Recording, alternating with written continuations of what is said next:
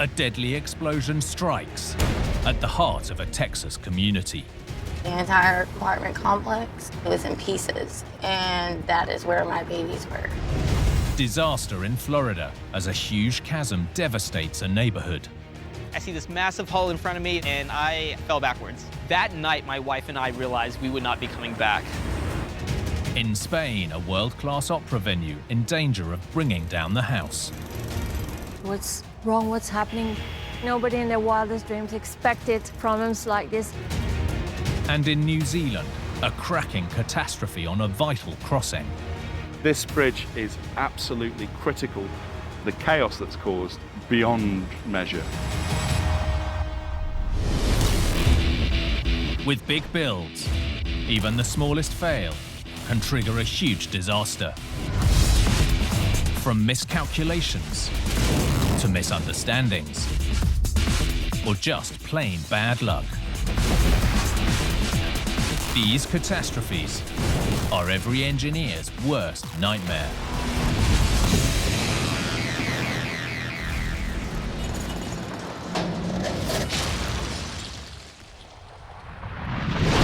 With engineering, robust design and construction are just the beginning. Sometimes the Achilles heel is in day-to-day operations. Like this disaster in Texas that ripped through the heart of a small town. It sounded like a vacuum. Boom. And the next thing I know, it's dark and I can't move. A massive explosion that caused chaos and panic. You could see everything. It's just gone, falling. I've never seen anything in my life like that. A tragedy that left a community in ruins and forced an industry to change. This disaster destroyed homes, businesses, and schools, and nearly wiped an entire town off the map.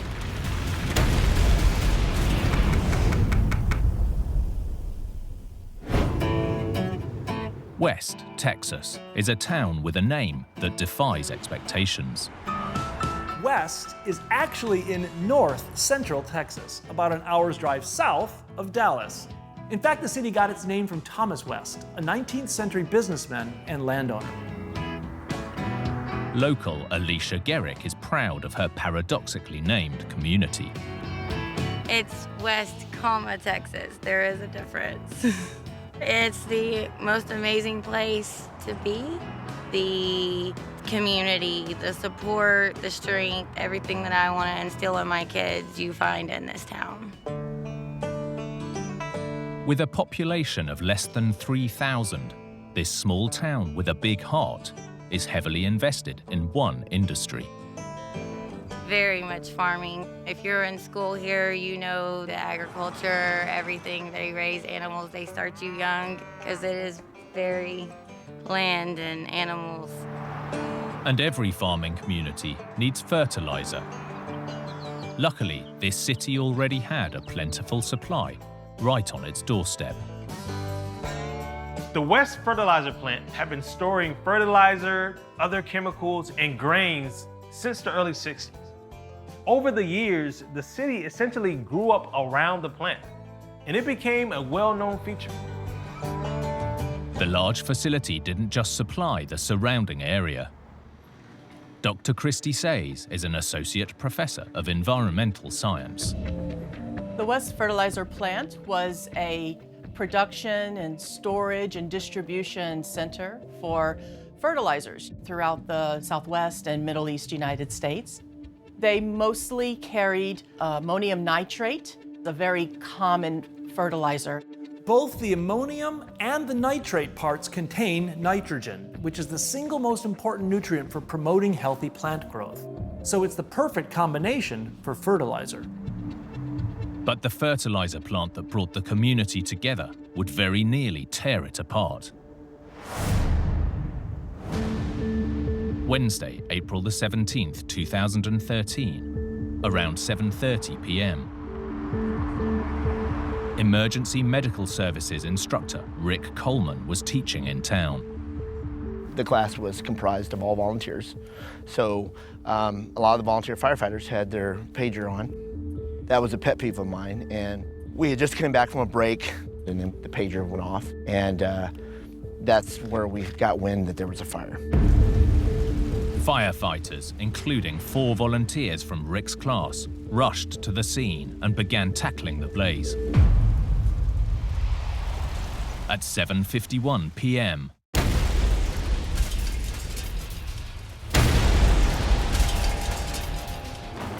a gigantic blast shook the city.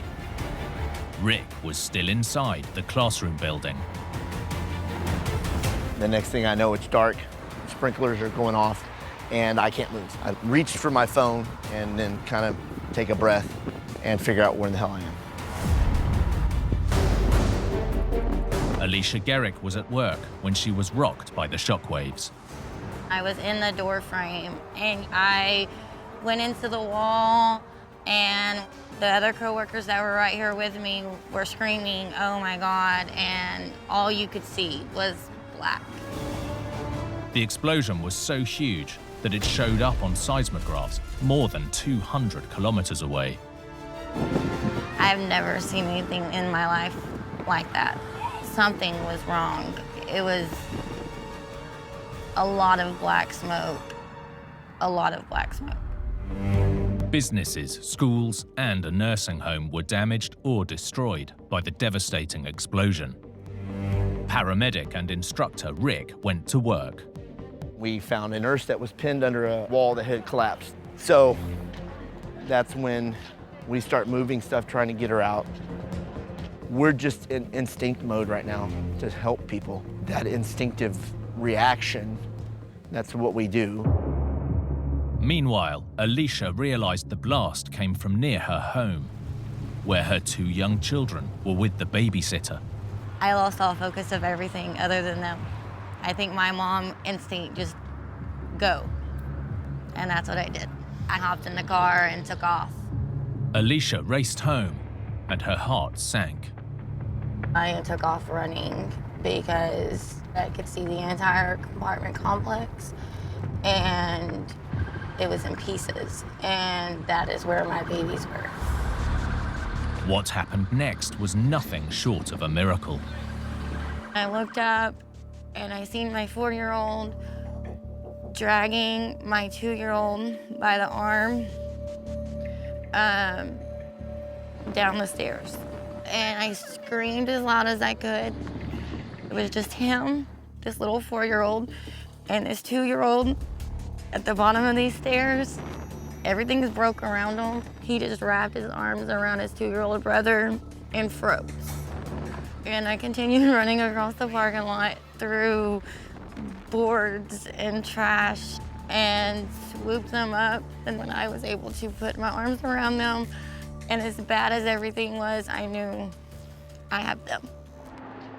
Luckily, the 2 boys and their babysitter survived, although the babysitter had been trapped in the debris, one of more than 260 people injured in the blast. Tragically, 3 civilians and 12 emergency responders died in the explosion. Some of Rick's volunteers among them. So these 4 guys would carry a pager with them and run and help a complete stranger. That's just the way these people are. You know, it's just amazing what the volunteer does and how the community needs these people. With the city in mourning, state and federal officials launched an immediate investigation. What had caused such a destructive explosion?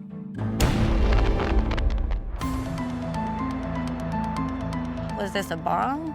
What was this? Everything was just a mess, but you couldn't tell what it was that made it do this. Investigators focused on the chemicals within the fertilizer plant, and one product in particular, ammonium nitrate.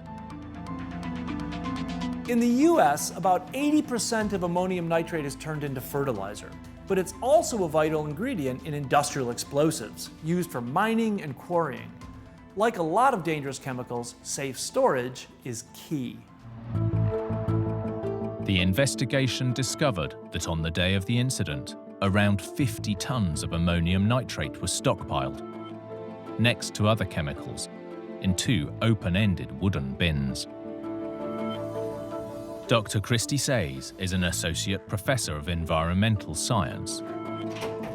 When you start to have contaminants added to the ammonium nitrate, for instance, dust, hay, grass, things like this, then you really start to increase its likelihood of it having a lower threshold for explosion. As a fire ignited and spread out of control, smoke and soot began to accumulate on the loose pile of ammonium nitrate, rapidly heating it. In normal storage conditions, fertilizer-grade ammonium nitrate is difficult to ignite, but intense heat and contamination can cause it to become increasingly unstable. There was one other very unlikely substance that could have lit the fuse, and that is water. Ammonium nitrate is a salt. It will absorb water, and that water changes the constituency of the fertilizer itself. You don't normally think of water as a fuel, but in this case, because of the chemistry, water will actually fuel a fire. In fierce heat, this compound can go through a process known as thermal decomposition, rapidly releasing gases including nitrogen oxide and water vapor. And this rapid release of volatile gas can produce devastating results. With the combination of the oxygen, the water, the fire, and the ammonium nitrate then exploded.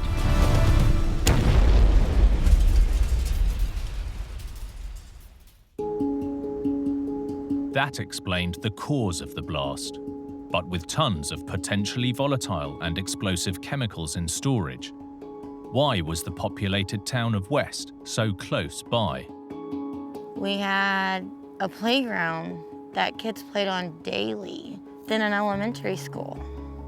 So many things so close to a fertilizer plant that could even have the possibility of doing something like that.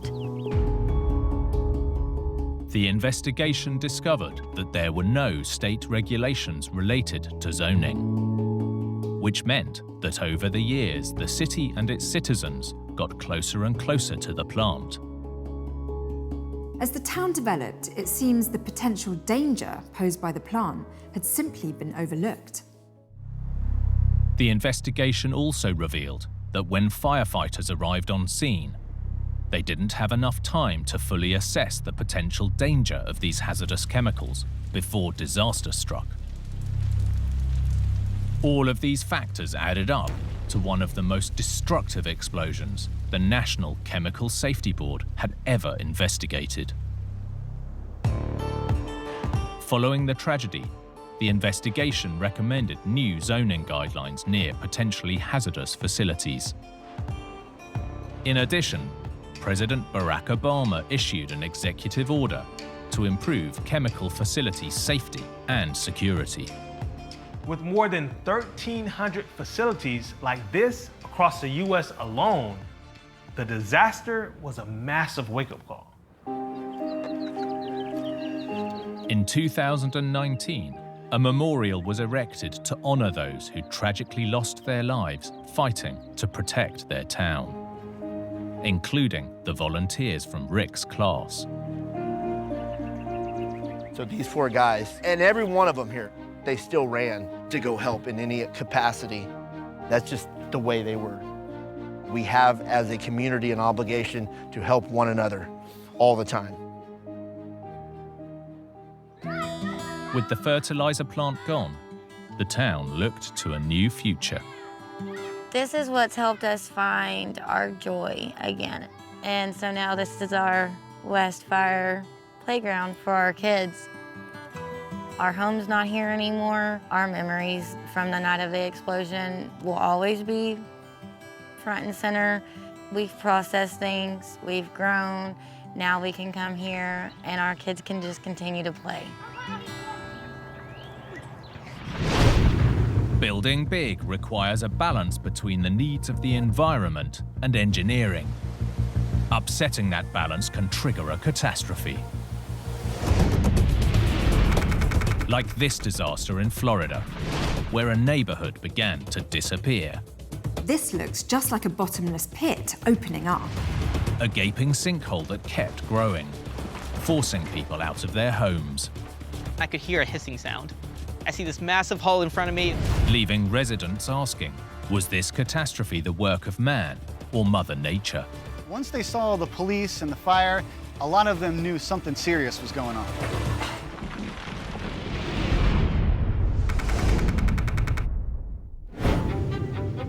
Gainesville is a sprawling college town in north central Florida. News photographer Brad McClenney has been working the city beat for 15 years. Gainesville is definitely the university city. The University of Florida dominates most things here in town. Medical research and agriculture, the two things that drive the University of Florida. And when it comes to agriculture, Florida's most famous crop is the orange. Agriculture is worth billions of dollars here, but it requires a lot of water. Luckily, the state sits above a massive natural reservoir, the Floridian Aquifer.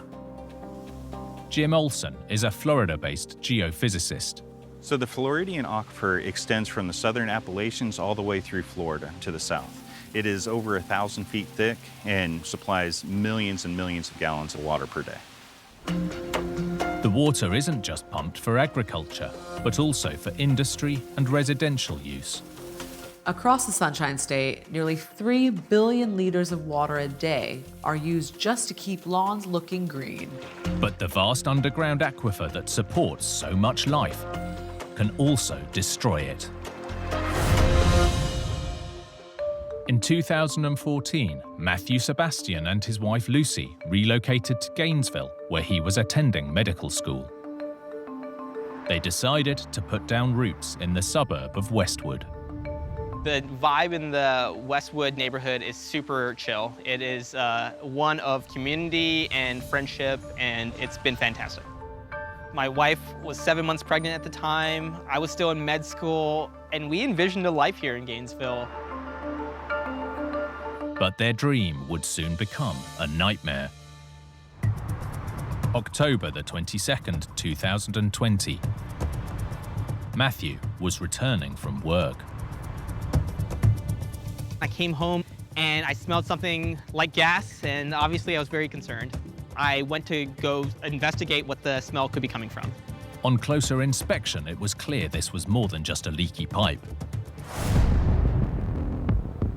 I went into the backyard, then I could hear a hissing sound. So I follow the hissing sound. I see this massive hole in front of me. It's probably 15 feet across, and I fell backwards. As news of the disaster spread, photographer Brad McClenney arrived to witness the devastating scene. The police and fire rescue had cordoned off the whole area. They had tape up to make sure that no one was able to get back there. They really had no idea how big this sinkhole was going to get. Caught on camera by a local resident, this real-life drama was getting closer and closer to their homes. Some were really nervous that the sinkhole was coming towards their house. A lot of them knew something serious was going on. You see chunks of rock or soil just dropping through a hole in the earth. There's no way to know how deep it goes. Geophysicist Jim Olson and his team were called in to investigate. When I went up to it, I was really surprised by the diameter and depth, not to mention how close it was to multiple houses. It really made me nervous for the people that were right there. The craziest part about it was the house across the way had a swimming pool, and the swimming pool was hanging into the sinkhole. The pool took the plunge, but the hole wasn't done growing, as it filled with groundwater and expanded further.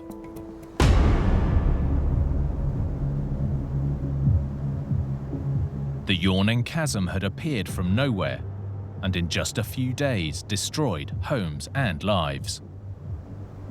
In the middle of that is where it started, and it massively expanded to what you see right now. This was our property right here. And if we move over a little bit, we can actually see my other neighbor's former property as well. Luckily, no one was injured, But in all, 5 homes had to be demolished as this nearly 40-meter sinkhole ripped apart the community. Some of the residents had been here 20, 30 years, and they had raised their kids here. Now your home was basically a waste.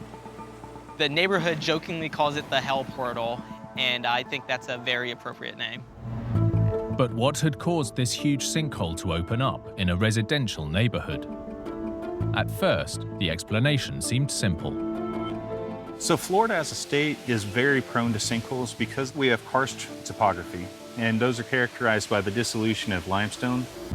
Karst landscape can be found all over the world in layers of soluble limestone bedrock. Wherever it is, there's one key feature: underground caves.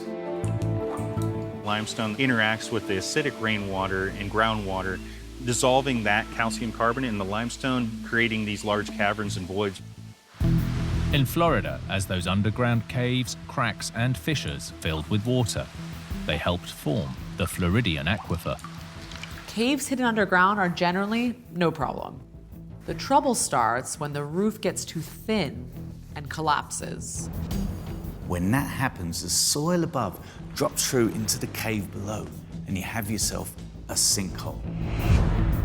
On the surface, the westward sinkhole may appear to be a freak act of Mother Nature. But it seems there was more at play, thanks to the insatiable thirst for water from the Floridian aquifer. So as of 2015, Floridians were drawing over 15 billion gallons of water per day for a variety of uses. When we're pulling water from the aquifer near municipalities or these large agricultural lands, it's the spot location where we're drawing the water is really taxing on the system. The imbalance in water levels in specific locations caused a phenomenon known as the drawdown effect. The drawdown effect is when demand lowers the water table in certain locations. Cracks and fissures that are normally supported by water pressure are left empty, and the ground above becomes vulnerable to collapse. As more water is extracted, the aquifer can't keep the water table topped up everywhere, so sinkholes will become ever more common. Natural forces, industry, and agriculture all combined to yield this nightmare sinkhole. But it was Matthew and his neighbors who were left to pay the price. That night, my wife and I realized we would not be coming back. And just for our safety, because honestly, we had no idea what was going to happen with this hole, we decided no matter what, it wasn't going to be safe to live here anymore. While Matthew has moved out and moved on, the sinkhole continues to linger. There's 2 ways to fill an existing sinkhole. It's either by putting fill material in there, such as soil, clays, sands, and just dumping it in there. The other way is pumping concrete grout into the ground. But with a chasm of this scale, the cost to fill it outweighs the benefits. Sometimes it can cost as little as $5,000 to $10,000 to repair sinkholes, and sometimes it can be over $500,000 to $1 million to repair a large sinkhole feature. The whole of Florida sits on this type of limestone landscape, and the cracks and caves are constantly growing. So there's really no getting away from this problem. Sinkholes are a fact of life. You never really know when they're gonna pop up. They don't happen every day. Matthew and his former neighbors still own the land. And with the chasm presenting a constant danger, they have taken on the responsibility of putting up a fence around the sinkhole to keep people safe. Luckily, they've got a little protection themselves. As a Florida homeowner, you have something called catastrophic ground collapse coverage. And so that's what kicked in for us.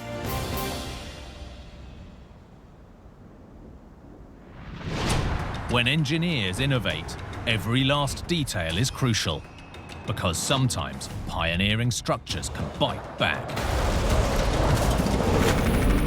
Like this building in Spain that was coming apart at the seams. Hatches were starting to fall down.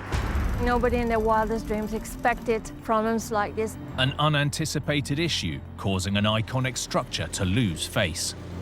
Expansion and contraction, and then the pieces fall down, drops to the floor. Tiles were crashing down from the roof. This stunning structure was shedding its skin onto the sidewalk below.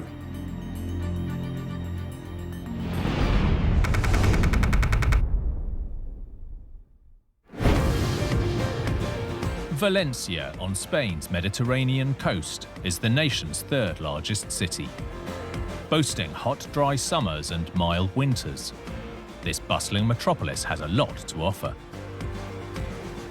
Valencia was founded by the Romans more than 2,000 years ago. As well as great weather, it has amazing culture and stunning architecture. Long in the shadow of Barcelona and Madrid, in 1996, Valencia embarked on its most ambitious ever engineering project. 9 years and around €1 billion in the making. The City of Arts and Sciences. This complex was unlike anything Spain had ever seen, with 6 futuristic structures hosting everything from an aquarium to a cinema. The outside of the buildings was every bit as appealing as what was going on inside. The crowning glory was this, the tallest opera house in the world, known as the Queen Sofia Palace of the Arts. Tour guide Petronella van Mollekam was drawn to the city by the cutting-edge construction. It's the building that Valencia was waiting for. Valencia never had an opera house, so this was a long-awaited building. This masterpiece of modern architecture consists of 3 halls, the largest with a capacity for almost 2,000 opera-goers. But the standout feature was the striking steel and ceramic roof. People say it looks like a ship, other people say it looks like a shark, and third option is it looks like the helmet of a medieval warrior. So depending on where you stand, how you look at it, you see different things. So in that aspect, it's absolutely brilliant. In the final act of construction, the 2 shells of the opera house roof were covered with a delicate mosaic ceramic work known as trencadis. Trencadis literally means chopped. By using broken tile fragments, you can create a mosaic pattern on irregular or curved surfaces. With more than 20 years' experience, mosaic and trencadis craftsman Ruben Coronel knows the method well. ¿Qué es el trencadis? Es un tipo de mosaico, una técnica arquitectónica impulsada por Antonio Gaudí, un arquitecto modernista. Y en todo el mundo le llaman el arquitecto de Dios, porque prácticamente se basa en el creador, en los organismos, en los vegetales, en los animales, en las plantas, etc. Gaudí was one of Spain's greatest architects. He created incredible mosaics that are found all over Barcelona, on everything from buildings to artwork. But it's not just in Barcelona. This tried and true method has been part of this region for over a century, including inside Valencia's main train station. In Valencia, that same technique was perfect for covering the curved surface of the opera house. Rather than the bold colours of Gaudí, the mosaic would be made up of mostly white ceramic tiles, designed to shine against the backdrop of strong sunlight in the blue Mediterranean sky. Ruben was part of the team. Primero de una malla y un pegamento. Y luego llevamos al soporte en sí a ejecutar el trabajo. Para mí, obviamente, la belleza del trabajo recae en el operario. La paciencia, se necesita mucha paciencia y sobre todo... This was a highly skilled and painstaking process. Essentially, they had to cover an area more than 3 times the size of the White House, with thousands of shards of broken tiles.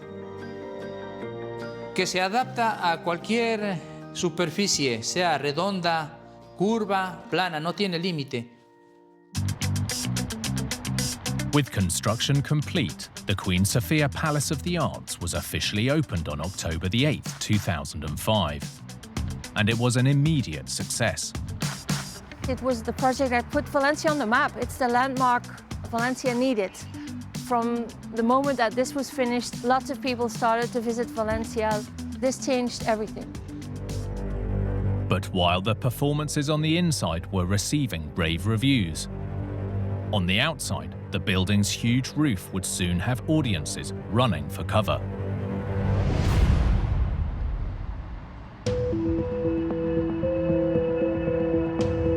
late December 2013, and for tour guide Petronella van Mollekam, word was starting to spread that something was wrong with the stunning structure.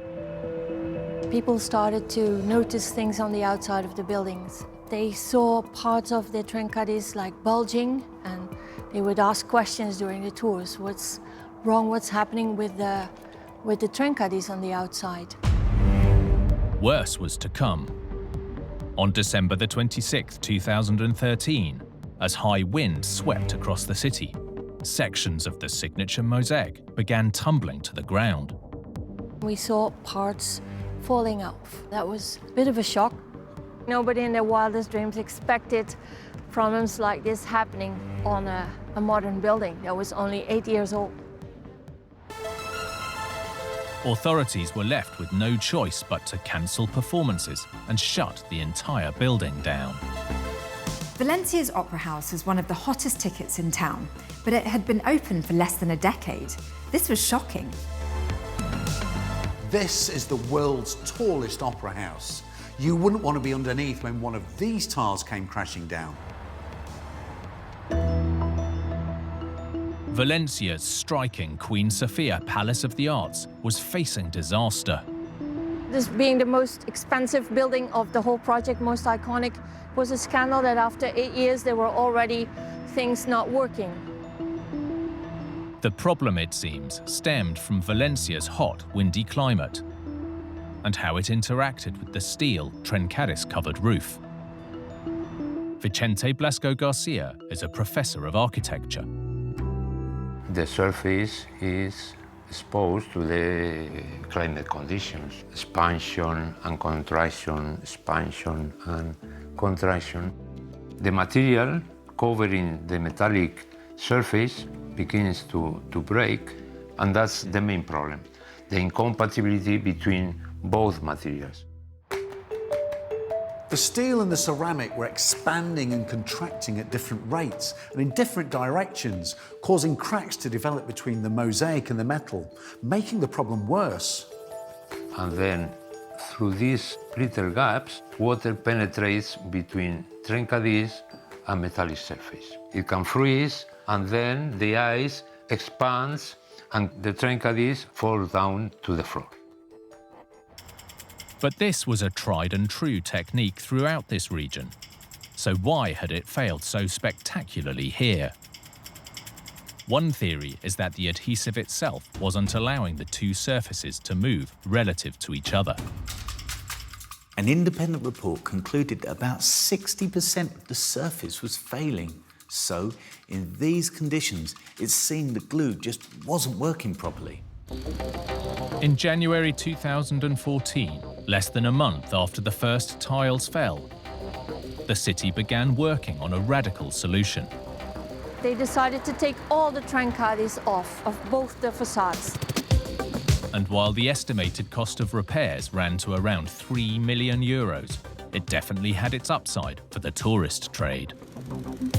That was especially good for the tours because we were able to pick up parts of trencadis from the floor and say, well, this is a souvenir from Valencia. It was quite spectacular. With the structure stripped and lessons learned, the decision was taken to try the trencadis mosaic again, this time using a more flexible and more watertight adhesive. Ruben was again part of the team.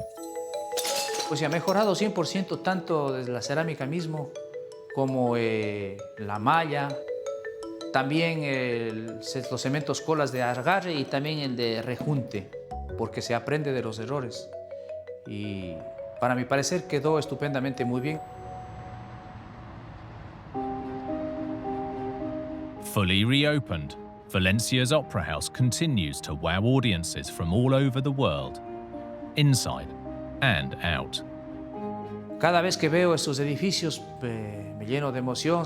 Poder decirles a mis hijos, vuestro padre trabajó ahí, en ese edificio, eso me llena de alegría. Y es Valencia, una ciudad que amo muchísimo y me ha bendecido muchísimo. The opera that had to be cancelled back in 2013 was about two ill-fated lovers who couldn't be a happy couple. But in the real drama of the mosaic and the roof, Hopefully now these two can stick together. With big structures, engineers try to prepare for any eventuality. But sometimes circumstances demand a radical change of plan. Like this story in New Zealand that threatened to close one of the nation's most vital crossings. This bridge is absolutely critical to the New Zealand economy. Shutting it down just isn't an option. A revolutionary engineering solution that triggered unexpected consequences. The chaos that's caused beyond measure. And left engineers in a never-ending battle to save the bridge. In a worst-case scenario, this bridge could have suffered catastrophic failure.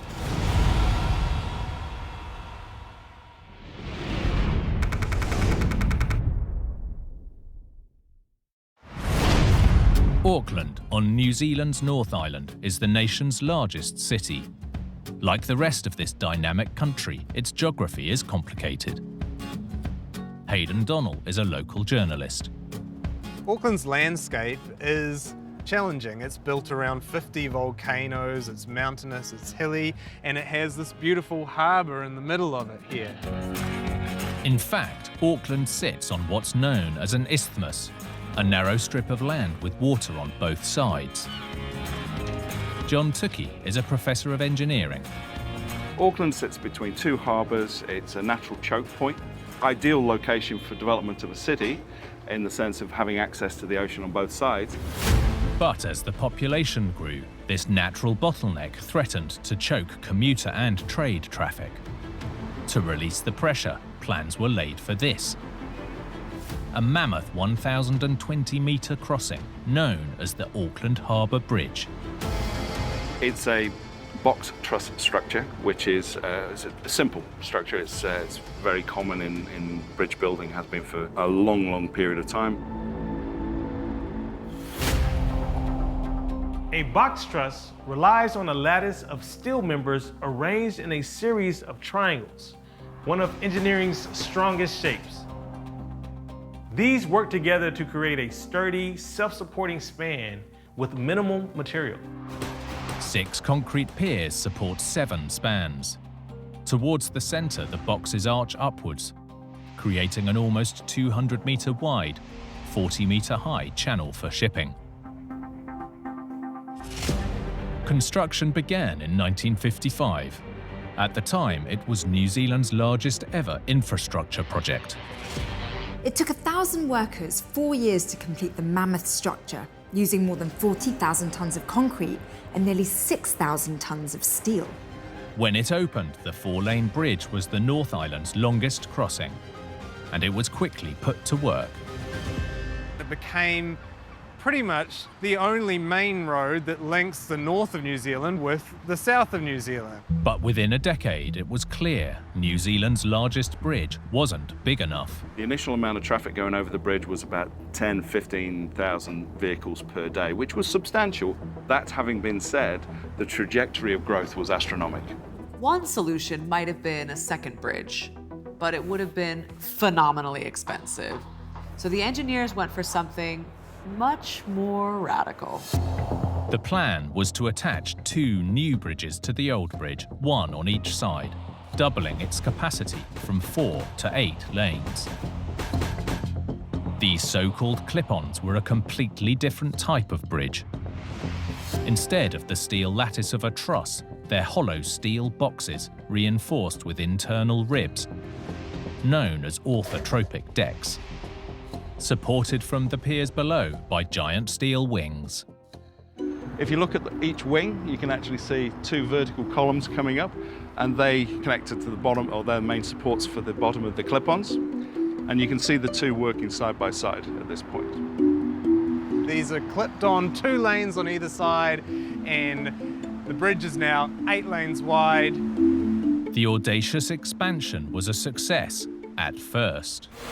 But by the 1980s, traffic had soared yet again, and the clip-ons were starting to feel the strain.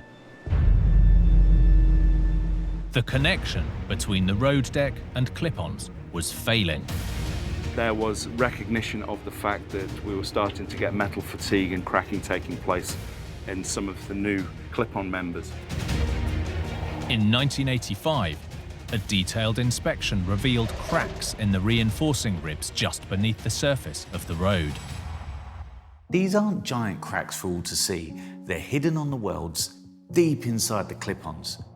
These welds were effectively all that was holding the road deck in place. If the damage went unchecked, the decks could shift, in a worst-case scenario, falling into the harbour below. Engineers were so concerned that heavy trucks were banned from using the clip-on supported lanes, hoping that lightening the load would prevent disaster.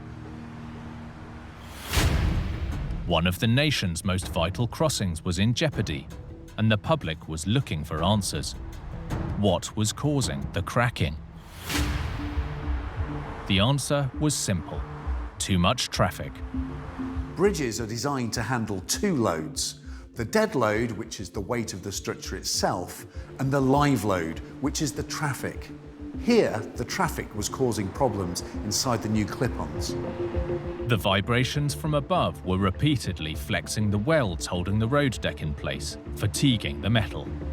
This phenomenon is known as cyclic loading, and it threatens steel structures worldwide. Let's imagine you've got a small metal rod that you wanted to break. You flex it backwards and forwards in that same spot. As things get harder, it becomes more brittle and is more prone to snap and crack. Despite showing signs of serious fatigue, closing the crossing altogether wasn't an option.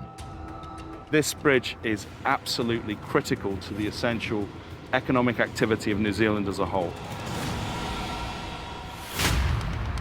The solution was as radical as the original design. The only way to protect the bridge and the New Zealand economy was by removing and re-welding the failed connections one by one. But removing too many at once would risk the structure falling under its own weight.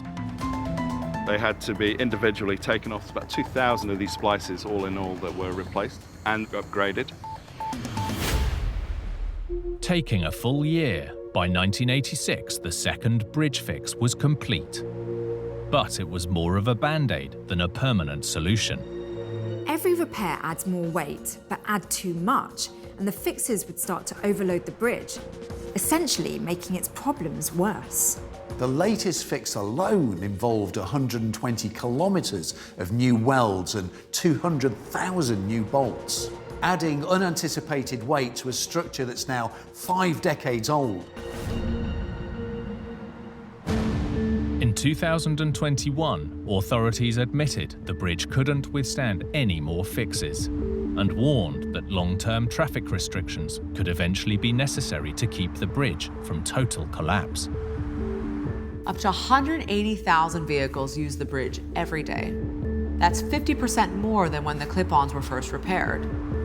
This problem will never go away.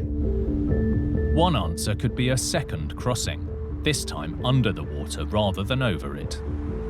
I can certainly see a scenario where we're likely to look at a tunnel solution, and that's what's been heavily pushed. Until a long-term solution is agreed on, New Zealand's engineers will continue to maintain the Auckland Harbour Bridge, keeping residents safe and mobile. The Auckland Harbour Bridge, I don't think it's near the end of its life. It's still going to be a critical link.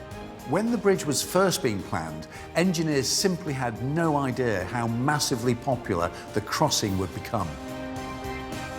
In road building, there's this thing called induced demand. Basically, by making the roads better, more people want to use them. And here, this bridge seems to have proven that theory more than twice over.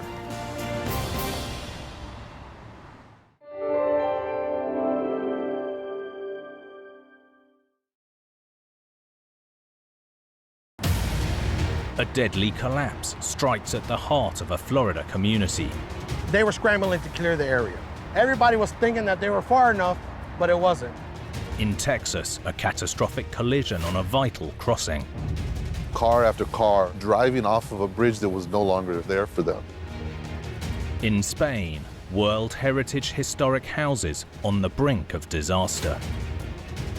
you've got more than 1,000 years of history just hanging in the balance.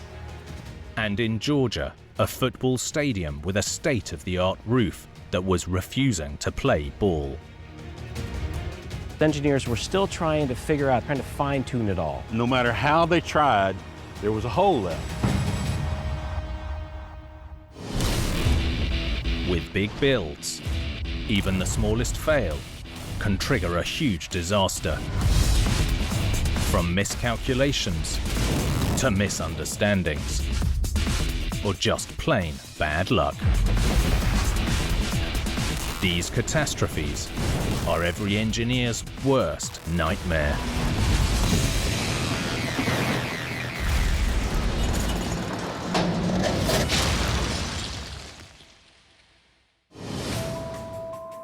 In big engineering, detailed planning and construction is crucial. Any change can be the difference between success and failure. Like this collapse in Florida, where a demolition turned to disaster. A 13-story apartment block crashed to the ground in the blink of an eye. A tower takedown that caused chaos and catastrophe. The building that fell dropped here and fell into the street. A devastating scene that ended in tragedy. Two very large pieces of debris came flying out of this collapse. This is like the building being cut off at the knees.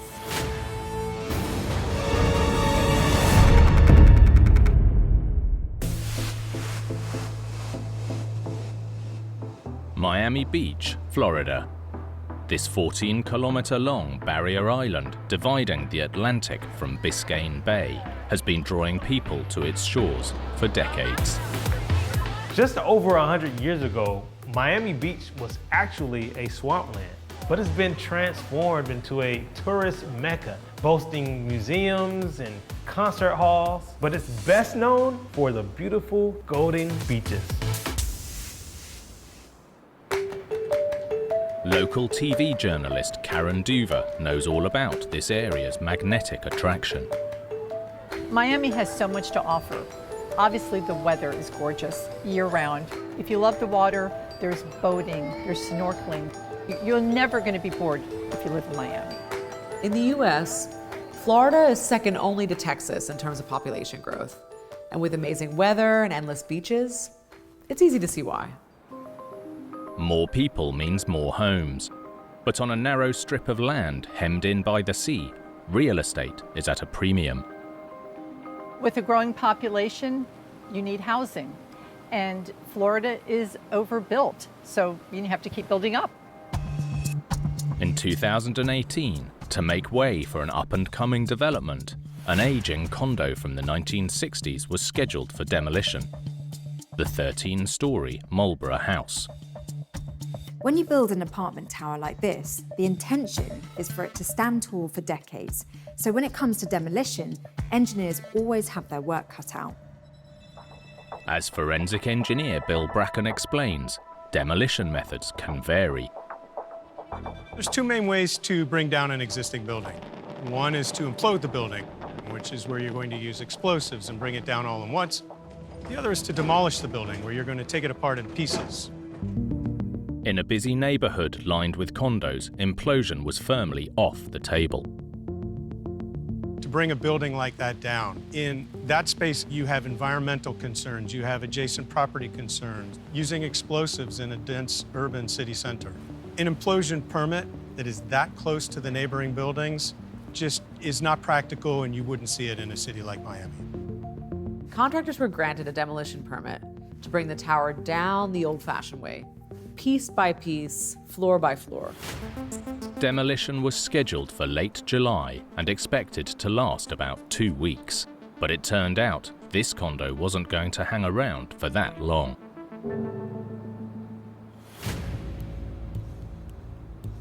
In the early morning of Monday, July the 23rd, demolition was well underway. Concrete specialist Albert Cabada was working nearby.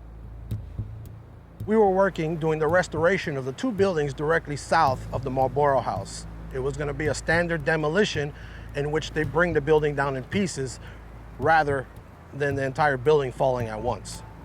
Albert noticed something was wrong. They were scrambling to clear the area. This is very unorthodox. Normally you would clear the area prior to any construction work or any demolition work. Something was about to happen. Albert and his crew quickly laid down their tools and vacated the premises. His instinct paid off. Moments later, disaster struck.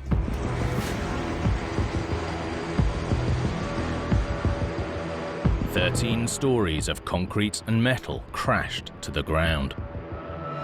There was no dynamite, no explosion, but this condo came down in seconds. When it fell pancake style, dropped here, and fell into the street. Everybody was standing across the street thinking that they were far enough, but it wasn't.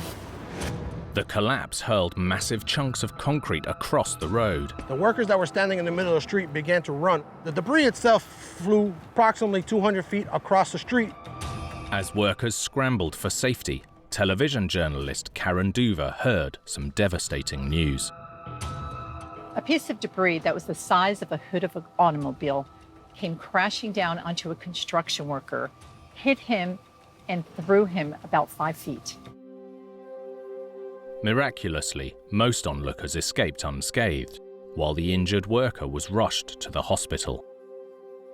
Sadly, he later died from his injuries.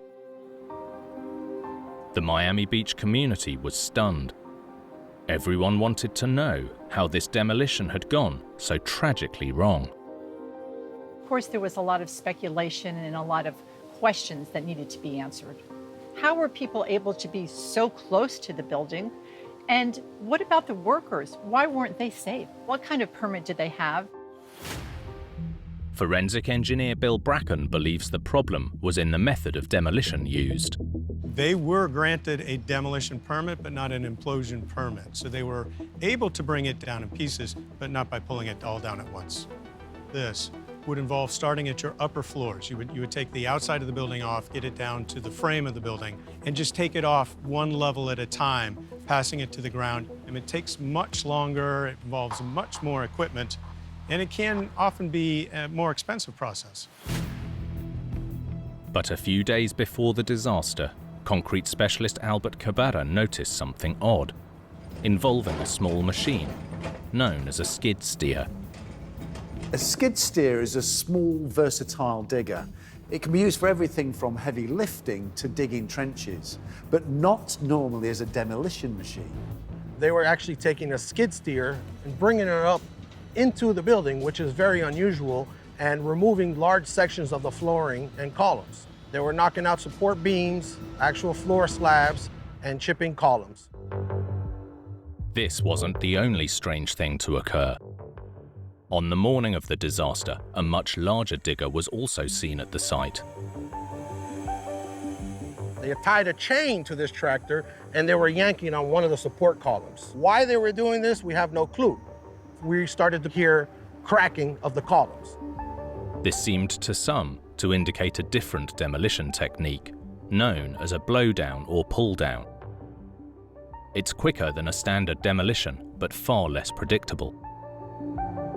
If you want to bring a building down, basically an implosion without explosives, it's kind of like cutting down a tree. You cut a wedge and you want it to get to fall a certain way. You soften that ground floor so that you identify the last critical columns and you pull those out, and that controls the way the building falls. And with a blowdown, that control is key. Because it's a fairly inaccurate technique, the pull-down method is normally used on buildings that are isolated, so that if something does go wrong, there's minimal risk to surrounding structures or people. It's a very uncontrolled method of demolition. In a dense urban area, that's just not the way to do this. This is like the building being cut off at the knees. Debris is going to go everywhere. It is a very real safety issue. In this instant, two very large pieces of debris came flying out of this uncontrolled collapse and impacted a construction worker just across the street. There were no safety measures, there were no barriers to protect him. While the city of Miami was left reeling, Residents and officials alike were determined to make sure this never happened again.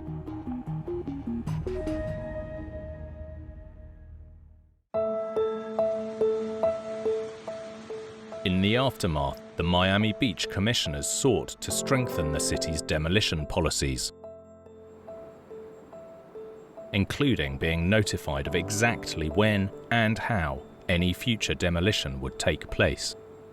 Safe demolition, whatever the method, is difficult at the best of times, but hopefully, with tighter regulations, disasters like this will become a thing of the past.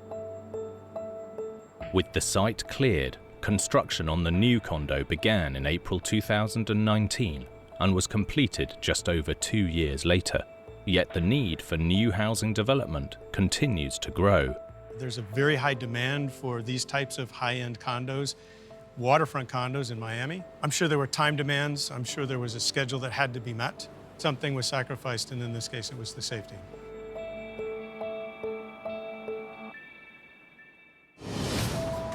Bridge engineers are constantly battling every weapon in Mother Nature's arsenal. But sometimes disaster can strike from somewhere completely unexpected. Like this catastrophe in Texas, a devastating disaster on one of the state's most vital crossings. One single catastrophic event could disconnect a whole community from the mainland. Sudden destruction on a massive scale. Hundreds of tons of concrete came crashing down in the blink of an eye. And a shocking tragedy that took everyone by surprise. Car after car driving off of a bridge that was no longer there for them.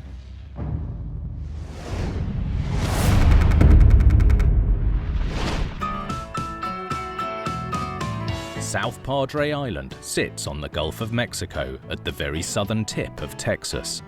Stretching around 55 kilometers long with stunning beaches, tourists flock to its shores. But there's a catch. The island is accessible via one route. The almost 4-kilometer-long Queen Isabella Causeway. Local Robert Espericueta knows this Texan hotspot well. The Queen Isabella Causeway is what brings the people to and off of the island. 9 million people, more or less, occupy that island yearly. It's not just tourism. Residents also depend on the vast crossing. Journalist Bertha Gonzalez grew up nearby. People that live on the island depend on the causeway. People that live on the mainland but work on the island depend on the causeway because we do not have a boat ferry or a vehicle ferry. This is a vital, vital organ. This is the main artery of this community's heart. The Queen Isabella Causeway opened in 1974. Today, it's the second longest bridge in Texas, with a staggering 147 concrete spans connecting South Padre with the mainland. To keep maritime trade moving, it rises around 23 meters above the water, with a 230-meter main span, bridging the busy shipping channel below. It's a crucial part of the Gulf Intracoastal Waterway. The Gulf Intracoastal Waterway is a major inland waterway that carries commercial shipping all the way from the southern tip of Texas to Florida without risking the open sea. Where the causeway crosses the navigation channel, it relies on some heavyweight engineering, known as a continuous steel span. Rex Costley is Deputy District Engineer for the Texas Department of Transportation. Here's the beginning of the 750-foot continuous steel girder unit. You got your rocker bearings down here, massive diaphragms, vertical stiffeners, your lateral stiffeners. This beam is anywhere from 8 to 12 feet deep. You have the traffic load on top. That gets transferred to the beams. Those loads then get transferred over to the columns below us. Then those loads get transferred into the foundation. Today, this vital system of support keeps the causeway standing strong. The Queen Isabella Causeway is a mammoth feat of engineering, and there's a good reason this central span is so incredibly robust. It's all down to a disaster that struck from nowhere more than 2 decades ago. Friday night, September the 14th, 2001. Robert Espericueta was on the water heading to a nearby fishing spot, Laguna Madre, in search of respite after a national tragedy. 4 days after 9/11, my cousins and I decided that we wanted to go fishing just to kind of get our minds off of what was going on in the world. Robert and his group were on their boat about 140 meters north of the causeway when the dark silence was suddenly broken. We heard the sound of metal scratching up against concrete, and this huge boom followed it right afterwards, and a slap. We stopped fishing and we started looking around to kind of see, well, where's this coming from? At 2 a.m., without warning, an almost 50-meter section of the bridge had collapsed into the water below. The night was dark and we couldn't really see what was going on. At this point, we literally think that we're under attack. Fledgling reporter Bertha Gonzalez, then just 20 years old, raced to the scene. We did not know what had happened or what had caused it. It was so close, days away from the 9/11 attack. So the main fear for all of us was that it was an attack as well.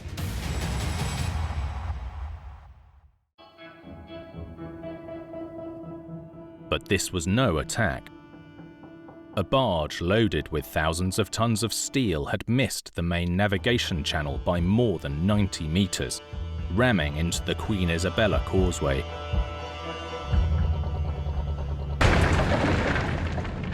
The section of highway slapped the water so hard, it splashed the water so high up that it looked like rain to us. In the darkness, vehicles had no idea that the bridge was down. The engines revving out of control where the individuals were slamming on the pedals in desperation, trying to stop or get out of the way or speed up. I could not believe what I was witnessing. Car after car driving off of a bridge that was no longer there for them. Robert and his cousins raced towards the bridge. We were the only ones out there.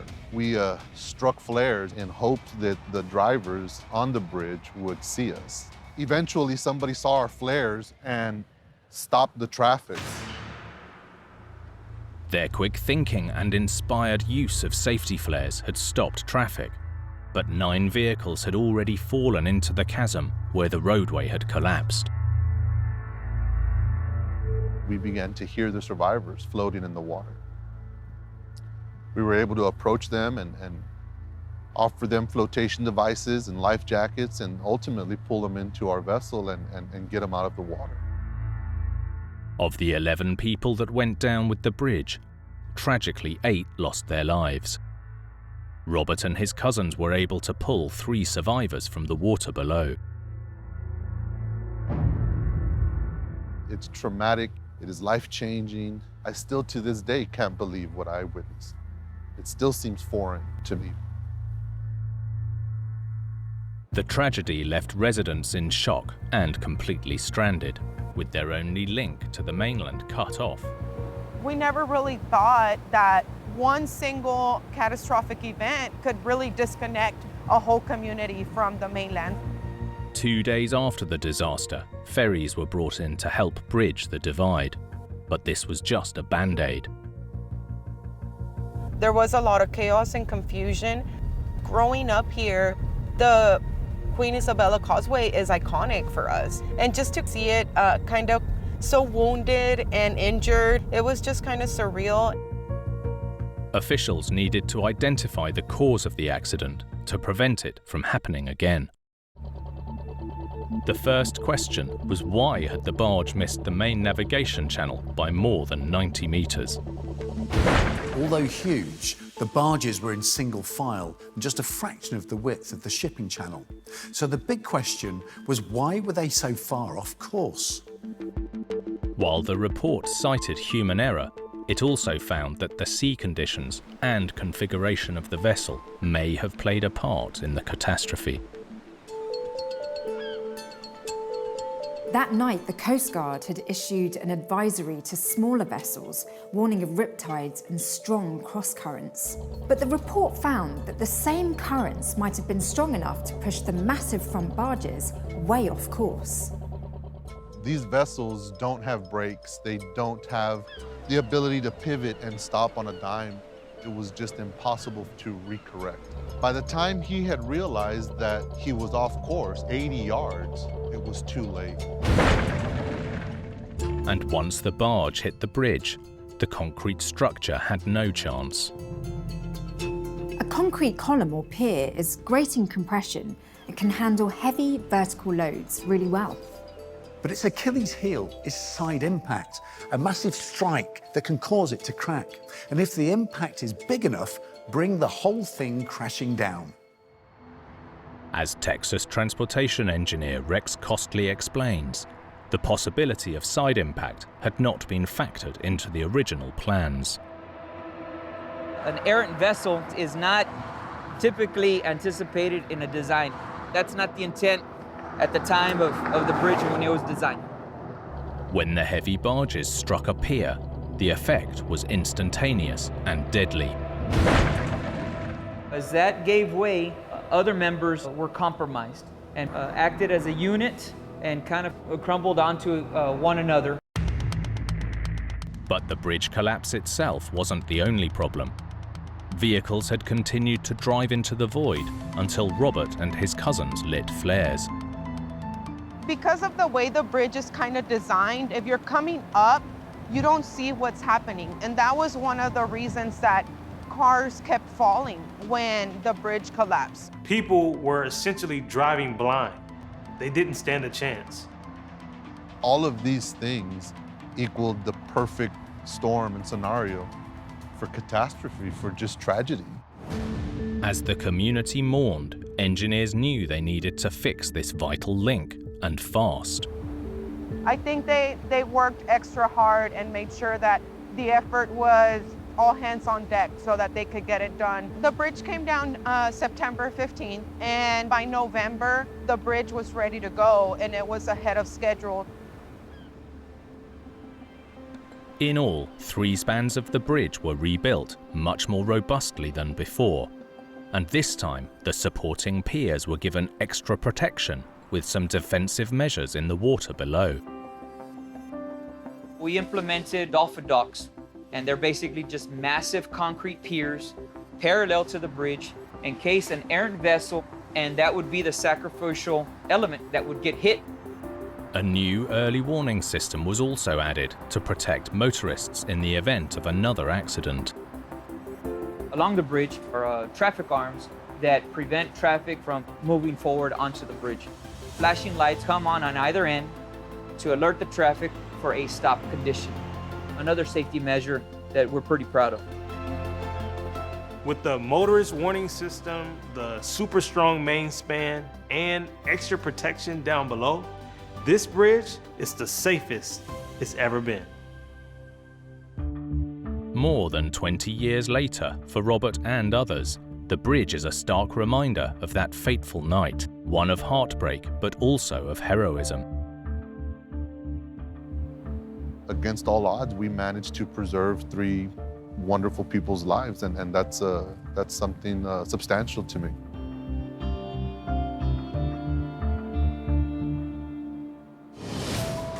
From epic structures to towering cities, the mark of good engineering is staying power. But when it comes to centuries-old construction, there's just no fighting the ravages of time. Like this catastrophe in Spain that nearly devastated an ancient hilltop town. The face had slipped, bringing tons of earth and rock crashing down. Y el desastre era increíble que se había arrancado. Todo esto era una especie de zona cero. Destruction that shocked an entire community. You've got more than 1,000 years of history just hanging in the balance. But in the wake of an enormous disaster, this historic town had another priority in mind. Lo primero que preguntamos era si había víctimas mortales. Era algo que no sabíamos todavía y no era descartable.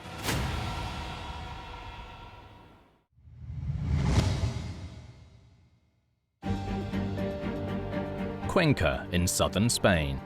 This ancient mountaintop city has been moulded by the land it stands on. With near bird's-eye views of the surrounding landscape, it was a prized strategic location. Cuenca started life around 1,000 years ago as a fortified citadel, built by invaders from Africa known as the Moors. It was a defensive hub from which they could raid the heartland of Spain. Today, medieval armies have been replaced with tourists, drawn by Cuenca's unique architectural marvels, the hanging houses. Leo Cortillo is a local journalist. Y hace que el entorno en el que nos encontremos sea objeto de visita de infinidad de turistas, no solo nacionales, sino de todo el mundo. Con las casas colgadas como punta de lanza, con las casas colgadas como el emblema más importante que tenemos. Cuenca gained UNESCO status in 1996 for its architectural and cultural value, joining an exclusive list of iconic locations like the Old City of Jerusalem and the Great Wall of China. Although it's up for debate who constructed the hanging houses and when. They have towered over the 60-metre deep Huecar River Gorge since at least the 15th century. Their precarious position the result of the prime location. Historian Miguel Romero is official chronicler of the city. Cuenca, sabéis, es una ciudad colgada en un farallón rocoso y hay que construir elevando, pero se construye de arriba abajo. With solid rock foundations, the houses could be built tall and slim, making maximum use of their footprint. These hanging houses are prototype skyscrapers, hewn into the rock centuries before we got our modern versions of glass and steel. 500 years ago, Cuenca's hilltop town was thriving and in need of better access to its surroundings. The decision was made to build a bridge across the Huecar River Gorge, as well as a cliffside road linking both with the hanging houses. By the 20th century, the road, known as Cañonegas Street, had become the main thoroughfare for tourists visiting the hanging houses. But beneath the ancient masonry, a catastrophe was brewing. May 2021, locals reported hearing a loud boom. They thought it was a garbage collection or something had fallen off a truck. But this was no rubbish truck. It was the sound of Cañonegas Street collapsing. The face of the cliff road had slipped, bringing tons of earth and rock crashing down. Leo was one of the first to arrive. Y el desastre era increíble. Recuerdo perfectamente el sonido de las sirenas. Estaban llegando los policías, los bomberos. Era un poco de caos que se había arrancado. Todo esto era una especie de zona cero. Lo primero que preguntamos era si había víctimas mortales. In the debris, engineer Miguel Valiente García saw an excavator that had been working on the road that morning. La máquina se cayó, estaba allá abajo. Era una máquina pequeña, lo que se llama una mini, pero estaba abajo. Miraculously, the workers had escaped unharmed, thanks to the timing of the collapse. Con la suerte de que los trabajadores en ese momento se habían ido a almorzar, porque si no, posiblemente estaríamos hablando de pérdidas humanas. And yet, the city still held its breath. The failure had left the world-famous hanging houses on uncertain ground. Muy preocupados por la repercusión que pudiera tener esto en las casas colgadas. The houses held firm for now, but the cliffside road that had stood strong for centuries was destroyed. Lo que era la joya de nuestra corona estaba en el suelo tirada. Las preguntas eran entonces muchísimas. Many saw the excavator as a clue. Had work on the road triggered the catastrophe? Miguel Valiente García's company was brought in to stabilize the damage and found evidence dating back 5 centuries that hinted at the cause. The road was not as rock solid as it seemed. Una vez que se limpió parte de la ladera, nos dimos cuenta que como el trasdós del muro se había rellenado con terreno de huertas de la zona del Huecar, se iba desmoronando. 5 centuries ago, Builders had used soil from nearby orchards to support the road, holding it in place with a masonry retaining wall.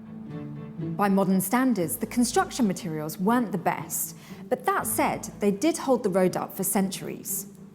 So chances are there was something else going on too. Investigators turned to what the workers had been there to fix, a leaky sewer beneath the cliff road. Y lo que los técnicos estudiaron con anterioridad al derrumbe es que había filtraciones. Básicamente eran pérdidas de agua. Esos canales lo que tenían eran agujeritos por los que el agua se iba escapando. All that liquid had destabilized the ancient soil behind the retaining wall. El terreno, si está seco, ocupa un volumen. Si se humedece, aumenta el volumen y eso hace empujar al muro. El empuje del agua es peor que el empuje del terreno. As the soil absorbed water and expanded, it increased the pressure on the wall until the ancient masonry failed and the roadway crumbled. Today, a cliffside road like this could be made with a modern material designed to easily allow any water to drain so that it doesn't expand. That explained why the cliff road collapsed, but the residents of Cuenca were left to wonder if their world-famous cliffside houses would survive the aftermath. The first step was to investigate the rock on which the ancient houses stand. Comprobaron todos los terrenos y comprobaron, y es muy importante, el macizo rocoso, la roca sobre la que se asientan las casas colgadas. De hecho, se hicieron estudios topográficos y no había afectado nada. With confirmation that the hanging houses still had rock-solid foundations, the city breathed a sigh of relief, and attention turned to the crucial connection leading up to them. Miguel and his team took on the repair job. The first step was to create a robust foundation. Dar tierra. Y entonces hubo que hacer una cosa que se llama cunitado, que es ponerle una malla de acero y darle hormigón, y proyectar hormigón para sujetarlo, para que no se cayera más. The concrete and mesh base was built up with modern fill, further anchored to the cliff with 6 steel beams. Esas 3 filas que ahí se pueden ver se construyeron con unos bulones que anclamos a la roca. With the core now rock solid, the next challenge was recreating the masonry retaining wall. Experts used photographs taken before the collapse to painstakingly replace each stone using traditional lime mortar instead of modern cement. But to ensure the event wasn't forgotten, they didn't try to completely hide the repair. Teníamos un arqueólogo a pie de obra y ellos no querían eso, que se crearan los falsos históricos, pero querían que se supiera que esto era una reconstrucción. In December 2021, 7 months after the collapse, Cañonegas Street's road to recovery was complete. Esa herida que tenemos en el corazón se cerró, se cicatrizó, se abrió y además coincidió con una efeméride muy importante en la ciudad, que es el 25 aniversario de la declaración de esta cuenca como ciudad Patrimonio de la Humanidad por la UNESCO. Once again, visitors were invited to experience the iconic architecture of the hanging houses of Cuenca. Me siento muy orgulloso y sobre todo siendo nativo de Cuenca, pero el haber formado parte de esta obra que va a quedar debajo de las casas colgadas para siempre, pues la verdad es que he quedado muy a gusto. Como historiador y especialmente como cronista oficial de esta ciudad, me siento orgulloso de ella, ¿no? Creo que es una de las ciudades más bonitas que puede haber en el mundo. Hopefully, Cuenca's houses will be hanging around for hundreds of years to come. With big structures, engineers are constantly striving to push the limits of technology. But sometimes that ambition causes problems of its own. Like this football stadium in Georgia, where a state-of-the-art roof was feeling the strain. All the fans had an opinion. The roof was always a bone of contention. a technical flaw that had designers working overtime, Engineers were still trying to fine-tune it all. leaving fans worried that America's biggest sporting event could pass them by. Without those facilities, they're not even going to consider your town.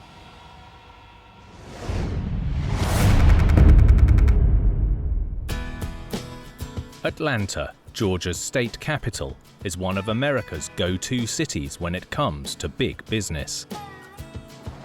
Steve Fennessy is a local journalist. Atlanta's home to many Fortune 500 companies. Some of the biggest companies in America are headquartered here. Thousands and thousands of people come through here every single day.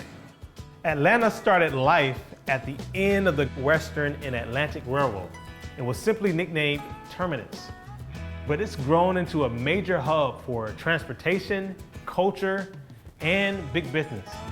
And in a city where people like to work hard, leisure time is a serious business too. Atlanta has become a hub of American sports, but arguably all are sidelined by one in particular: football. Football is incredibly important to people who live in Atlanta, Georgia. College football and especially professional football. Brothers Paul and Charlie Cross have been fans since childhood. Our area, this part of the country, is fanatical about football at every level. It's the base of all communities. They start playing football at 5 and 6 years old here. So fans are born very, very early. And at the heart of this football-crazed town is the city's professional team. Fan Patrick Seals explains. We have great chicken wings and we have good football. I've been playing and watching football since I was in the 6th grade. Man, I can't get enough of it. Game day is hectic. Their hectic home for over 2 decades was this, the Georgia Dome, built in 1992 to withstand Atlanta's changeable seasons. The covered dome could hold 70,000 people, come rain or shine. But across a nearly 5-month football season, sometimes being stuck indoors just didn't sit right with the fans. In the Georgia Dome, where people are huddled together, screaming, yelling passionately, and it'd be good every now and again to get a game outside where I can breathe fresh air. The solution was a brand new futuristic billion-dollar stadium, complete with a one-of-a-kind retractable roof. The crowning glory of the stadium is the vast retractable roof. The 8 panels each look like a futuristic airplane and work together, almost like a camera shutter, to open or close the roof. The 8 petals, almost the size of a city block, cantilever out 60 meters over an oval opening. Each petal is attached to the stadium with 2 sets of tracks in parallel. The outside uplift rails are gripped with wheels like a roller coaster, preventing the 450-ton petals from tipping. The inner track provides the power to move the petals back and forth with 8 wheel-driven systems called bogies, opening and closing like a giant eye. But it's an optical illusion. In reality, the individual petals move in a straight line along their own tracks. The new state-of-the-art stadium would stand 30 stories tall and cover an area of over 185,000 square meters, almost the same size as Grand Central Station. Charlie Cross, an ironworker on the Atlanta landmark, was impressed by the scale of ambition. They said they were going to do something different, way different, but we didn't have any idea that it was going to be to the level. Work began in 2014, but the retractable roof was about to prove a real eye-opener for engineers. With a scheduled grand opening of March 2017, the construction team didn't have time to lose.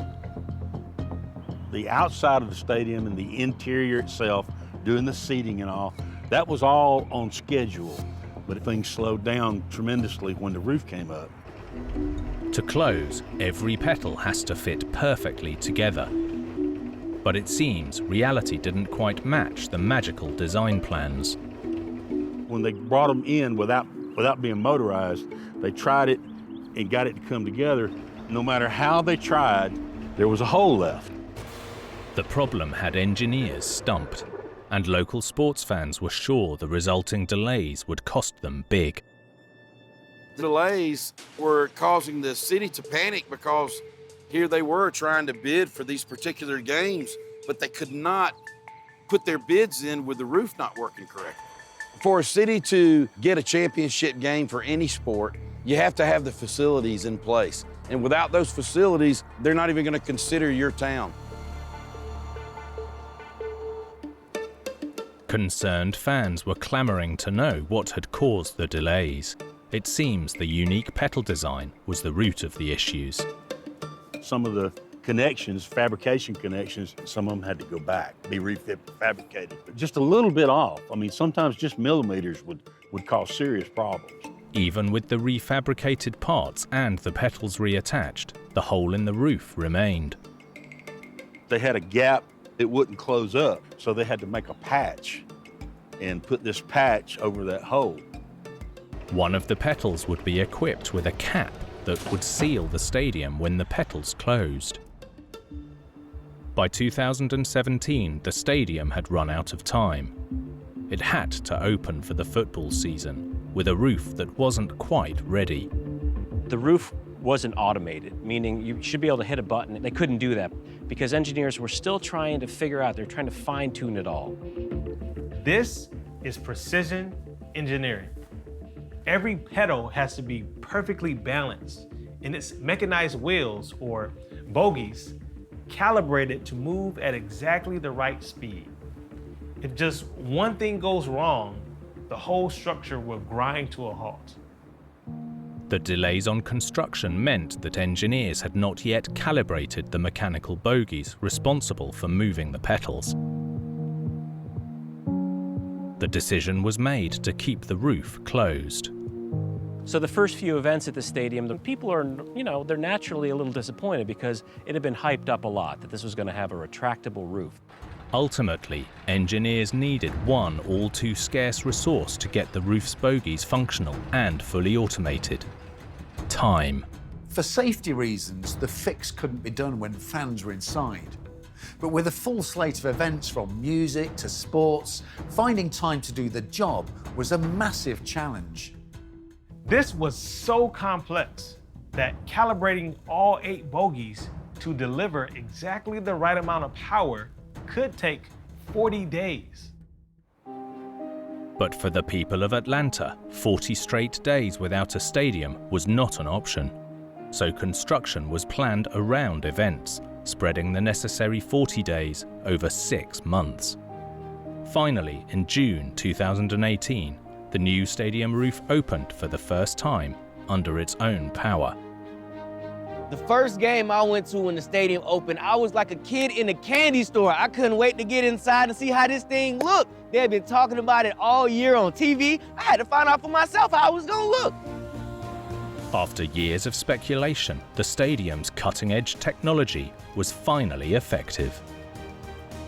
When the ceilings open, I don't know how to describe it. It's a canopy. You just feel like everybody can come in from the outside. It took about 3 years. Initial costs were it was cost around $1 billion, but it went up to about $1.6 billion ultimately. But whatever the cost of the stadium, for the fans, it was worth the wait. Every year we have more and more activities and championships.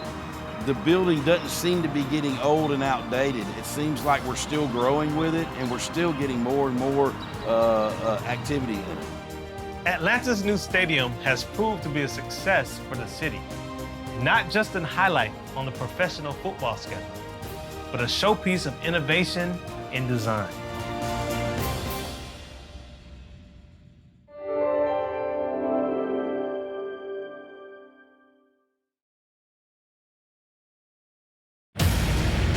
In North Carolina, a raging inferno threatens citywide devastation. The fire department started riding around saying, please get out of your homes. Command to all units. We got to evacuate the scene. Leave any equipment on the ground, just leave it.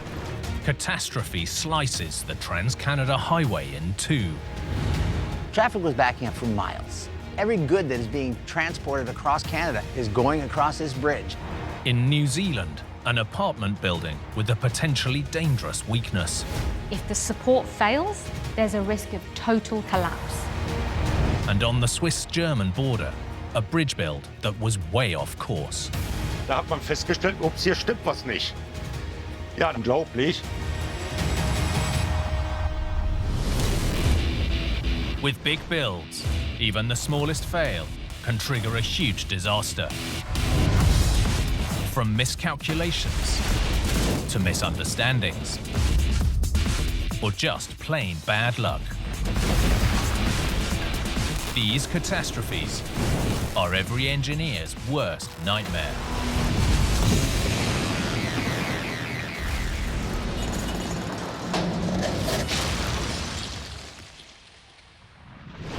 With big engineering, design and construction are just two parts of the equation. Sometimes problems arise in day-to-day operations. Like this disaster in North Carolina that struck fear into the heart of a community. You couldn't see the sun. You couldn't see the sky. Lives on the line as fire raged out of control. There were people sleeping in their homes 750 feet away. With an entire town facing total obliteration. Every bit of ingredient for a massive explosive device was right here. This could have been the biggest land-based explosion in the US since nuclear testing in the 1950s.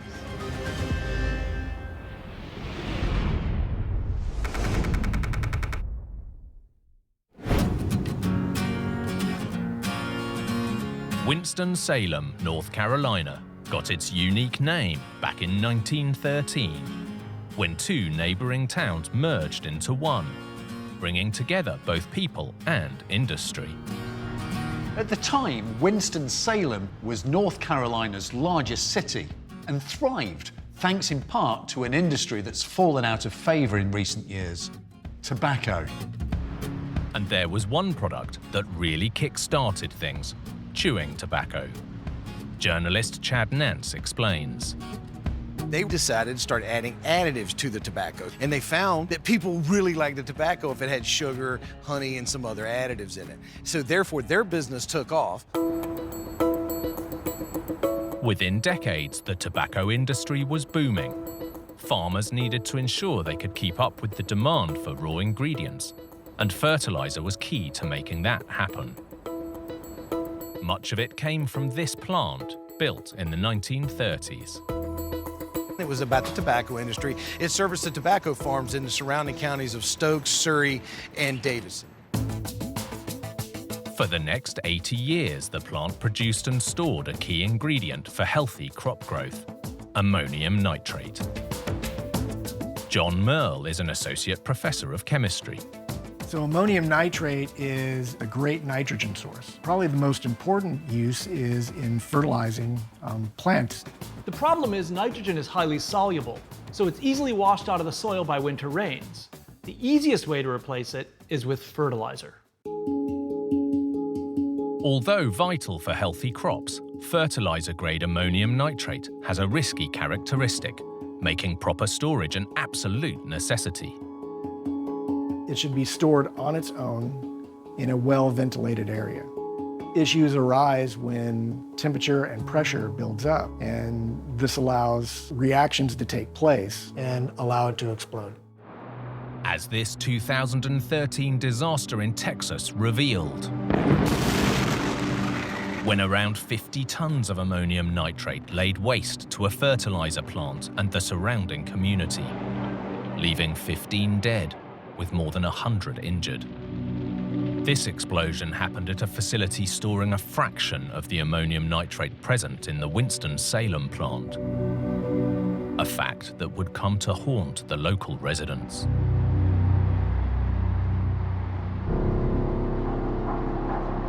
January the 31st, 2022, at approximately 8 p.m., a passerby noticed smoke billowing from the plant. Chad Nance was at home asleep. My partner wakes me up to tell me that there is a situation 6 miles from the house. She said it's a fertilizer plant and it's on fire. First responders rushed to the scene and arrived to an inferno. Within an hour, the disaster was escalating fast. Paralegal Danielle Gesserer was working late when she heard the news. We were working on some cases and I didn't know all the implications. I didn't even hear much about it. I just said, suit up, we're going down. At the plant, firefighters discovered that ammonium nitrate wasn't the only dangerous chemical on site. There's fertilizer in that building, also propane bottles are stored. It is adjacent to an ammonium nitrate area. With gas also in storage, authorities feared a catastrophic reaction. There were reports of explosions coming from the plant. We've got flammable liquid running into all the ammonium nitrate. We've got active explosions going on too. Danielle witnessed the scale of the fire firsthand and discovered the magnitude of the danger. There was a big whiteboard, and in red, they had the worst case scenarios written down. Basically, the worst case scenario is that all of Winston and more blows up. To protect the local population, around 6,000 people had to be evacuated, and fast. The fire department started taking fire trucks and riding around making announcements saying, please get out of your home. But the danger wasn't limited to residents. Firefighters soon realized this was a battle they couldn't win. Command to all units. We're going to evacuate the scene. Leave any equipment on the ground. Just leave it.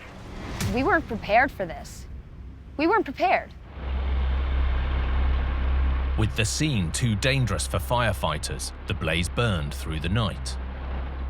When morning came, the damage was clear for all to see. Yet the fire was still burning. The entire area of Winston-Salem was completely engulfed in a thick, acrid smoke. You couldn't see the sun. You couldn't see the sky. As fears of a blast subsided, fire crews returned. But the wreckage continued to burn for days. And the smoke sat on my neighborhood for 4 days. This was literally as if you were adjacent to a forest fire. It was brutal. I mean, just walking outside in our area was brutal. Finally, after 4 days, the fire was extinguished. But as residents waited for the smoke to clear, word began to spread that the whole city had come close to total annihilation.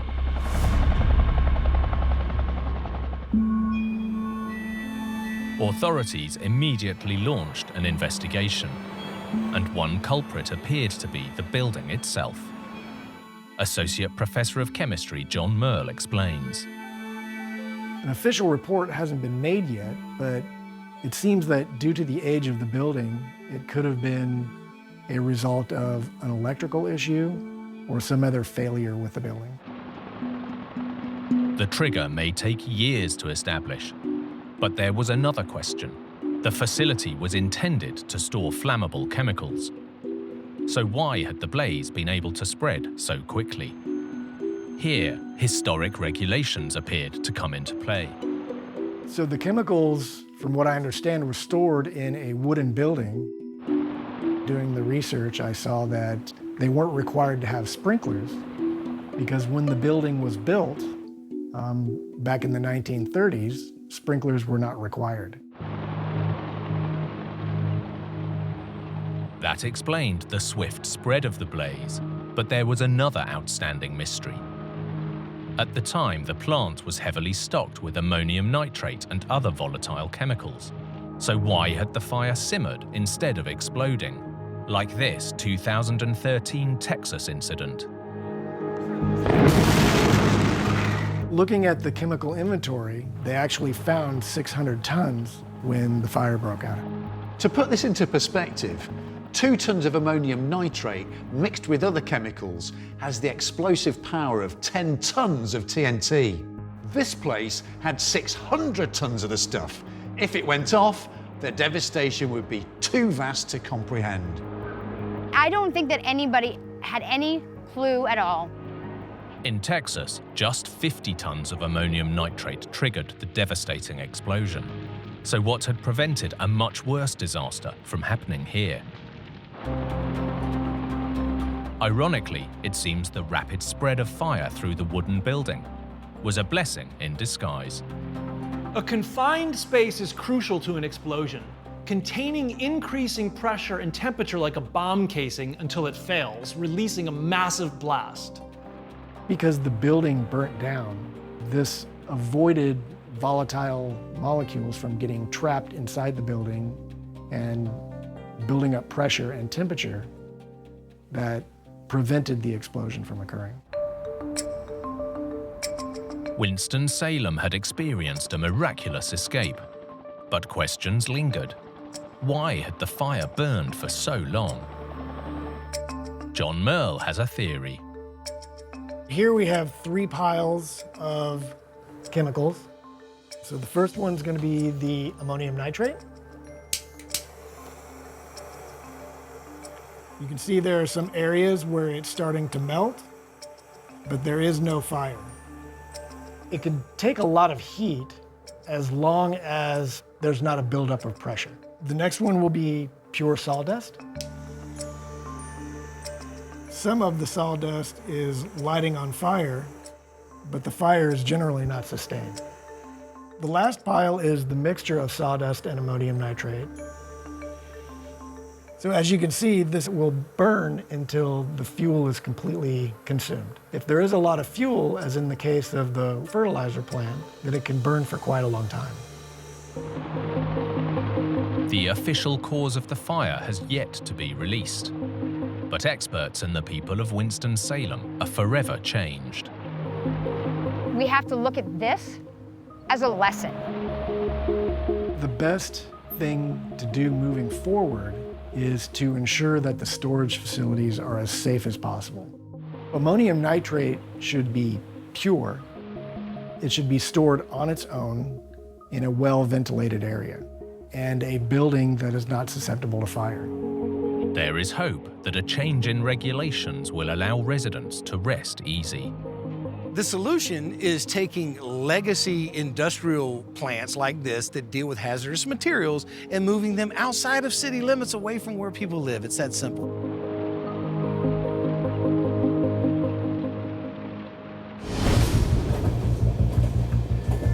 Big infrastructure can be key to bringing the world together. But when trouble strikes, those crucial connections can cause major headaches. Like this disaster in Canada, a crossing catastrophe on the nation's most vital highway. There was no warning. A section of the bridge lifted almost 60 centimeters into the air. A crucial link gone in the blink of an eye. We were cut off from all of the necessary amenities that one would need to survive. And a race against time to find a solution for the entire nation. The reality is if that bridge were catastrophically lost, Canada would be cut in half for a long time.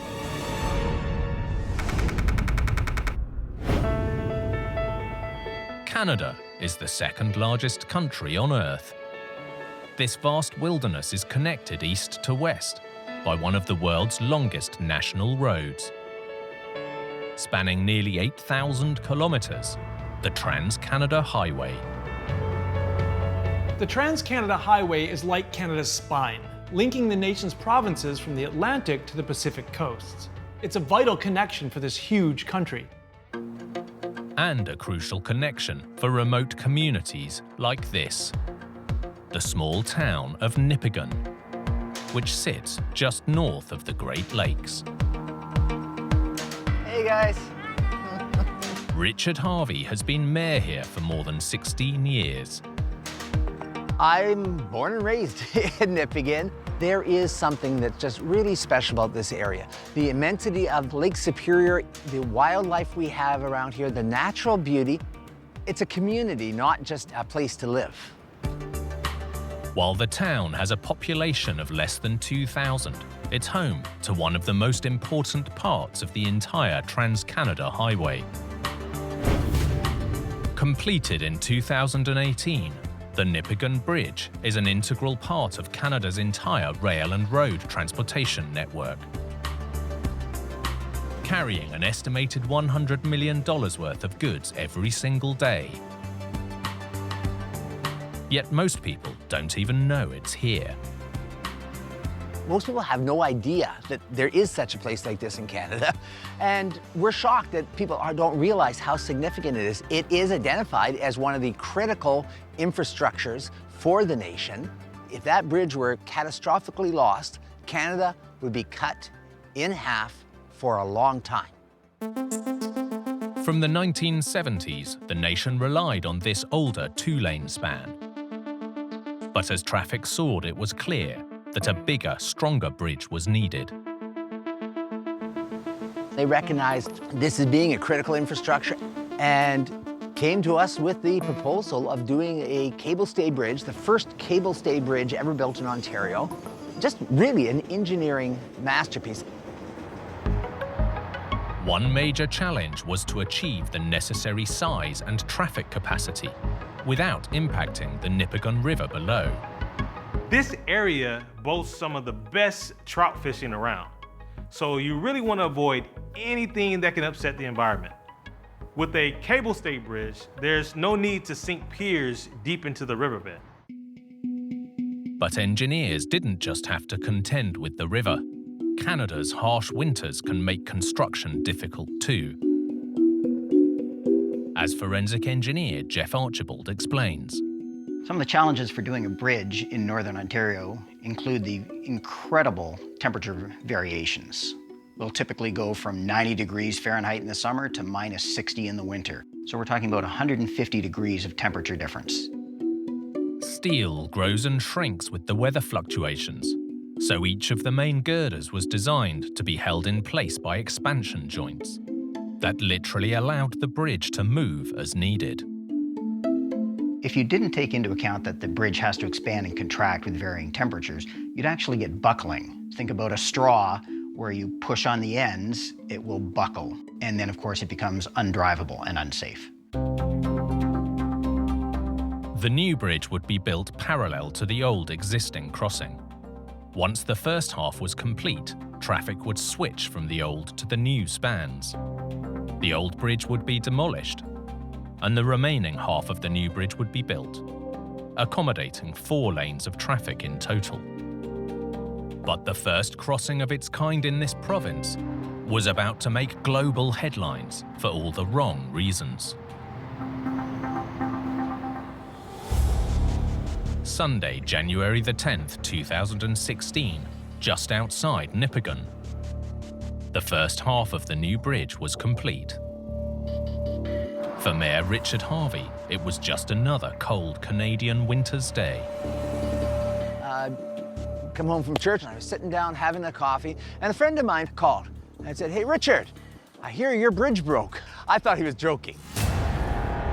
But this was no joke. Just 42 days after opening, a section on the western end of the bridge had suddenly fractured, rising 60 centimeters into the air. I got in my vehicle and drove down there, and lo and behold, the west side of the bridge, there was a drop. Not a good situation. First responders and engineers rushed to the scene. This one bridge disaster effectively split Canada in half. Traffic was backing up for miles. And you got to understand, every good that is being transported across Canada is going across this bridge. With northerly winds and freezing temperatures sweeping through the area, it wasn't just the traffic that was in trouble. Communities across the province declared a state of emergency. Marcus Hardy is chief of the Red Rock Indian Band. We have a lot of elderly in the community, people with overall health issues. We were cut off from food, from medication, all of the necessary amenities that one would need to survive. No one knew what had happened or just how long this bridge would be down. But what they did know was that they needed to find a solution fast. While luckily no one was hurt, people wanted answers. How could a bridge that was vital for the entire country break after just 6 weeks. The Ministry of Transportation launched an immediate investigation as news of the catastrophe spread. All of a sudden, you know, this is on the national news, all over the United States, Europe. The problem was clear for all to see. The northwestern expansion joint had failed, and the tension from the main cables had pulled the deck vertically by 60 centimeters. The question was why? Forensic engineer Jeff Archibald knows the case. For a bridge such as the Nipigon River Bridge, one of the key components is going to be the end bearings. These bearings have to allow for the fact that the bridge is going to get longer and shorter depending on the temperature, as well as 80,000-pound trucks driving over it, which are going to cause other rotations, deflections, and all sorts of loads. As Jeff demonstrates, the system allowing the bridge to expand and contract as needed is complex and multifaceted. We're looking at a model to show the primary components of the beam and bearing on the northwest end of the Nipigon River Bridge. We've got the I-beam here. The I-beam or girder was bolted down to what was called a shoe plate. So we have a shoe plate here. You've got expansion and contraction, which would cause the end of the beam and the bearing to slide in this direction. But the expansion joint isn't just exposed to lateral movements. With this type of bridge, the suspension cables were pulling upwards on the ends of the decks. And the investigation discovered there was a problem with the bolts holding everything in place. On one connection, all 40 bolts that kept the bridge level had completely fractured. What they didn't know was why. The failed bolts were sent for testing at Canada's leading research facility, the National Research Council. And what they discovered was shocking. To cope with the huge forces at play, the bolts should have been tightly secured in place during construction. But here that hadn't happened. And what that meant is bolts, especially on the ends, saw more stress than they normally would see. And because they weren't pre-stressed, what happened is bolts at the end failed. The combination of temperature fluctuations, heavy loads from traffic, and the upward pull from the cables strained the bolts. And one by one, they failed. When one bolt fails, it stresses the other 39 until another one fails. And you get a domino effect until there's nothing left to hold that bridge down. Eventually, bit by bit, bolt after bolt starts to fail until finally the west end of the bridge moves up 2 feet. The solution was as simple as it was ingenious. They would push the raised section back down using hundreds of tons of concrete. Crews used brute force and more than 100 concrete barriers to level part of the bridge. Less than 24 hours after the disaster, the bridge was partially reopened, while work continued on a permanent solution, this time with securely fastened bolts. Chief Marcus Hardy was part of the team. I was actually an iron worker on that bridge after the catastrophe, so I got to see exactly, what was involved in making the bridge, in putting it all together. On February the 25th, 2016, just 42 days after the failure, the Nipigon Bridge was repaired, and Canada was back on the road again. The big lesson learned for all of Canada is that this is an important infrastructure, that Nipigon is an important community. Simply because of some loose bolts, Canada's transcontinental highway was sliced in two. It's a clear reminder that in engineering, even the smallest components play a major role.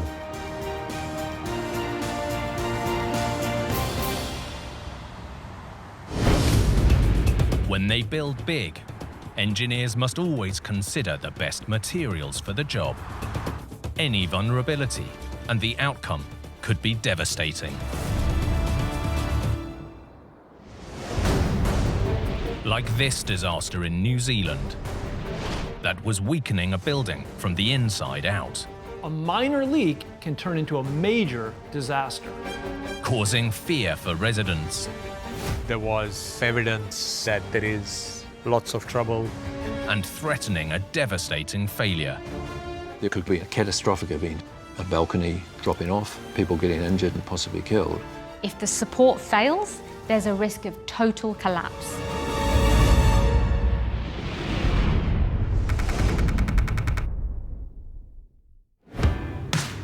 New Zealand, in the South Pacific, is a land of extremes, from its volcanoes and glaciers to notoriously wild weather. It's also home to the most southerly capital city in the world. Wellington is often ranked as one of the most livable cities on the planet, and the vast majority of residents live on or around its scenic coastline. This coastal capital might be popular, but it's the windiest city on Earth. Phil Pennington is a local journalist. We frequently have winds of a 120, 140 k that in London would be a hurricane. Here that is a regular occurrence. Wild weather isn't the only thing rocking Wellington. The city sits on an earthquake hotspot. Because of the fault lines that come through Wellington, living in a real shaky place. New Zealanders discovered long ago that in a quake, brick and stone buildings didn't fare as well as their timber neighbours. And today, like in many countries, nearly every home in New Zealand is built from wood. Timber is one of the oldest construction materials, but it's also one of the world's top performers. When treated, it can be stronger than steel. But it's more than just strength. In a shaky, windy country, timber's ability to flex with movement makes it the perfect choice. Richard Foreman is an architect. In New Zealand, we have high wind pressure and buildings actually move over time. So timber has been used very successfully, and also it's pretty good in earthquakes. Here, this success means wood isn't just used for houses. It's even the strength behind some much larger structures. Like this 11-storey apartment complex built in 1997. Roger Levy is CEO of New Zealand's Homeowners and Buyers Association. It's an award-winning building. It's effectively 2 blocks. Most of the apartments span the 2 blocks with walkways between. Like many other buildings, the stylish exterior covers a skeleton made from a timber frame. But here, the wood also helps anchor a standout design feature: cantilevered balconies. Projecting or cantilevered balconies are relatively simple constructions. You have beams anchored inside the building that jut out, allowing you to rest your balcony on top. For more than a decade, residents enjoyed their prime views across Wellington. But this award-winning building in the world's windiest city was about to be hit by a storm that ravaged the country.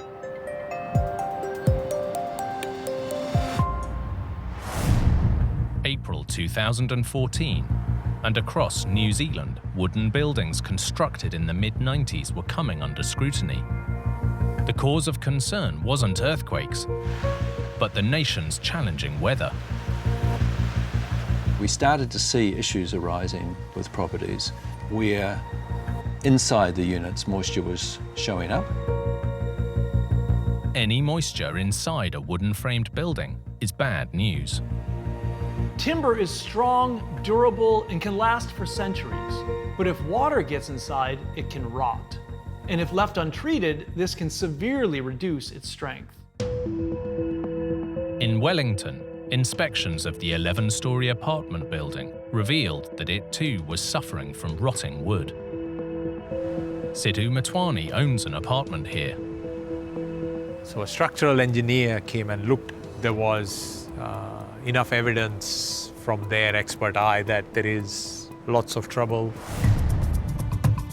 The rot was discovered near the surface of the structure, where the beams that support the cantilevered balconies emerged into the open air, leaving residents deeply concerned. Cantilever balconies have no built-in redundancy.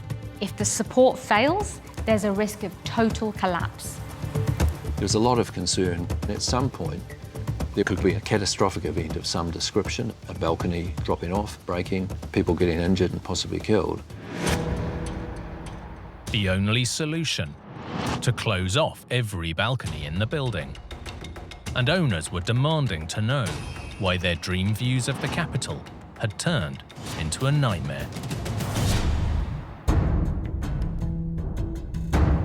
Further investigations revealed the issue went deeper, exposing a potential flaw in the exterior cladding.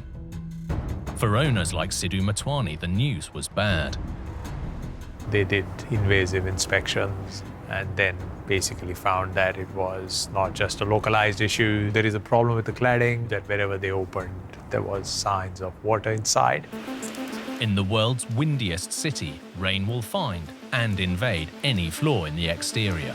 With the combination of wind and rain, you get wind-driven rain, which is far more, penetrates far more than if it just rained straight down. Water getting inside the building was only the start of the problem, as it soaked and rotted the wooden frame. Architect Richard Foreman explains. One of the things that happens is that rain gets drawn behind the cladding and sits under the timber, and of course it rots away, which was the case in this building. And investigations revealed another potential route for the water to get deep inside, along the beams supporting the cantilever balconies. If we have balconies that have the structure running from the inside to the outside, how you protect that from moisture getting in and damaging the framing at that point where it comes from the inside to the outside is tricky. If not properly sealed against water, the cantilever beams can act like a wick, drawing water to their anchor points deep inside the building. With cantilevers, where if that's not properly constructed, you get moisture getting sucked back into the structural beams that go back into the building, then the whole structures were starting to become unsound and of concern.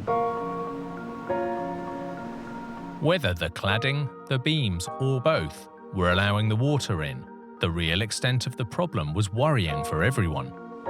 We don't know how much timber has been damaged behind the cladding until you open up.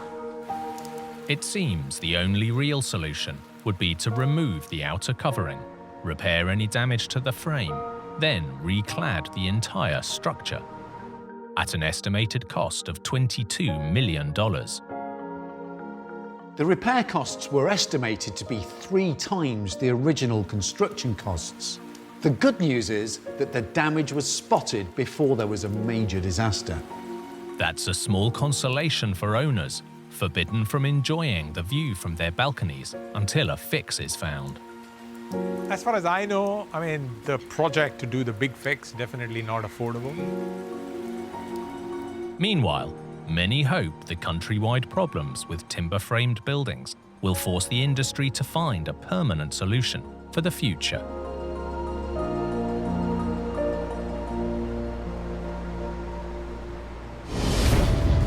In big construction, every detail, no matter how small, has to be worked out with extreme precision.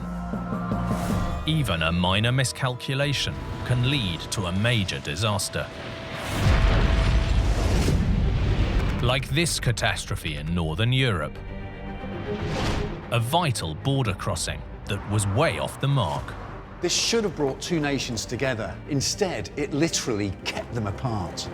An engineering tale of 2 cities that didn't go according to plan. Da hat man festgestellt, ups, hier stimmt was nicht. Unglaublich. And a seemingly straightforward calculation that went wrong not once, but twice over. This boiled down to simple mathematics, but it added up to a double engineering disaster.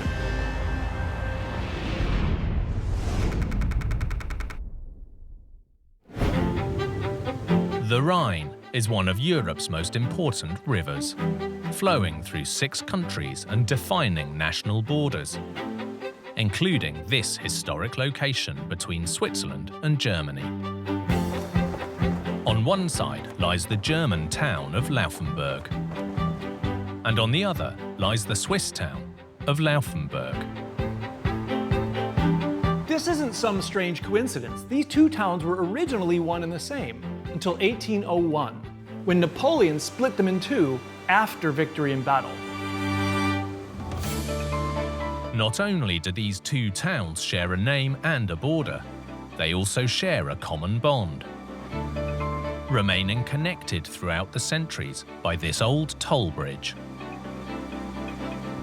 Marcus van Nijenhoff is a boat captain and local tour guide. So, wir befinden uns jetzt oberhalb der alten Zollbrücke.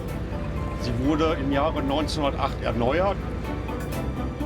Der historische Stadtkern von Laufenburg ist einzigartig und er hat eine besondere Geschichte. Eine Stadt auf 2 Länder. By 2003, it was clear that the old customs bridge could no longer cope with the demands of modern-day traffic. Ist hier der ganze Straßenverkehr über diese Brücke gelaufen. Die Brücke hatte 2 Fahrspuren, aber der Verkehr in der Altstadt, da hat sich da immer gestaut. Da war so ein richtiges Nadelöhr. In the spirit of cooperation, both Laufenburgs agreed it was time for an upgrade. Aber mittlerweile ist diese alte Zollbrücke eine reine Fußgängerbrücke. Also die ist eigentlich für den öffentlichen Straßenverkehr nicht mehr freigegeben. The result was this.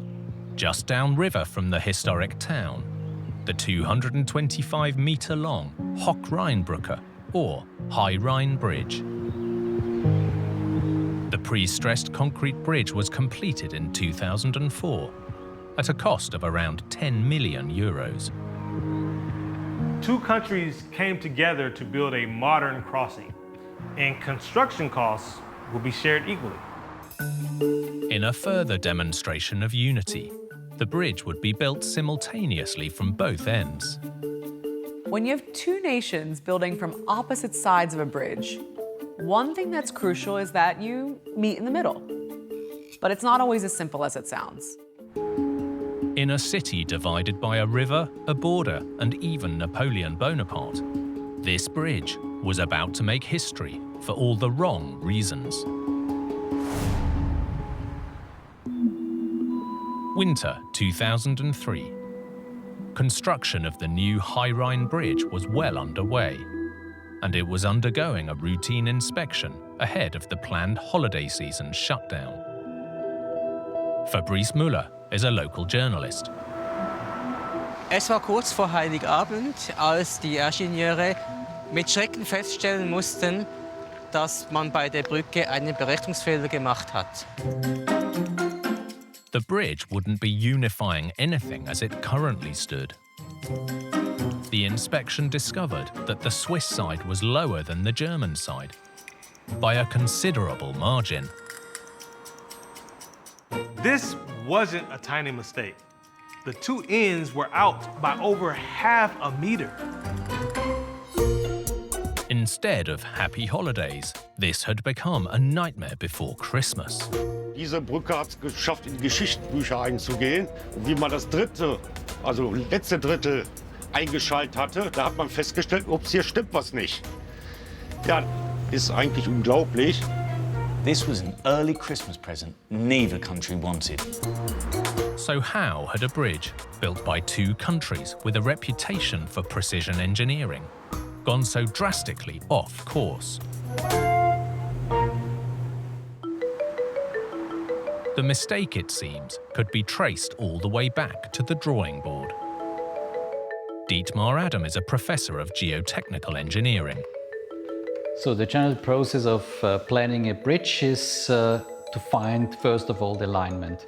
And when you know this, you do some ground investigation, soil sampling, to get to know about the ground conditions. And then finally, you can do all the design of the bridge in detail. But it was in the last part of the plan that things began to unravel. In the designing stage, it was taken into account that there are different reference altitudes due to different sea levels. Sea level is the base level for measuring elevation or depth. However, winds, currents, temperature, even gravity create variations, so the level can be different depending on where you take your readings. There are differences between the different locations. Here, this variation led to a miscalculation in one crucial detail: which sea each country was referring to. They might be neighbours, but Germany uses the North Sea for its base level, whereas Switzerland uses the Mediterranean. Crucially, there's a difference. Engineers were well aware that the Mediterranean level is 27 centimetres lower than the North Sea base level. So the difference of the reference altitude was well known in advance. And it was the plan to correct it on the Swiss side. This plan was seemingly straightforward. What could possibly go wrong? Engineers factored the difference into their calculations. The only problem was they went the wrong way, effectively doubling the difference instead of cancelling it out. Instead of raising the level on the Swiss side by the required 27 centimetres, engineers went the other way, lowering it by a further 27, meaning the bridge was now out by 54 centimetres. I would say 99.9% of all cases, this will not happen because it is well known to the engineers that there are different reference altitudes between two countries. So one side had to say to the other, sorry, we got the numbers the wrong way round. This had all the makings of a long-running catastrophe. There was a double mistake. It happens, but it does not happen very often. It is really very seldom. With the two countries starkly out of alignment, a solution was needed. Like any situation where there's a difference between two nations, most of the time, the perfect answer is to meet in the middle. Here they achieved that by raising the abutment on the German side by the now required 54 centimetres. Fortunately, it was early enough that they realized the mistake. So the bridge foundation on the Swiss side was already finished, and on the German side they were a bit behind. So konnte man den Fehler noch korrigieren, indem man halt auf der deutschen Seite den Brückenpfeiler erhöhen musste. Hier ist die Schweizer Seite, das ist die deutsche Seite. Und auf der deutschen Seite der Brückenpfeiler, der ist sichtbar höher wie der auf der Schweizer Seite. Das war natürlich peinlich und man musste das korrigieren. Heute merkt man eigentlich davon als Autofahrer nichts mehr viel davon. With the mistake corrected, the bridge was completed and finally opened on December the 17th, 2004. Almost a year after the disastrous Christmas discovery. Mistakes can happen, but there is always a solution done by engineers. The lesson here is simple. Always double check your calculations. And always make sure you know the difference between up and down.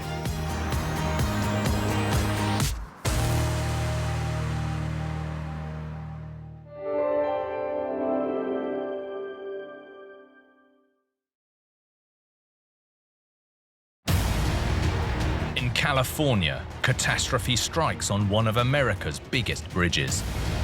I felt the bridge going sideways. Oh, we're having an earthquake. We're having an earthquake, folks. Hang on. In Texas, homes on the brink of disaster. One of the residents called 911 and reported that his backyard was sliding down the hill. A Manhattan skyscraper causing supersized problems. Cables were causing the elevator to stop. There was one instance in which a resident was stuck for more than an hour. And a narrow escape in New Zealand as a stadium collapses in seconds. There was a real loud bang, and the next minute, all hell broke loose. With big builds, even the smallest fail can trigger a huge disaster. From miscalculations to misunderstandings, or just plain bad luck. These catastrophes are every engineer's worst nightmare.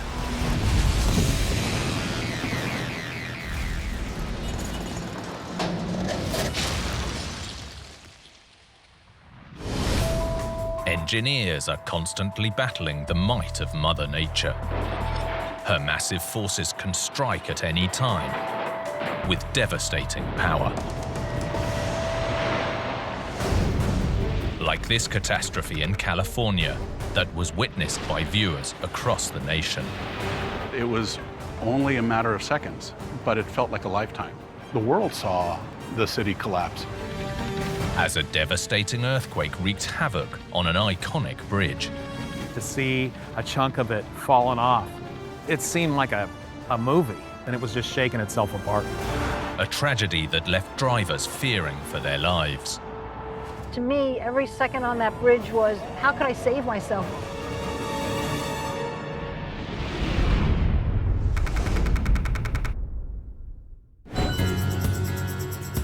San Francisco, California, is one of America's most iconic cities. News photographer Carlos Gonzalez has always felt the lure of the city by the bay. It's one of those places that just embodies sort of a magical feeling about it. This is where I wanted to be, in San Francisco. With the city surrounded on 3 sides by water, life here depends on 2 epic bridges. The Golden Gate Bridge is without doubt one of the most famous crossings in the world. But the real workhorse in this city is the mighty Bay Bridge. This gargantuan feat of engineering is one of the busiest bridges in the nation, carrying around 100 million vehicles a year. Bart Ney is head of public affairs for the California Department of Transportation, Caltrans, and knows the might of the Bay Bridge firsthand. Well, San Francisco Bay Bridge is a vital transportation link for the entire state of California. For example, when we take this bridge out of service, which is almost never, we have to let the entire state know. And there's much more to the Bay Bridge than the suspension span you see from downtown. The easiest way to understand the Bay Bridge is to think of it in really 2 parts. It's several different bridges, but 2 different parts. A western part where we are right now, which is made up of 2 suspension bridges and an approach that goes down into San Francisco, and an eastern part that touches down in Oakland. This eastern section carried traffic toward Oakland for more than 50 years. At the time of its construction in the 1930s, this was the longest span of its type in the nation. But it was just one link in a much longer bridge. The eastern span had a vast cantilever span bridging the ship channel, but about 3/4 of the bridge was built more like a long causeway over the shallows leading to Oakland. The old eastern span of the Bay Bridge is completely different than the modern new one that you see out there today. It was almost all steel. Driving through it was almost like flying through the Death Star trench. It really evoked the period of time that it was built in. It was a masterpiece of steelwork. But in the late 1980s, this steel colossus encountered an unstoppable force that would shake it to its core.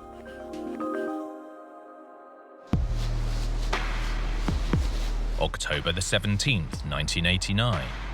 It was Game 3 of the World Series, and for residents like Bart Ney, this was a must-watch event. I was working on my boat, and I needed to take a break because the A's and the Giants were playing. It was an amazing thing to see both of our Bay Area teams in the World Series. You have the teams from each end of the bridge going up against each other.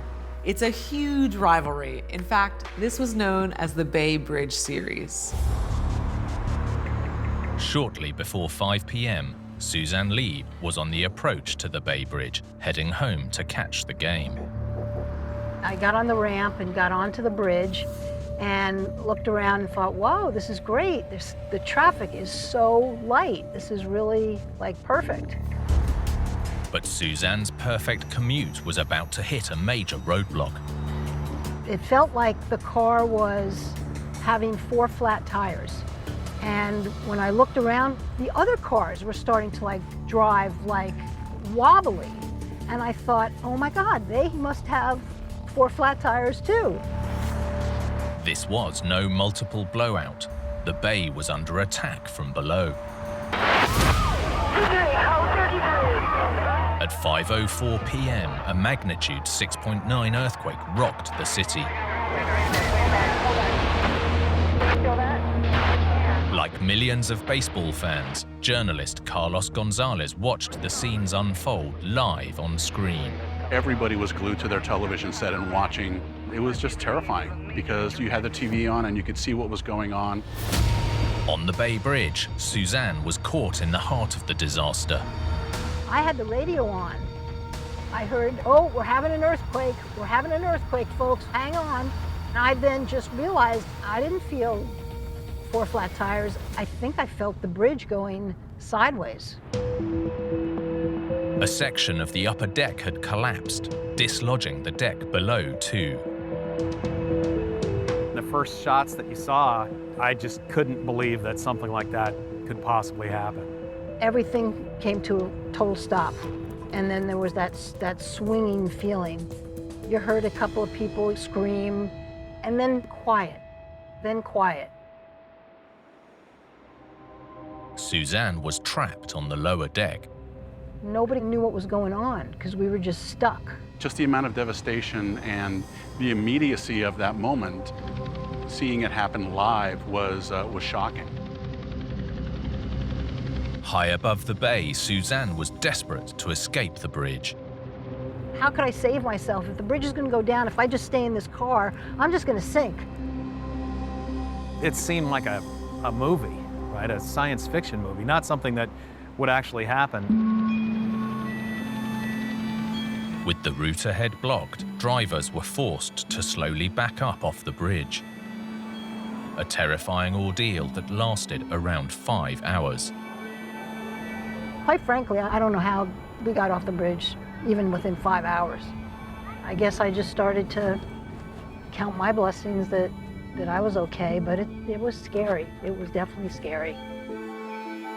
The World Series caused traffic to be light, likely reducing the disaster's fallout. But one car plunged through the gap. Although severely injured, the passenger survived. But tragically, the driver didn't make it. The earthquake was one of the worst disasters in the bay's history. 3,700 people were injured and 63 lost their lives, all because of an earthquake that lasted just 15 seconds. We have a major injury accident, Cypress and West Grandview. They're advising major injuries. 15 seconds sounds like a short amount of time, but it's a long time for the Earth to move. The most terrifying thing is you just don't know when it's going to stop. It was only a matter of seconds, but it felt like a lifetime. The quake caused an estimated $10 billion worth of damage, including cutting off the area's most important crossing. The Bay Bridge carries around 280,000 vehicles a day. It's a vital link, not just for the city, but the entire state. As the city reeled, the public began asking questions. This bridge had been built to withstand earthquakes, so why had it failed?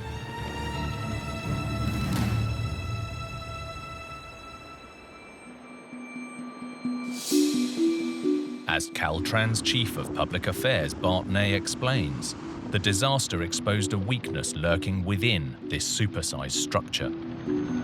The old Eastern Span, as it was originally constructed, is a bunch of different steel truss bridges that are connected together at joints.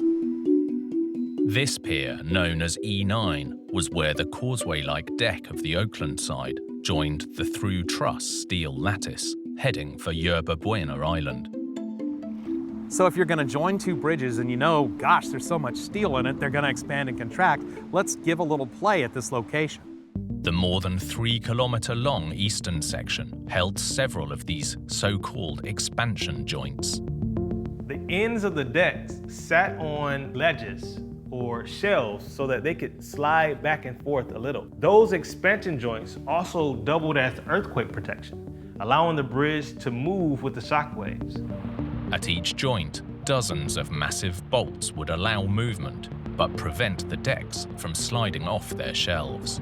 At this location, we could accommodate between 4 and 6 inches of movement, so that should an earthquake happen, we're going to be okay.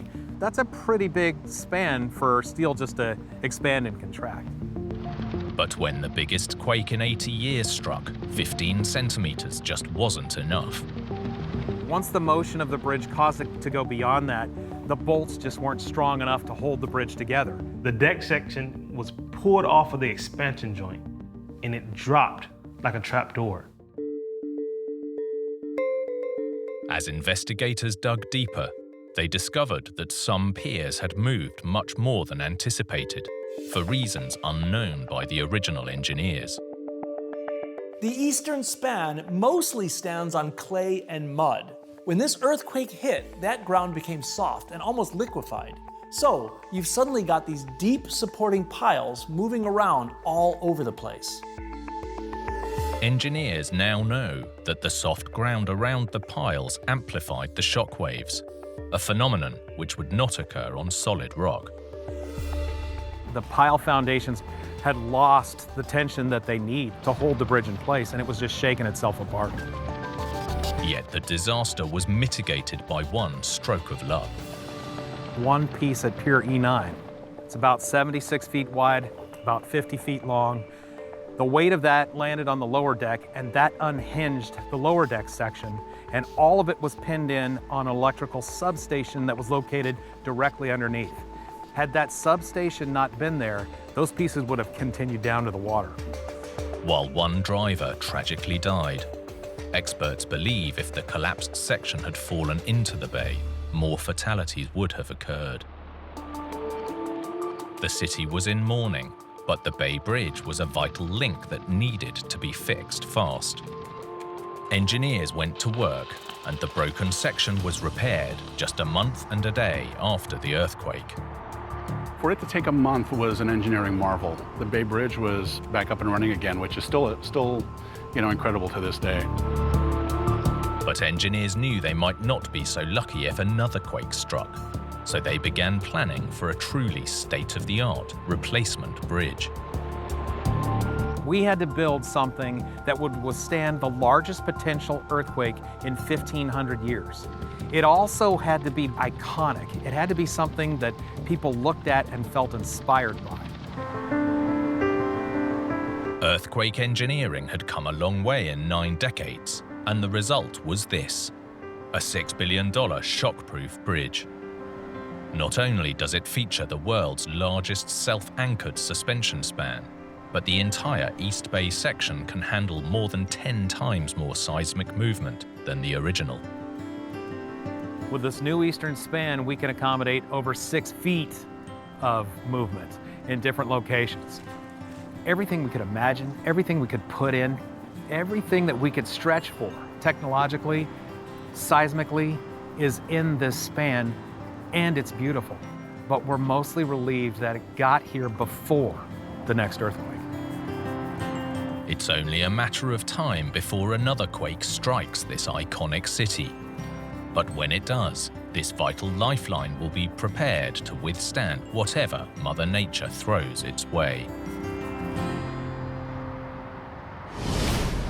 In engineering, where you build is just as important as how you build. Get either wrong, and the results can be disastrous. Like this catastrophe in Texas that struck a suburban neighborhood. It looked like a sandcastle that some bully had come and kicked over. Putting homes on the edge of disaster. The ground is all ripped and torn up, as if there's been an earthquake.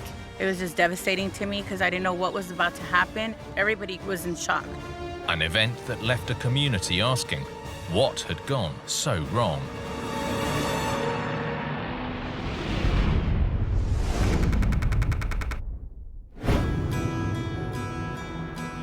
There's a famous saying in the Lone Star State, everything's bigger in Texas. And that's true for those living in San Antonio, who can see their city growing every year.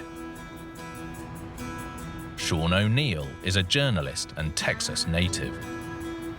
So people like to say San Antonio is a big city with a small town feel. Will Rogers famously called it quaint, you know. It's unlike Dallas or Houston, it's still sort of got this intimate small town vibe, even though it's, you know, the 7th biggest city in America. With the population boom of 2020 and 2021, it's fast overtaking Philadelphia to become the 6th.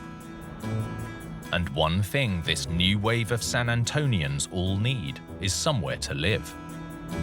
Right now, the housing market is exploding in San Antonio. There's been this need to annex that land at a really rapid pace, and that's really picked up, especially in the last few decades. And with that comes a lot of building on land that wasn't necessarily meant to house large subdivisions.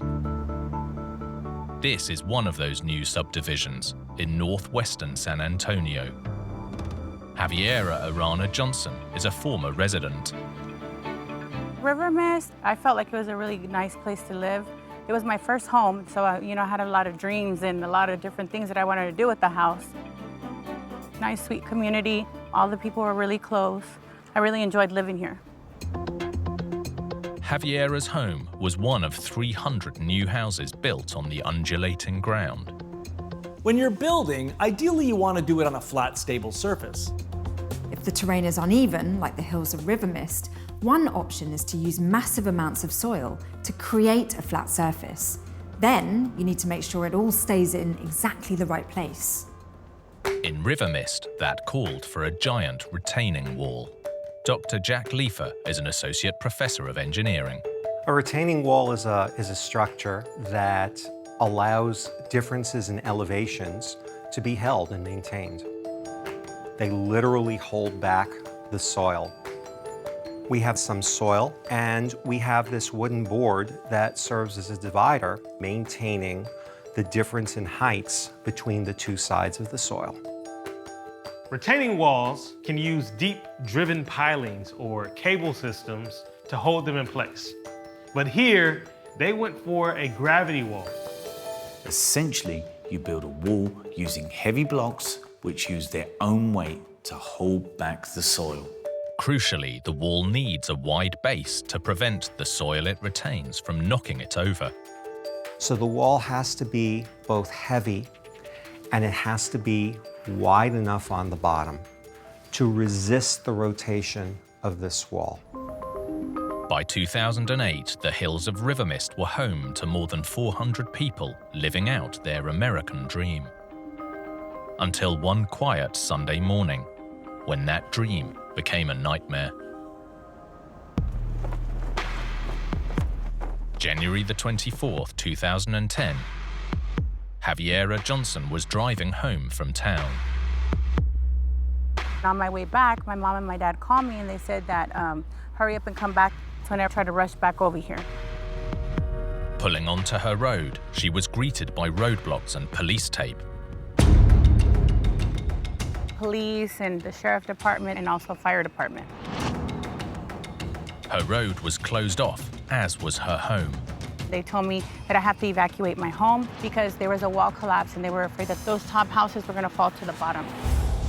River Mist's 12-meter retaining wall was crumbling, right on top of Javiera and her neighbors' homes. One of the residents called 911 and reported that his backyard was sliding down the hill. What I saw when I came back, there was actually like crumbling, and then you could see like the inside dirt and rocks is what you can see. Imagine watching the land around your home just falling apart. It must have been horrific. It looked like a sandcastle that some bully had come and kicked over. With the situation out of control, authorities determined that the whole street was at risk. At the rate that the slope was deteriorating, I can only imagine that the residents, once they left these homes, they probably weren't certain that it was still going to be here when they got back. Everybody was in shock. I couldn't even think of what to grab, what not to grab. I don't even have time to be able to gather things. With their homes uninhabitable, residents were forced to ask what had caused the disaster. Analysis of the damaged site found the culprit could be the very soil the wall was designed to hold back. In the weeks leading up to the failure, the area had seen heavy rainfall, and it seems the waterlogged ground behind the wall had started to expand. A process that over time was causing serious problems, engineering professor Dr. Jack Leifer explains. The soil at the River Mist location was what we know as clayey soil, and that's the way you say it. It's clay-like. Clayey soil accumulates water, and that puts enormous additional lateral pressure onto any sort of retaining wall system. As the soil absorbed heavy rainfall, it expanded like a sponge, causing cracks in the masonry that was holding the retaining wall in place. And the damage was about to get worse. When it dries, it recedes and it retracts. So now you may get separation between the soil structure and the wall. As the dried soil pulled away, the weakened wall was left unsupported. And it was only a matter of time before it failed. But the soil wasn't the only factor. The type of retaining wall might have played a part as well. First of all, given the height of the wall, you may have wanted to consider something other than a gravity wall. From an engineering perspective, a successful gravity wall has to have both weight and it has to have girth at the bottom. Engineering is all about compromise, striking the right balance between strong enough to do the job, but not so strong that you're wasting time and materials. And sometimes the balance is off. The investigation also revealed that the wall was lighter and narrower than originally designed. Any small changes, even if they're seemingly harmless, can drastically change the loads on a structure and can cause that structure to fail. Although the reasons for the design change remain unknown, the failure of the wall had far-reaching consequences. It was like 80 total homes at first that they said were possibly affected. It was a complete disaster. Javiera's home escaped unscathed, but the risk of the wall further collapsing left the authorities with no choice but to prevent Javiera and her neighbors from returning. I had fully furnished my house. To me, I'm thinking the furniture, all my belongings, everything, like what's gonna happen, but we weren't allowed. Nearly a year after the collapse, work began on a new retaining wall right downhill of the original. This time, more than just gravity would hold it in place. The original wall is still there, and that provides some additional support, but an additional wall was built, and that wall consists of pilings that are drilled down very deep with sections between the pilings. The new wall has concrete piers driven up to 6 meters into the ground, with steel pins supporting the whole structure. So whatever happens, this wall won't be going anywhere. The piling wall is buried more deeply, and it's more stable because the lower you bury a structure, the more stable it's going to be. 7 months later, the new retaining wall was in place, but Javiera and her family had made the choice to leave. I really hope that the new wall that they have, I hope and pray that it lasts and that it works well for this community, because I would never, ever in my life want anybody to go through something like that.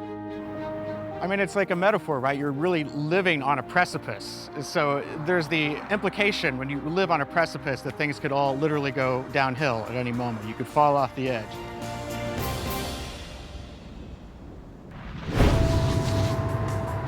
For engineers, pushing the boundaries to create iconic structures means taking big risks. But sometimes the risks can outweigh the rewards. Like this story in New York, a pioneering skyscraper that hit the headlines. There were reports of it creaking like a ship at sea. An iconic structure plagued by unanticipated issues. This pressure would cause loud banging noises that, I quote, sounded like a bomb. A super tall skyscraper causing supersized headaches for residents. Cables were causing the elevator to stop. There was one instance in which a resident was stuck for more than an hour. Getting stuck in a lift is some people's worst nightmare. Imagine that happening 80 stories up in a super skinny skyscraper.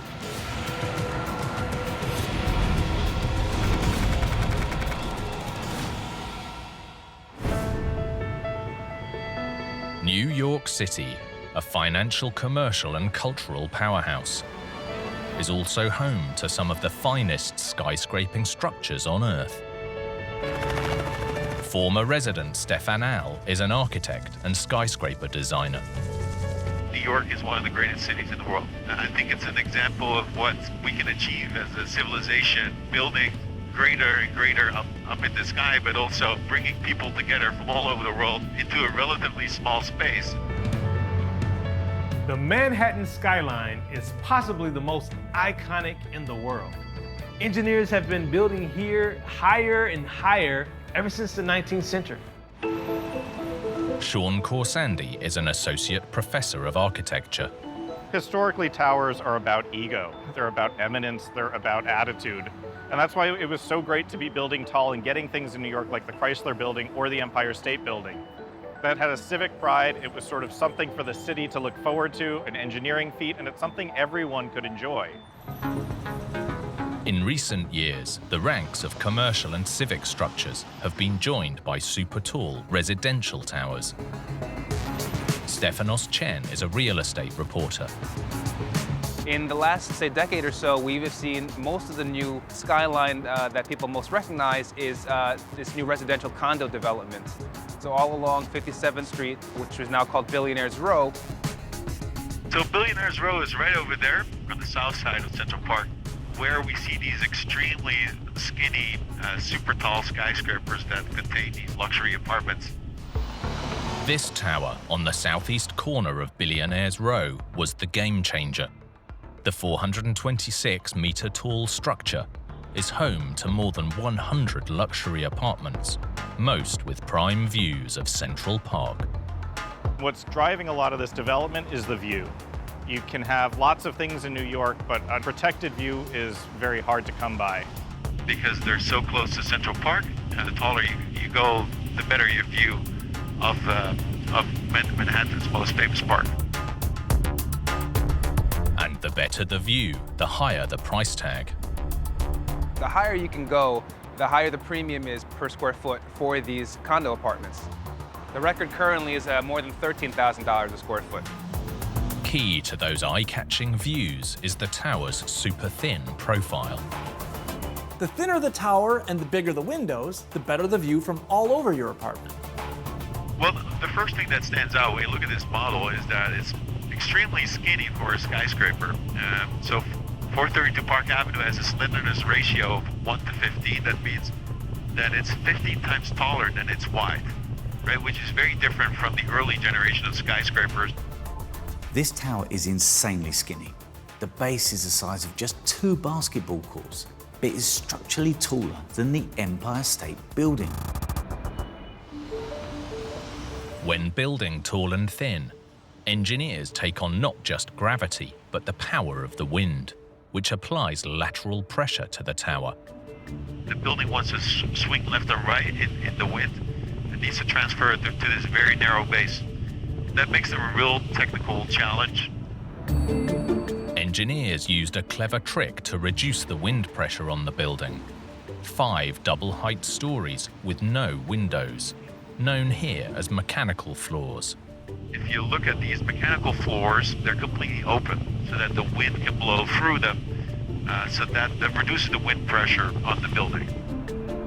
But allowing the wind to blow through only reduced part of the sway. Engineers also installed massive weights near the top. On the upper stories, there's what we call tooth mass damper, which is a very large counterweight, hundreds of tons heavy.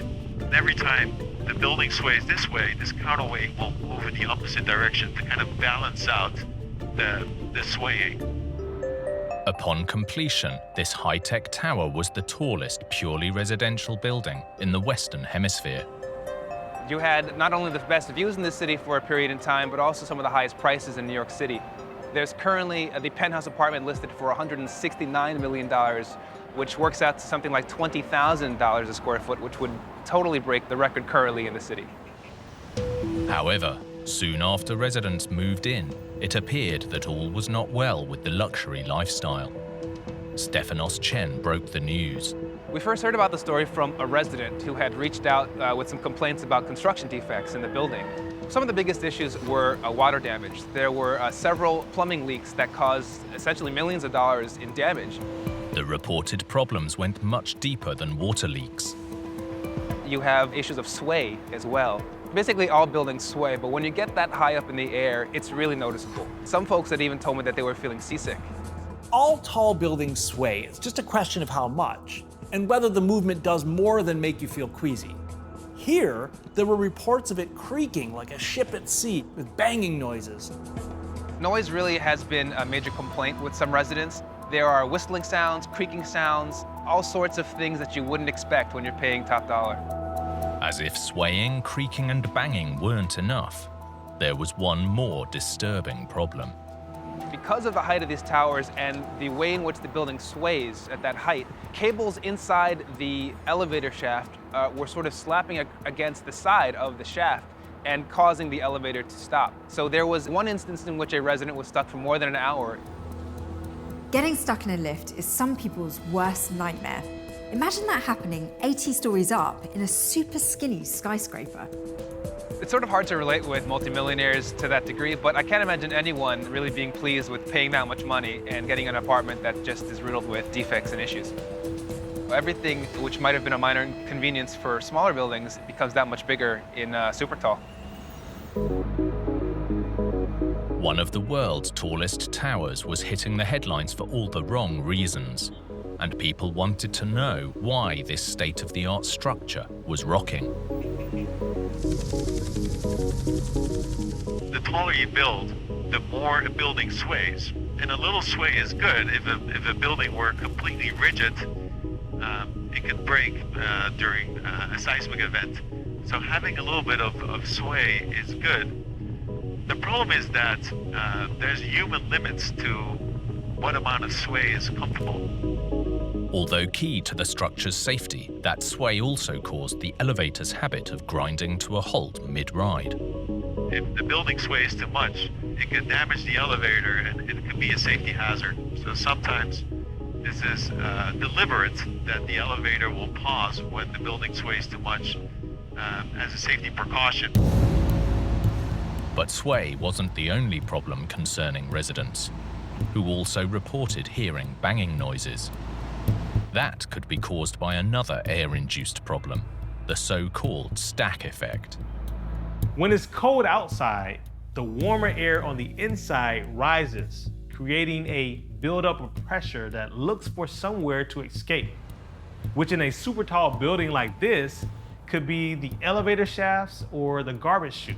If you would open the trash chute, right, which is a shaft that goes all the way down, I can imagine that this pressure differential would kind of cause loud banging noises that I quote, sounded like a bomb.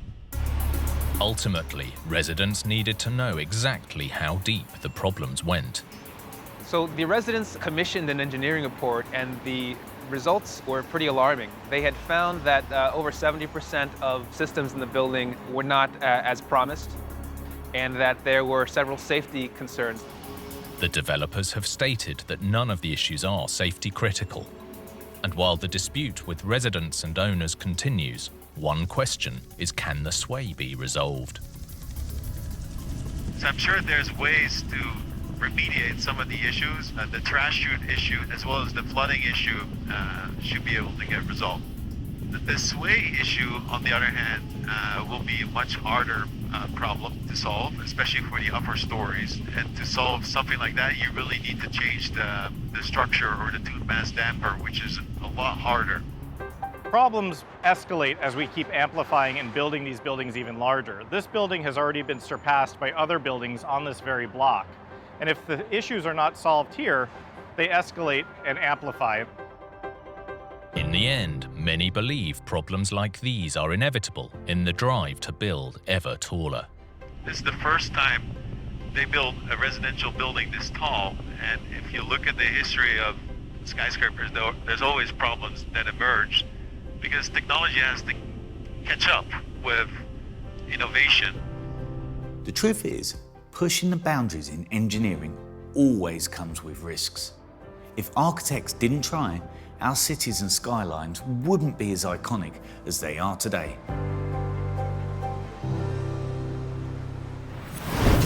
When building big, engineers are in a constant battle with the elements. But sometimes the forces of nature can't be stopped.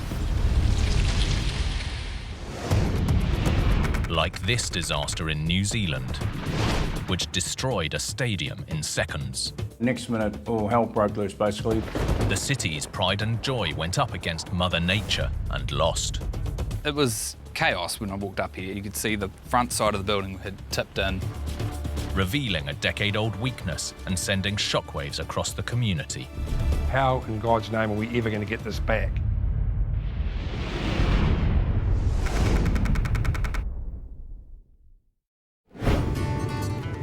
New Zealand's Southland region. This remote, windswept landscape seems more suited to sheep than people.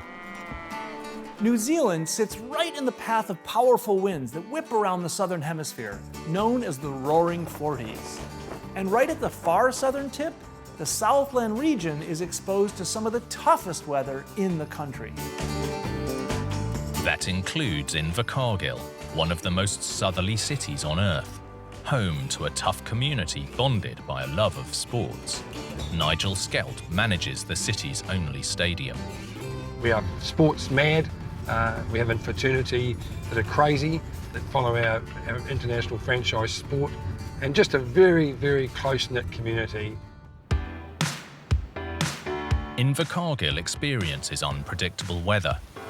So in 2000, Stadium Southland opened to make sure the city never missed a game. There was a massive campaign from the public who really bought into it, and some of the sports bodies and the schools. It was very much a community-driven project. More than 9,000 square meters of the stadium is dedicated to 9 courts, accommodating multiple sports under one giant roof, supported by steel trusses. Trusses are used everywhere from bridges and cranes to stadiums. They're effectively a self-supporting steel lattice that's perfect for spanning long distances without needing extra support in the middle. It's amazing engineering. When it all comes together, you end up in a covered space the size of a football field. When the stadium opened in May 2000, it scored an immediate win. Sport grew in each and every angle almost instantaneously from that day, so it was fantastic. For a decade, the stadium hosted sports as well as concerts and events, regardless of the weather, until early spring of 2010. September the 18th. A huge snowstorm was rolling into Invercargill. Safe inside the town's stadium, coach Kieran Fahy was putting tennis students through their paces. Some of the junior players needing a bit of help with doubles tennis and stuff like that. At 10:45, as the snow fell faster, the decision was made to cancel the class. So they thought, right, we get out of here before we get snowed in and can't get back home. Families gathered in the foyer and prepared to brave the weather outside, but Kieran stayed inside. There was a real loud bang, and then it's something that felt like a hurricane, going past. But this was no hurricane. Just after 11 a.m., disaster struck. Next minute, all hell broke loose, basically. The stadium's roof had collapsed. Operations manager Ryan Sycamore was first on the scene. It was blatantly obvious. When you walked up, you could see the front side of the building had tipped in. It was just terrible. Ryan called his boss, stadium manager Nigel Skelt. I called him and I just had to say, the building's collapsed. It's all falling down. When Nigel arrived, the damage looked unsurvivable. It was horrific from the corner. There was a concertina effect from there. The roof coming down at different spaces throughout. No one had yet realised that Kieran was still inside. When the roof came down, it just blew the emergency door wide open, and anything that was in the passage just was thrown out like toys. Kieran's survival was a miracle. And the city's luck didn't end there. Normally, on any weekend, we are incredibly busy. We only had a small group of tennis players that morning, and the good fortune very simply being no loss of life. But Invercargill's pride and joy lay in ruins. Why had a stadium designed to withstand the region's extreme weather collapsed after just 10 years? A detailed investigation was launched, and the first culprit seemed obvious: the snow. Structural engineer Ashley Smith was on the investigation team. Structures of that type normally have quite a large safety factor, and we felt that it was more than just the snow that would have caused that collapse. In fact, on the day of the collapse, the pressure from snow was only 75% of the roof's design load. During the investigation, the team calculated that the probability of snow alone causing the collapse was less than 1%. Further analysis of the wreckage revealed a weakness in one steel roof truss at the eastern end of the stadium. This is showing one of the trusses that collapsed. You can see a sharp kink at that point. The cause was tracked back to the initial construction a decade earlier, when the truss started to deform. They were installing roof materials and ceilings and various other things, adding more weight onto that roof and realising that there was too much deflection in that truss. Deflection in a truss is essentially sagging.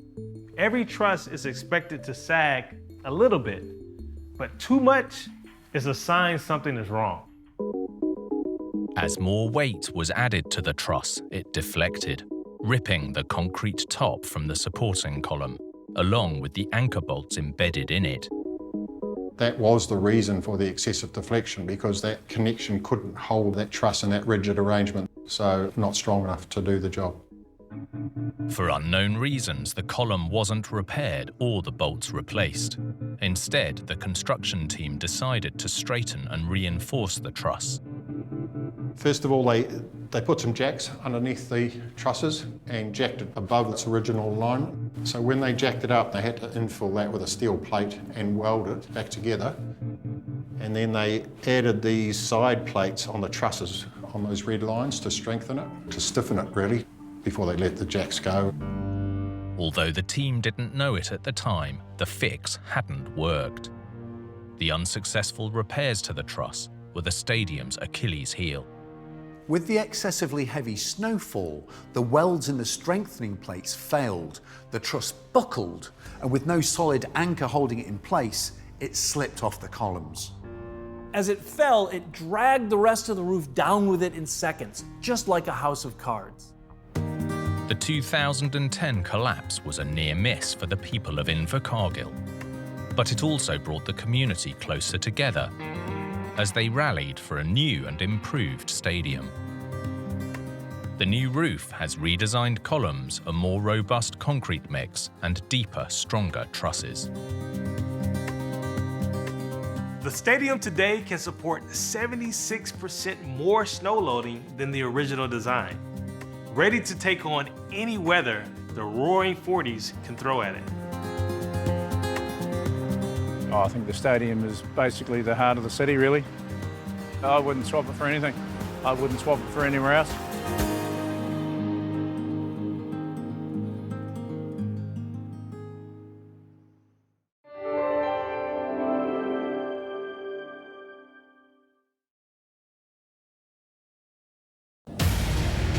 In New Zealand, tragedy strikes as an earthquake wipes out a building full of people.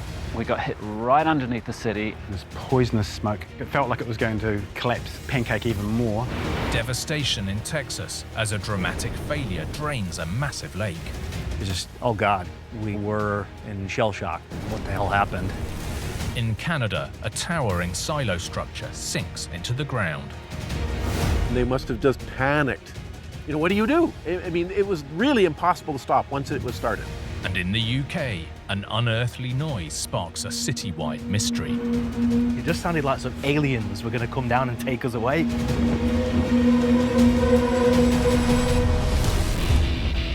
With big builds, even the smallest fail can trigger a huge disaster. From miscalculations to misunderstandings, or just plain bad luck. These catastrophes are every engineer's worst nightmare.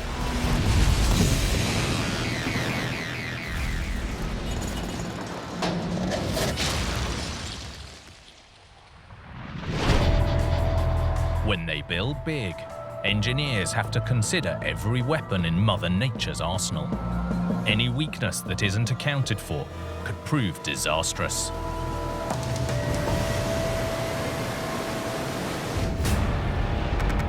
Like this tragedy in New Zealand. Total devastation at the heart of a city. The building is collapsed like a house of cards. It's like it'd been pulled down by diggers and smashed up. This disaster exposed a fatal flaw in the structure. When the building flexed, it disintegrates at that point. You couldn't have imagined what shape it was, but it was just completely destroyed. The catastrophic failure left a nation in mourning. This was one of the worst disasters in New Zealand's history.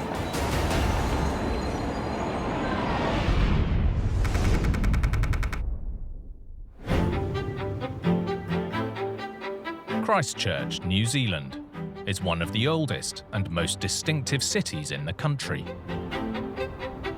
Local writer and photographer David Killick knows the city well. When Christchurch was founded, which was the middle of the 19th century, it was purposefully set up as an English settlement. They wanted to establish this sort of perfect new English city. Christchurch was named after a college at the world-famous Oxford University, despite being half a world away, and is seen as the most English city outside of England. But unlike England's green and rolling landscape, New Zealand has been carved by ice and fire. In the early hours of September the 4th, 2010, the people of Christchurch experienced a disturbing wake-up call when a magnitude 7.1 earthquake struck. It was some way out into the country. In the central city, with some of the facades of the buildings collapsed, they were closed off. The city hadn't experienced a major earthquake for decades. This caught everyone off guard. Although 2 fatalities were reported, few others were injured. Residents like photographer Neil Macbeth knew they'd been lucky. The lack of injuries and death, considering the magnitude of the event, I think we felt like we dodged a bullet. Authorities began inspections to identify vulnerable buildings. Buildings got closed, places were made safe. We felt like, oh, well, you know, if it was unsafe, the building will be marked, so we've got nothing to worry about. The big push then was business as usual. We want to get people back into the city as soon as possible. By early 2011, life was returning to normal, but the peace wouldn't last for long.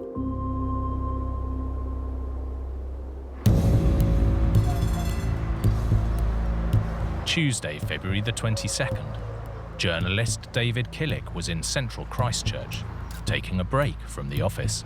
I was working in the press building. It was lunchtime, and I went and visited the central library. At 12:51 p.m, the peace was shattered, as Christchurch was rocked by a magnitude 6.3 aftershock. The whole floor swayed underneath me. Some people screamed. I took cover underneath a big pillar. I figured that if that collapsed and I'd had it. Lights went out and thought, oh, this will be bad. And it was a big one. Everyone was in a state of shock. There were alarms all over the city. It was really noisy. There were sirens and the police were coming in very fast, closing off the central city. As people fled, photographer Neil knew he had to get to work. The council asked me to get in, take photos, make a record for us. And as I walked through, it began dawning on me. This is massively more serious than the earthquakes we've had in the past. In the central square, the iconic cathedral spire had collapsed. It was just one of this huge array of things that were all going wrong all at the same time. It was was brutal. It was just brutal. First responders like firefighter Paul Rodwell felt the shock and immediately took action. There were so many incidents and the radio was so busy you couldn't even talk on it. We're going from building to building and always our priority is life, so we're just looking for any life signs and anyone we could help. Amid all the chaos, Paul and Neil found themselves on Madras Street, at the scene of one of New Zealand's worst ever disasters. Unbelievable. It's like it'd been pulled down by diggers and smashed up. There was no identifiable footprint of the buildings. You couldn't have imagined what shape it was before. It was just completely destroyed. The 6-story building had been home to a TV station, a medical centre and more. But it was now a pile of rubble. I was really not prepared for how bad it was. There's probably 100 civilians, police, construction workers all standing on the top, searching, trying to find people, picking through the rubble. All that remained standing was the concrete stair and elevator core, but it was on fire, delaying the rescue efforts. There was no water, of course, and the senior officer asked for me to call for a helicopter with a monsoon bucket to try and get this fire out. But Paul knew lives could depend on him. So, as aftershocks struck, he crawled into the burning wreckage. This poisonous smoke coming into that cavity. It felt like it was going to collapse, pancake even more. I mean, I could get out if I had to, but they can't. If you want to go in there to try and rescue someone who's alive that's in there, your chances of coming out aren't necessarily 100%. Paul and the team began extracting survivors. He spent 6 hours in the rubble, saving anyone he could. We got 6 live rescues out of that hole, the most from the earthquake anywhere, and you cling on to that. As multiple rescue efforts continued, residents were left reeling, their city in ruins. It's a very strange, sad thing to walk through the city that you've spent your whole life in, and for every single thing you look at to be broken. And I'm not kidding, every bit of pavement, every building, everything's broken, and everyone's gone. Across Christchurch, more than 180 people died. 115 of them in the Madras Street building alone. As the nation mourned, the government launched an inquiry. This office building had been designed to withstand earthquakes, so why had it almost completely collapsed? Structural engineer Ashley Smith was tasked with investigating the tragedy. What we're really wanting is what initiated the collapse. So what was the first thing to fail is really the key thing, because often once one thing fails, that tends to fall down and drag other things with it. The first clues came from eyewitnesses who reported seeing swaying and violent twisting at the southeast corner before the building collapsed. Most people said there was what they called a tilt to the east. So this is the east side down here. Something had given out in this quadrant of the building here. The direction and twist of the collapse led investigators to analyse 2 key aspects of the structure's balance, both its centre of mass and centre of rigidity, or stiffness. One of the key things about this design is what we call the centre of mass of the building. So we look at the mass, add it all up, and the location where that is centred is roughly in the middle of the building, which is common and preferred. But what's quite different about this one is because this core bracing structure is located outside of that, the actual centre of stiffness of the building is outside of this floor plate. The building's 6-storey framework was made up of reinforced concrete columns and beams, all braced by the core on the north. It was placed to the side to keep the interior clear for office space, but here that had created a problem. The building reacts to an earthquake essentially in proportion to its mass. So the ground shakes, the weight of the building is what sways it around. Now there's quite a large distance between centre of rigidity and centre of mass, which causes this twisting action. So what that does is really increases the displacements around this corner. But the lopsided design wasn't the sole cause of this disaster. Ashley and the team discovered a weakness in the supporting columns. So looking down on top of a column, it's got a cage of reinforcement with 6 bars in the middle and some what we call spiral steel wound around the outside of it. The main columns were 40 centimetres wide, with 6 steel reinforcing bars running their length. For earthquake proofing, a steel spiral wound beneath the surface, creating a protective steel mesh. Providing you put enough spiral around the outside can be made to absorb quite a lot of that shock. It will crack, but it won't collapse. The feature of this one here is they only had 6mm spiral, so it's a very thin wire and 250 apart all the way up the column. It's not sufficient to contain that concrete. Essentially, the columns weren't up to the job that they were designed for, potentially putting the building at risk. Once one column goes, it's just a sequence. It's going to drag all the other ones down with it. Not only was the spiral reinforcing too weak, where some columns met the beams, there was none at all. We found next to no or no spiral reinforcement in those joint zones with the beams. So they put the spiral up to the underside of the beam, put the beams in, then start it again. And in that zone, you normally have even heavier reinforcement around the column.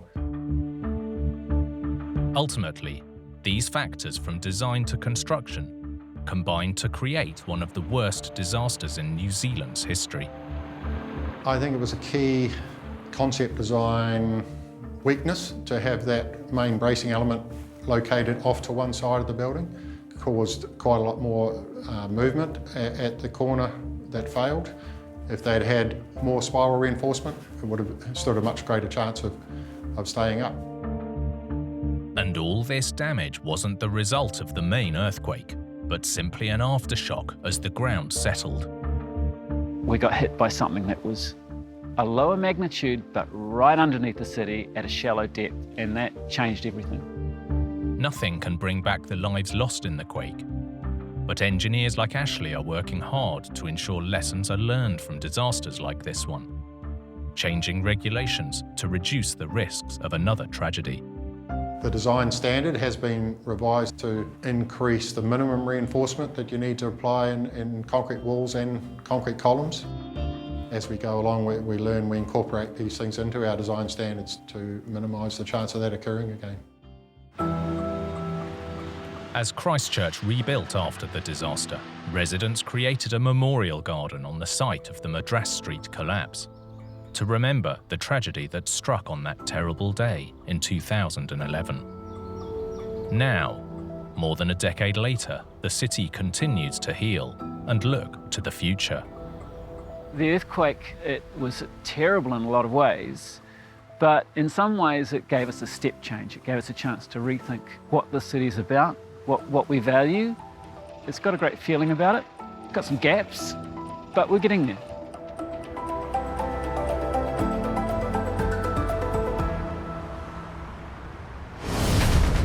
In engineering, problems can lie out of sight and out of mind for years. When they finally reveal themselves, we realize disaster was lurking all along. Like this collapse in Texas that caught everyone by surprise. This giant thing to just fly away, it was mind-boggling. An idyllic lakeside retreat turned into a dried-up wasteland. What the hell happened? It was crazy. And a community's determination to find a solution. People were very upset. They need to get it done.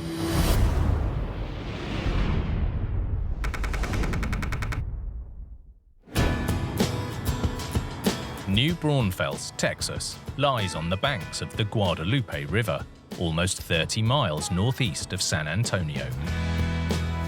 The small city was founded over 175 years ago by a German prince.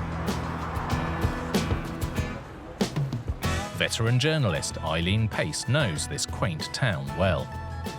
Oh, this is a very special place. New Braunfels is one of the fastest growing cities in America. There's a lot of water around here, a lot of recreation. People move here to enjoy the area, enjoy nature. The Guadalupe River runs right through the heart of this historic town. But the really big draw are the lakes to the south. They were created over 90 years ago when the river was dammed to generate hydroelectricity. One of the area's most popular waterfront locations is Lake Dunlap. Lake Dunlap is one of about 5 or 6 dams that were built on the Guadalupe River in order to provide electricity to the area, as well as regulate the flow of the water down the river. These days, the lake provides more recreation than it does power. People love to live on Lake Dunlap. I think there are about 250 different properties right on the lake. Resident Larry Johnson arrived 2 decades ago, drawn here by the lure of lakeside living. Everybody around here are people that appreciate the lake, whether they're fishermen or just recreational boaters. It's a tremendous community, it really is. Watch your grandkids run out the back door all the way down to the dock and jump in the water. There's just nothing like it. Built in 1928, the 11-kilometre-long lake covers an area about half the size of Central Park, with water levels controlled by the Lake Dunlap Dam.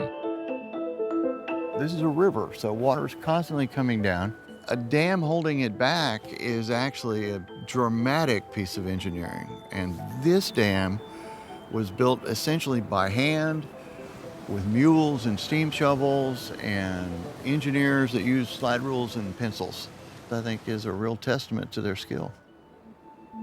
Holding back the water is a 600-metre-long earthen embankment with a concrete core wall. 3 26-metre-wide spillways regulate the water level of the lake, using 4-metre-high movable gates known as bear traps. Resident and Lake Dunlap Water Control Board member Harry Muller knows the antiquated system well. Bear trap gates basically work off of water pressure. You can imagine a cross-section through these gates that are made up of front leaf and a back leaf, and to lower them, they fold down on top of each other. And what lowers them is allowing the water in the cavity to escape. Water is piped in from the bottom of the lake. The pressure lifts the bear trap gates using giant hinges on the riverbed, creating a raised barrier that maintains the required water level. Shutting off the pipes allows water to escape, lowering the trap. The gates are essentially like giant trap doors with a series of huge metal hinges on the lake bed that allow them to raise and lower with the pressure of the water, helping to regulate the lake level. May the 14th, 2019. It was the start of another beautiful day on Lake Dunlap. I was actually getting ready to go into town, San Antonio, for a meeting. I was working at home and I heard the klaxon go off, which is normally associated with the problem with the dam. This was more than just a problem. Shortly after 8:05 a.m., disaster struck.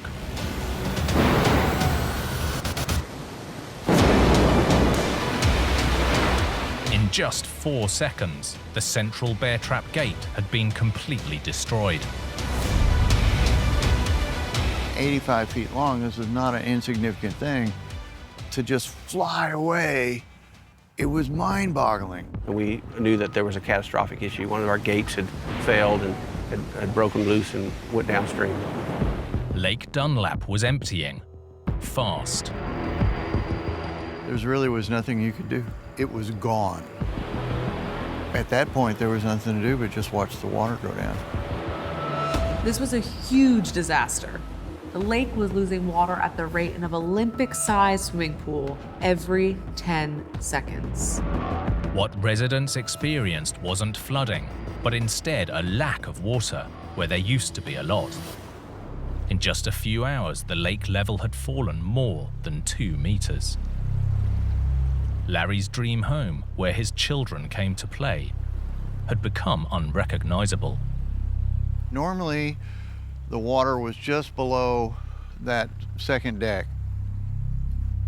So it was really a dramatic difference. You and I would be underwater right now.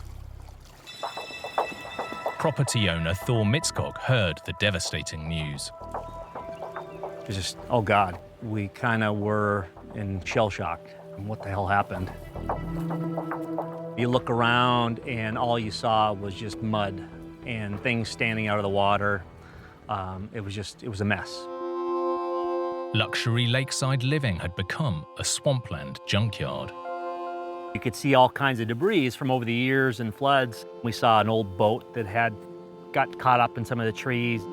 You name it, we pulled it out of this lake. It's amazing over the years what had collected just in this particular area. Thankfully, despite the sudden and dramatic collapse, no one was injured. But the fallout left owners reeling. I couldn't believe that after 90 years of being here, that it could just fail on a perfectly calm morning. So why had this historic dam failed so catastrophically? Local journalist Eileen Pace knew that residents would demand answers. You have to understand, a lot of residents here have lakefront property because it's lakefront property. So naturally, people were very upset.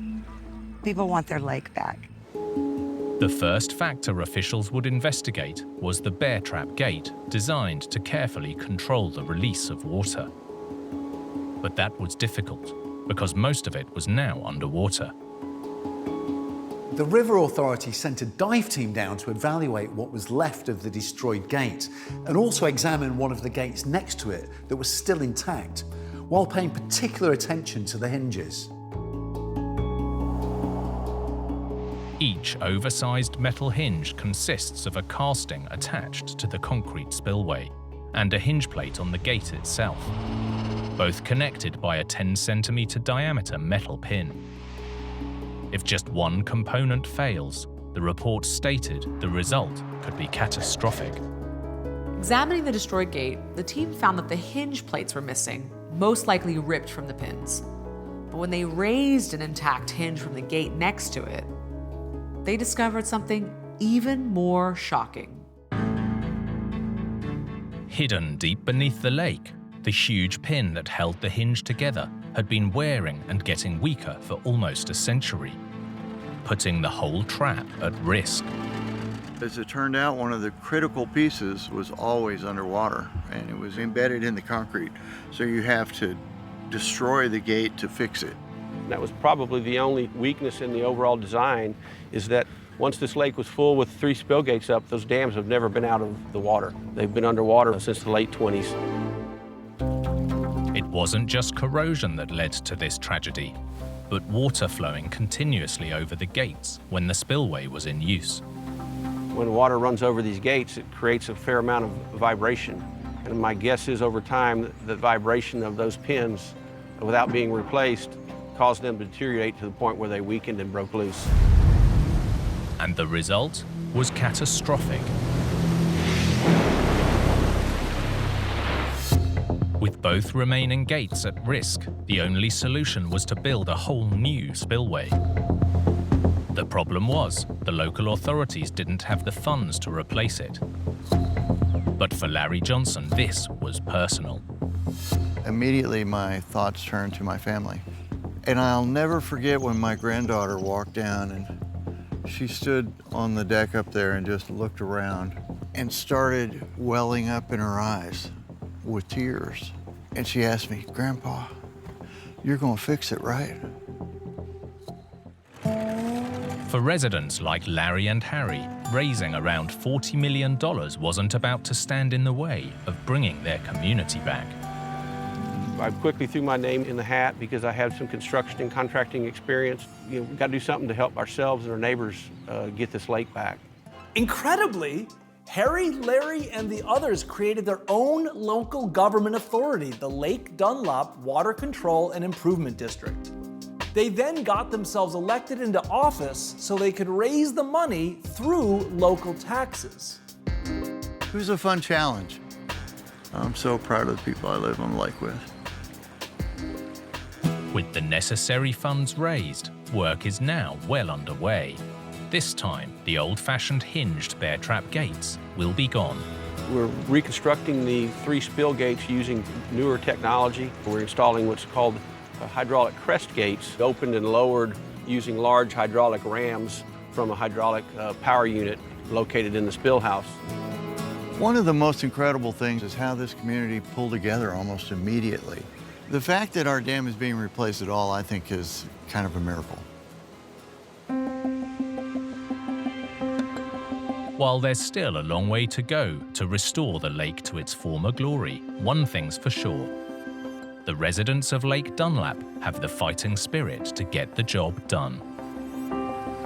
When the water comes back, I can guarantee you that there'll be a party at every single house down the lake, just like on the 4th of July.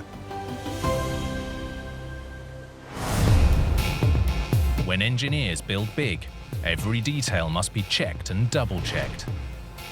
Miss one thing and the results can be catastrophic. Like this disaster in Canada that almost swallowed this massive structure. They thought it was just going to keep going, and that would have been the end of it. A hidden weakness that gave workers a sinking feeling. This was heavier than 4 Eiffel Towers. Sorting this mess out must have seemed impossible. Leaving engineers fighting against Mother Nature. They didn't give up on it. They said, no, we can fix this.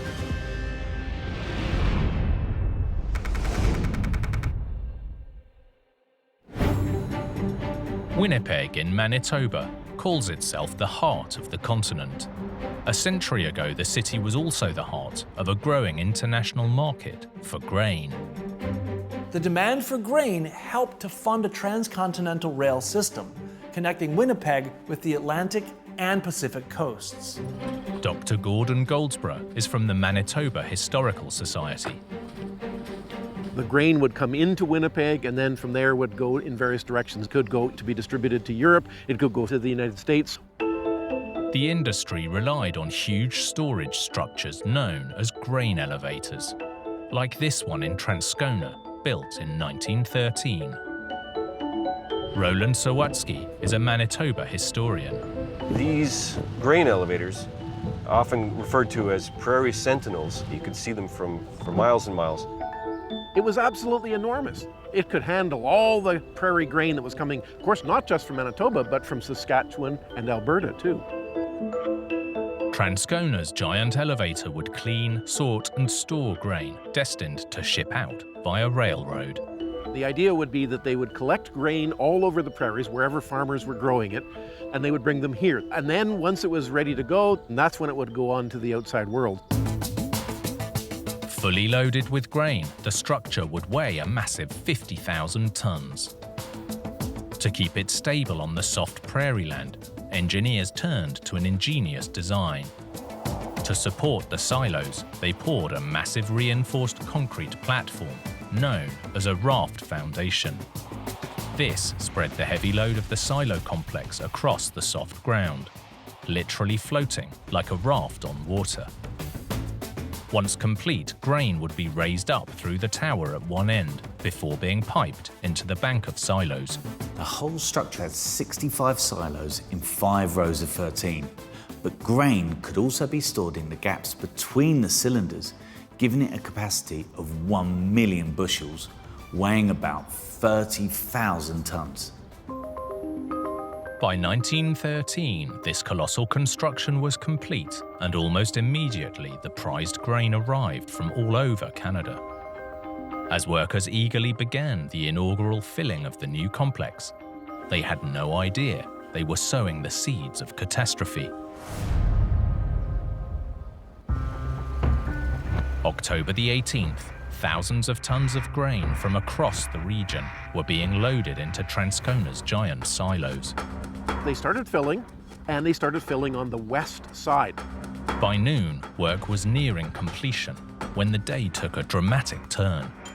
When the silos were nearly 90% full, workers noticed that the entire structure was starting to lean to one side. Not only was the Titanic complex leaning, it was starting to sink along with its precious cargo. They must have just panicked. You know, what do? There's nothing you could do. Within an hour, the whole structure had sunk by 30 centimetres. But this was only the beginning. I'm sure they thought it was just going to keep going right over, and that would have been the end of it.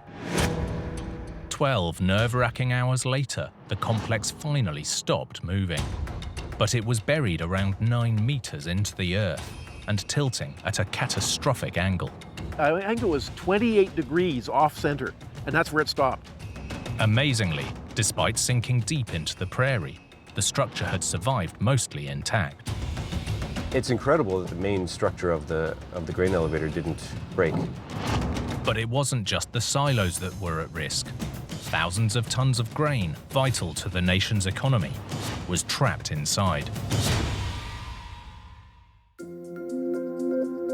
Engineers were swiftly called in to investigate the disaster and what has become a legend in the industry. Marolo Alfaro is a professor of geotechnical engineering. This case has been cited in many geotechnical engineering or civil engineering textbooks, famous for engineers. The big question was why a structure that was designed to handle heavy loads had failed on its first filling. The answer was simple. The soft prairie the grain elevator was built on wasn't as solid as builders believed. These days, engineers have an arsenal of advanced technology to examine the ground in forensic detail. But in the 1910s, even though tests and calculations were done, they were much more limited.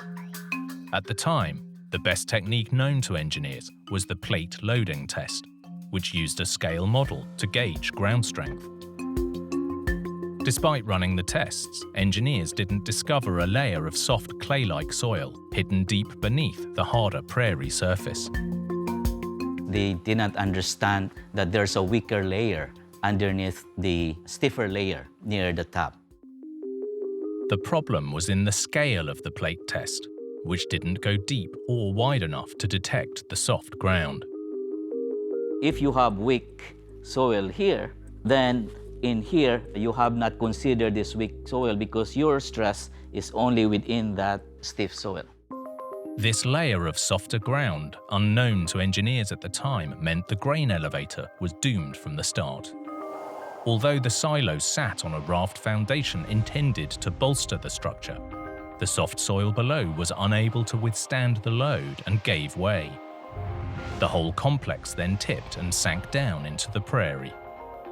Modern studies show that the loading capacity of the soil was not even half of what was needed for the silos full of grain. I consider it not a mistake. They did not have that capability of determining the strength of the soil.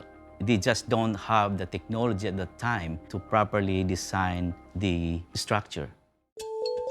The elevator was fundamental to Manitoba's grain industry, so engineers immediately began looking for a solution. Raising the 20,000-ton structure back up to ground level would be almost impossible today, let alone more than a century ago. They didn't give up on it. They didn't just say, well, we'll build another one and it'll be better. They said, no, we can fix this. The first step was to remove nearly 30,000 tons of valuable grain. They wanted to salvage this valuable commodity. So they jackhammered a hole into the center of each bin and they drained the grain out. With the silos considerably lighter, the audacious Phase 2 could begin. Engineers dug beneath the silos and installed hand-cranked screwjacks to lift the structure. As the silos slowly approached level, soil was added beneath the foundation to raise it up. There's all this concrete overhead, and if it decides to shift all at once, I'm a pancake. In a major engineering achievement, just a year later the silos were back where they belonged. Or almost. See, there's a change in color on the bin house. The top of the bins were level with the top of that color change. Well, of course, the whole thing went down as it was, and they jacked it back into place. It's something like 18 feet lower now than what it was in its original configuration. Despite this disastrous start, Transcona's grain elevator went on to have a long, distinguished career that spanned more than a century. Then it was used till 2021. Basically, they felt it didn't have enough capacity anymore. They needed actually something bigger. The Transcona elevator will long be remembered as a monument to engineering ambition and a testament to the power of a well-executed fix. That you can take an apparently insurmountable problem and make it right. That with ingenuity, with labor, backbreaking labor, you can fix even the worst problem. This is amazing to see. A structure that fell at the first hurdle and appeared to be doomed is still standing strong more than a century later.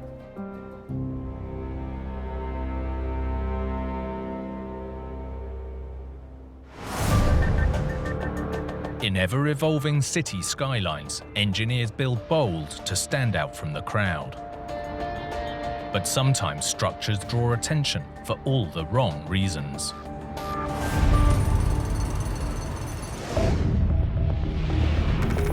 Like this story in the UK that sparked a citywide mystery. It just sounded like some aliens were going to come down and take us away. UFOs coming over the city. Bizarre. An eerie noise causing a major disturbance. People losing hours of sleep, waking up and saying it's a nightmare. Revealing a surprising source of the strange sound.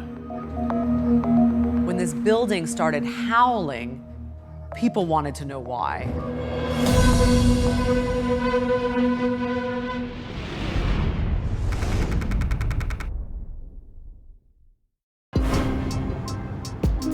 Manchester in northern England is a major city that likes to make a big noise. Manchester is a vibrant, bustling city and a cultural powerhouse boasting a massively influential music scene. This is a place where people want to be. In recent years, this buzz has coincided with a huge building boom, combining the city's traditional Victorian heritage with modern, striking architecture. Bradley Harris is a local journalist. It's changed so much over the years. Huge skyscrapers are popping up here, there, and everywhere. Some people are describing this place as Manhattan, the New York of Manchester. And the high-rise revolution began with this 47-story luxury tower, completed in 2006. At the time, it was the tallest structure in the entire city. Some people see Beetham Tower as the start of Manchester building itself again. At one point, that was the biggest skyscraper outside of London. This isn't just any old apartment tower. It's home to actors, musicians, and soccer stars. There's even a 2-story penthouse with trees imported from Italy. This much sought-after city block isn't just tall. When completed, the £150 million tower was one of the thinnest skyscrapers in the entire world. Trevor Cox is a professor of acoustic engineering. The funny thing about the Beetham Tower was when it first went up, people thought it was kind of going to topple over because it's got this height to width ratio of 10:1 and it bulges at one side. So it kind of looks like it's defying gravity because it's so narrow and so tall. But while this cutting-edge tower is undoubtedly striking, the luxury structure was about to give the city a rude awakening.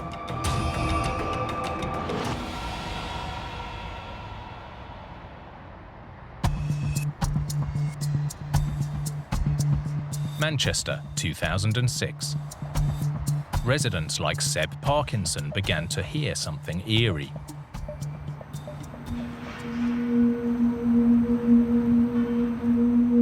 I was sat on this balcony right here, and all of a sudden there was this real weird humming sound coming from somewhere. Caught on camera, a noise was reverberating across the city. It's an incredible noise. I started looking around thinking, where is this humming noise coming from? And I wasn't the only one. And we looked up and we thought, it's Beetham Tower. It must be coming from there.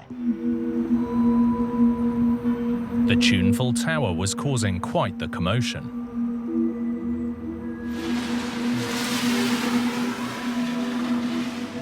If you live in the city, imagine how you're feeling when you've got this howling sound piercing through for hours on end. It's proper loud, like just beyond, like deafeningly loud. People across the city can hear it, but it is that loud.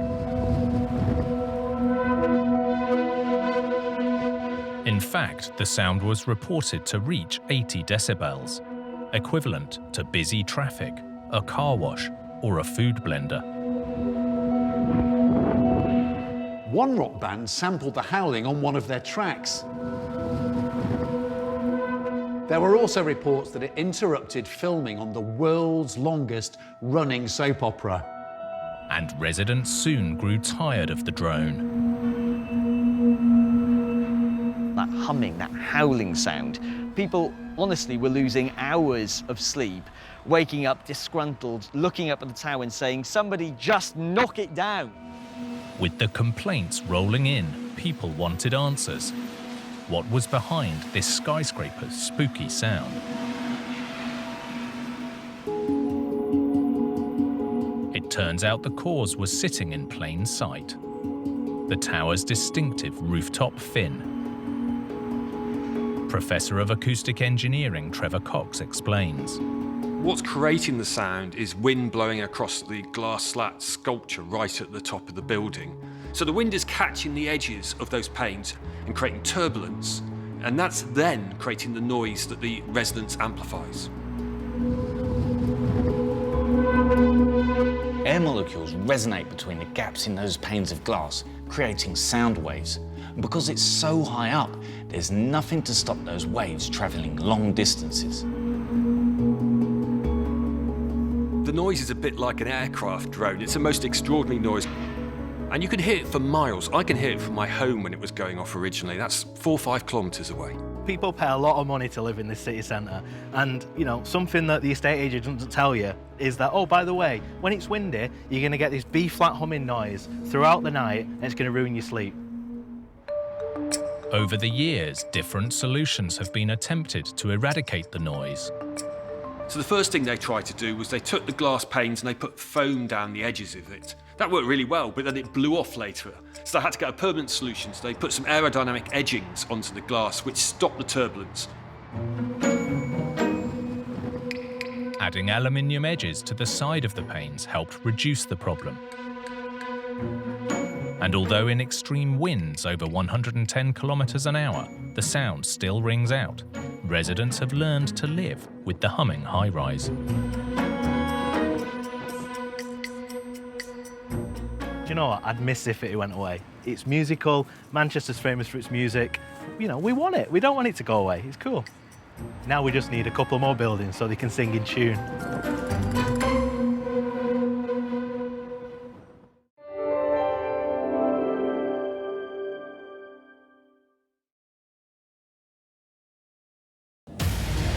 In Florida, disaster strikes a luxury condo building. There were helicopters in the sky. It was clear that it was going to be a devastating scene. The tragic destruction of a vital river crossing in Austria. To encounter a disaster like that firsthand, it was gut-wrenching. Catastrophe in Spain as the ground is ripped from beneath a community. It was the signal that something goes very, very, very wrong. And a US-Canada border crossing battles the elements and loses. This was a force of nature that was unheard of.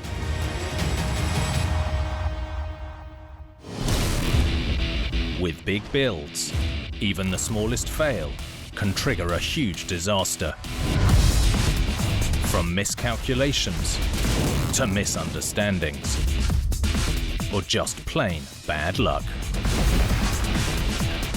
These catastrophes are every engineer's worst nightmare.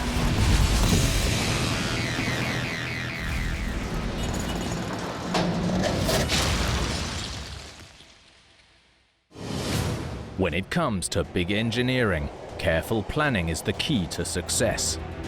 Even the smallest change can trigger a major catastrophe. Like this disaster in Florida, which took out a downtown construction project. The whole structure pancaked down into a pile of twisted concrete and steel. With destruction on an epic scale. There was just devastation. There were people everywhere.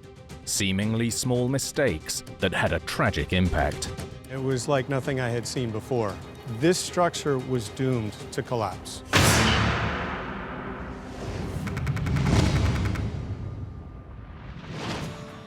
Jacksonville, Florida enjoys more than 200 days of sunshine every year. And with a population topping 1 million people, it's the state's largest city. Diane Faulkner is a local journalist. Jacksonville is the largest small town you'll ever want to come to. Jacksonville is known for its skyscrapers, its people, its bridges, its river. Jacksonville owes its success to water, from the nearby beaches to its deep water port, but mostly the St. Johns River that runs through it, earning it the nickname River City. Slicing through the heart of Jacksonville, the St. Johns River provides the backdrop to the city's prime real estate. Luxury condos are being built all the time in Jacksonville, especially on the river. There's a great need for them, or a great want for them. In 2002, construction began on a waterside development, which would include 2 nearly identical towers. Downtown has been revitalizing for some time, and people were very excited to be able to have another opportunity to live downtown. Residents would have access to a fitness center, tennis courts, and the most valuable luxury of all for downtown living, a place to park. By 2007, the second tower was underway with its own parking garage, which, once complete, was intended to be similar to this one next door. The garage was an all-reinforced concrete structure, 6 stories high with more than 50 private parking bays. While the car park's central location would be a draw for potential residents, it made construction more complicated. Structural engineer William Bracken witnessed the building's progress. We're in a downtown area, and getting equipment and materials and concrete to the site can be a challenge to avoid traffic and the congestion. To avoid the logistical nightmare of bringing enormous pre-made parts into the city, the plan was to cast the 6 stories of reinforced concrete floors, pillars and beams all on site. Standard practice when building multi-level concrete structures calls for the use of temporary supporting poles, called shores, to carry the load while the concrete is still solidifying. Only when the concrete is dry and cured are the temporary shores removed. Concrete takes about 28 days to fully cure, by which time it's reached its maximum structural strength. Depending on the thickness, it can be strong enough for work crews after about 7 days. By late 2007, construction was in full swing, while the city geared up for the holiday season. Christmas was coming, the construction was well underway. By December the 6th, all eyes were on the tower. The building, the skeletal frame, so the concrete and the framework was up, all the floors were up. Meanwhile, the prized city centre parking garage was in the final stages. 5 of the 6 floors had been completed and they were working on the 6th floor. To avoid potential delays from holiday traffic, the construction crews transitioned to a grueling schedule. There was a real risk of materials getting held up, so crews were working through the night when the roads were quiet. At 2 a.m., the crew was pouring the 6th and final floor of the parking garage. There were about 40 or 50 construction workers on site as they were placing the concrete. Over the next 4 hours, the slabs slowly took shape. As they were placing the concrete on the 6th floor of the building, they were nearly complete. Suddenly, at 6:15 in the morning, the 6-story garage catastrophically collapsed. Suddenly it was all over the news. There were helicopters in the sky. It was clear that it was going to be a devastating scene. Fire and rescue teams responded in minutes. There were firefighters everywhere, at least 100 firefighters. William Bracken was part of the emergency response. I was brought in as a structural engineer to assist with determining what's safe and what's not safe, having participated in search and rescue for 20 years. It was like nothing I had seen before. 6 floors had collapsed, one on top of the other. Only a small section was left standing. It looked like pancakes had just come down with rods coming out of it. In the chaos, there was no telling how many workers had been hurt in the collapse.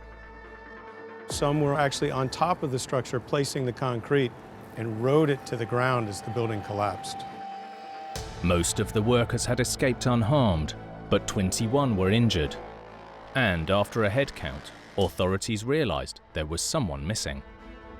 William knew the rubble was too unstable to search, so rescuers called in Robin Murphy from the Center for Robot-Assisted Search and Rescue. Jacksonville called over for the robot, saying, "We've got stuff we can't get into." The team tried to narrow down the victim's possible location. There was the standing portions and may have been in that area. The other was he may have been coming off the pile, in which case he would have been right where the pancake portion was. With the missing worker in danger, Robin and her team were in a race against the clock. By early evening, Robin's robot was deployed, recording this footage as it scoured the wreckage.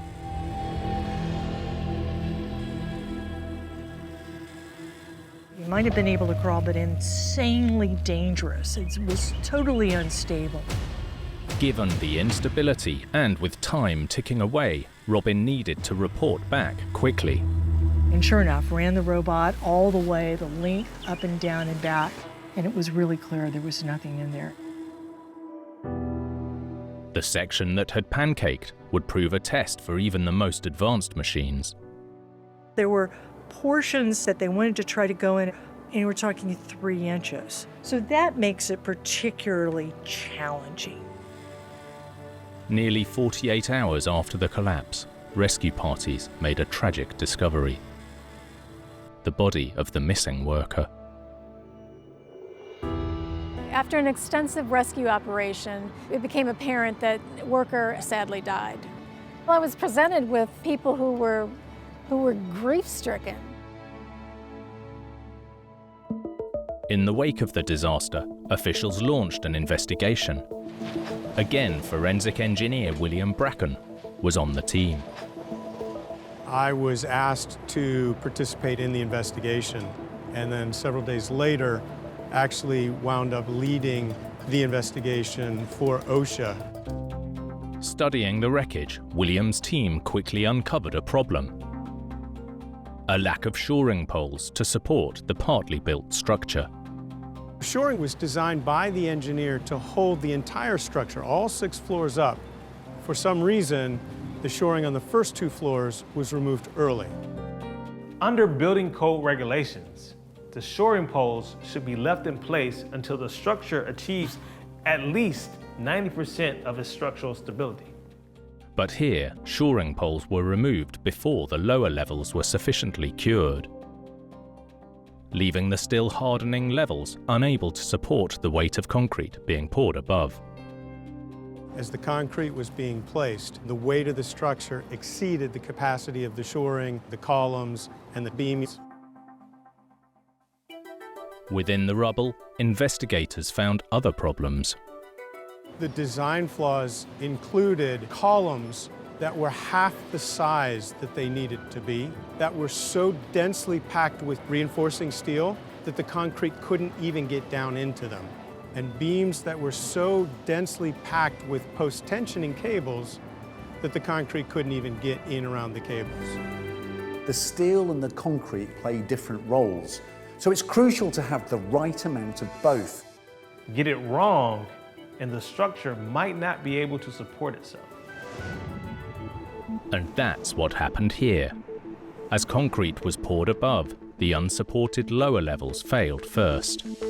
The collapse initiated on the ground floor. The columns gave way, and the building gained momentum, crushing into the floor below, each one with more momentum and more power, in a pancake fashion, one story on top of the other. This structure was doomed to collapse. It took 8 months to clear the ruins of the garage. But for William and his team, the investigation was far from over. It actually took 5 years to complete the investigation and everything around the collapse. The tower immediately next to it, construction stopped at the same time. For more than a decade, the half-finished tower stood as a tragic reminder of what had happened. The structure sat there for several years and became structurally unsound, and it finally had to be condemned.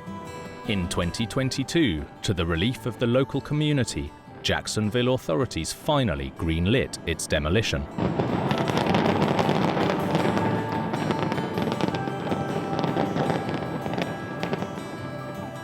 For many, the removal of the second tower will finally draw this chapter to a close.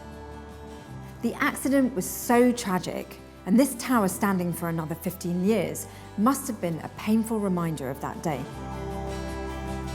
People were just glad to see it go.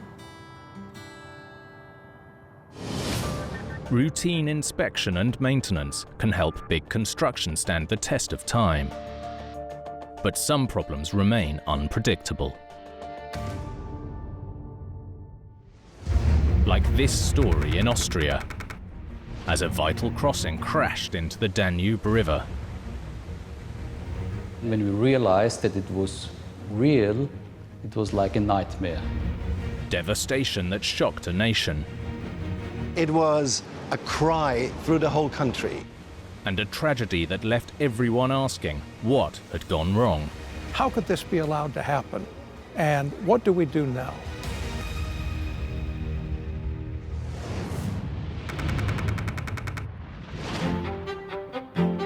Vienna. This ancient imperial city is known for its arts, architecture, and the mighty Danube River. The Danube is Europe's second longest river, flowing through 10 countries from southern Germany eastward to its delta on the Black Sea. In Austria, the river splits the capital, Vienna, down the middle. So Vienna has long relied on massive river crossings, one more than any other, the Reichsbrücke, or Imperial Bridge. Wolfgang Horak is a local tour guide. Reichsbrücke connects the old city to the new city, and it's one of the main traffic spots here in Vienna. This modern iteration is the third bridge to bear the Reichsbrücke name. The first was built from iron in the 1870s to carry carts and horses. But by the 20th century, the bridge was too narrow for motorized traffic, and the city needed an upgrade. This was the solution. Built in the 1930s, a much wider, 362-metre-long, twin-pylon suspension bridge. The new suspension bridge wouldn't just carry vehicles and pedestrians across the river, but 2 tram lines and utilities like gas and electricity. But this imperial bridge would be no conventional suspension span. The floodplain here was too soft to anchor cables from the banks. The solution: the main cables were attached not to the land, but to the ends of the decks themselves, meaning the whole structure could stand alone. It's what's known as a self-anchored suspension bridge. This type of bridge relies entirely on the pylons, or towers, to hold the bridge deck up. Those pylons, in turn, transmit the loads down into the foundation. So it's key that the foundations are strong. This innovative solution kept the major transport link open for 40 years. Until late summer in 1976 when, without warning, catastrophe struck. August the 1st, a quiet Sunday morning in Vienna, until 5 a.m. when residents of the capital city were awoken by a loud noise. A seismic monitoring station outside Vienna registered a spike on its instruments. But this wasn't an earthquake. As this rarely seen footage shows, the Reichsbrücke had collapsed into the Danube. Ground engineer Dietmar Adam was shocked when he heard the news. When we realized that it was real, it was like a nightmare. The most important bridge in Austria was down. At the time, Christopher DeSantis was visiting Vienna from the US. But this wasn't a sight he had planned on seeing. To encounter a disaster like that firsthand was breathtaking. It was gut-wrenching. Eyewitnesses reported seeing the mighty bridge wobble and begin to slip. We saw the remains of the post on one side of the bridge, the remains of the pylons on the other. A city bus crossing the bridge dropped into the Danube. Fortunately, its only passenger, the driver, survived. But the driver of another vehicle wasn't so lucky and sadly died. The sole victim of this catastrophic tragedy. Yet the timing of the collapse likely prevented an even greater loss of life. Imagine if that wouldn't be a Sunday, hundreds and hundreds of cars were on that bridge and we had a lot of injured people. We were really lucky on that day. The tragedy sent shockwaves across the nation and left people in mourning and uncertain, including Christopher, who photographed the devastation. This was the one that actually seemed the most breathtaking to me, because here we were right next to this bridge that was supposed to be so solid. On this side you could see the remains of the trolley tracks because they had trams going back and forth over the bridge. Almost 18,000 people per hour were transported by public transportation over this bridge. It was one of the main roads and main bridges in the city. This was a crippling blow for the city. This major route that carried people, vehicles and streetcars was gone. An official commission was established to find out why a bridge with so few vehicles on it had failed so catastrophically. It was a cry through the whole country. The mood of the city, to me, felt like a combination of shock and outrage.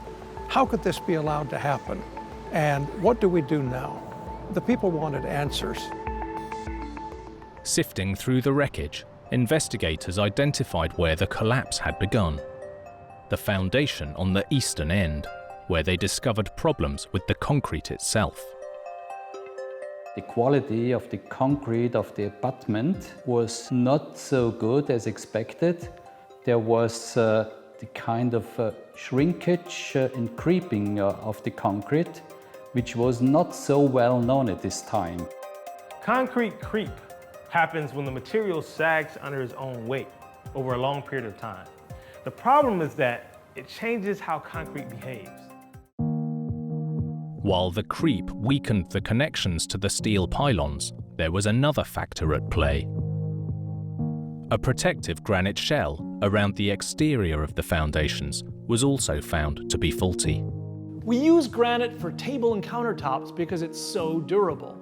But although it seems rock solid, granite is porous, unless it's properly sealed. When the bridge was built, the granite shell hadn't been sealed against the river. And here, after 40 years, river water had infiltrated the concrete inside the foundation. As water penetrated the granite exterior, it began to erode the cement within. The cement was mainly made of limestone. During the 40 years, part of the limestone washed out. The granite shell, which surrounds the block foundation, could not really protect. And this is also one reason why the concrete failed. 4 decades of water damage had slowly undermined the integrity of the foundations, and on August 1st, 1976, they were no longer able to hold the bridge in place. There was a sudden failure, a sudden shear off of this part of the foundation. The self-supporting design of the bridge meant that when the eastern foundation failed, so did the pylon, pulling the rest of the bridge down with it. The investigation took nearly a year to conclude, but the final findings were clear. Even the most thorough examination of the bridge would not have prevented the collapse, since it is not possible to inspect the concrete in the pier foundations without causing damage. That means this catastrophe was unforeseeable. A replacement bridge was built to new design specifications, this time with more than enough support. The third bridge was designed and constructed as a so-called indeterminate system. That means there are more supports than necessary. Riding atop these supports is a tried and true design. A box girder bridge made of concrete and steel. Today, box girders are one of the most widely used in bridge design. They're found everywhere, from river bridges to elevated interstate and rail viaducts. Box girders are inherently robust and, just as crucially, fairly easy to maintain and repair. The new and improved Reichsbrücke opened in 1980 and has been standing strong ever since. Only 4 short years it took our people, the engineers, to rebuild the bridge, a new one, a very exciting bridge. The third bridge still provides vital access across the Danube for tens of thousands of people every day, residents and tourists alike. I was back last week and we saw the bridge and went over it and was very impressed with how beautiful and modern and strong it was. And hopefully it'll last for hundreds of years.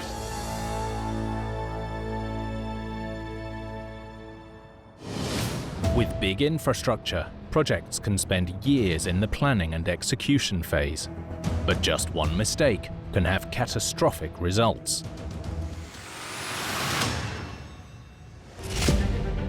Like this disaster in Spain, where a sinkhole terrorized a packed city suburb. Massive amounts of earth and rubble just vanished into the ground. Se empezó a derrumbar todo, que no sabíamos lo que iba a pasar. Catastrophic damage caused by a critical oversight. This is absolutely fundamental, and this created this big sinkhole. And a neighborhood left teetering on the brink of collapse. There were a lot of policemen, firemen, and all the neighbors were very, very nervous.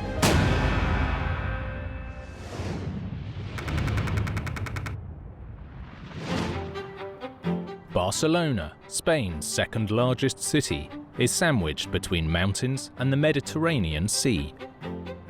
People flock to call this historic and cultural hotspot home. Montse Español is a local journalist. Barcelona is very curious because it has 1.5 million people in 100 square kilometers. It's a very dense city. This tightly packed and growing city relies on a broad public transport network, including Barcelona's highly prized underground metro. With more than 140 kilometers of track, the Barcelona Metro has one of the longest networks in Europe. And yet, there are still parts of the city that aren't connected. One such area was the hilly Carmel district on the northern edge of the city. And in 2000, plans were in place to connect Carmel with Barcelona's extensive metro system. For locals like Yolanda Candelario, it was welcome news. Emocionados, sí, por tener una línea de metro que nos trajera hasta aquí, hasta el Carmelo. Porque tenías que subir arriba del todo de la montaña para coger autobuses para ir al centro. The extension would run for nearly 3 kilometers. Much of it in new tunnels that would link the city center with the hills of the Carmel district and beyond. By November 2002, work was underway. But for engineers, the city's geology was proving to be a major challenge. If you're tunneling through solid rock, you can just blast a hole, and you pretty much have your tunnel. But here, the ground wasn't strong enough. So they used a mixture of blasting and digging to create short sections of tunnel, which would be fully reinforced with concrete later. Crews hoped that the technique would deliver rock-solid results. Eduardo Alonso Perez de Agreda is a geophysical engineer. Typically what you do is first you excavate the upper part, then you apply shotcrete. As the top half is dug out, the exposed rock is covered with a thin layer of high-performance concrete, shot from a hose at high velocity, aptly named shotcrete.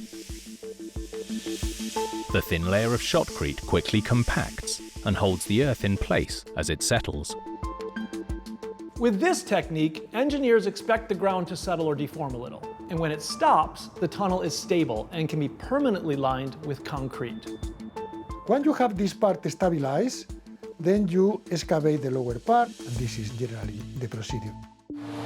Deformation has to be carefully monitored, so that extra shotcrete and steel bolts can be added to provide permanent support where needed. This is absolutely fundamental, and this should be done on a regular basis. And somebody has to look at this and this information almost daily. By early 2005, construction was progressing smoothly and had reached the Carmel district. But deep underground, a disaster threatened to stop the tunneling in its tracks. January the 27th. A store owner suddenly noticed cracks appearing on the buildings. Local resident Yolanda Candelario heard the news. Y el señor de la tienda entonces avisó a todos los vecinos de que salieran de la casa. The warning came just in time. Al momento de salir toda la gente, se empezó a derrumbar todo. The tunnel below had failed and the ground above was starting to crumble. As emergency responders raced to the scene, journalist Montse Español witnessed the drama unfolding. There were a lot of policemen, firemen, and all the neighbors were very nervous. Homes and businesses were at risk of total collapse. More than 1,000 people were urgently evacuated, but worse was still to come. 48 hours later, a two-story parking garage was swallowed by a gaping hole. No sabíamos lo que iba a pasar. Se pasó miedo. A massive sinkhole, nearly 30 meters wide and over 30 meters deep, had opened up in the heart of this Spanish neighborhood. Hundreds, even thousands of tons of rubble fell into the tunnel. Luckily, the workers escaped unharmed. And thankfully, no bystanders were injured either. It was a miracle that nobody injuries because it is a highly populated area.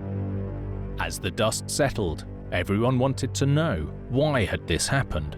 Was the metro or Mother Nature to blame?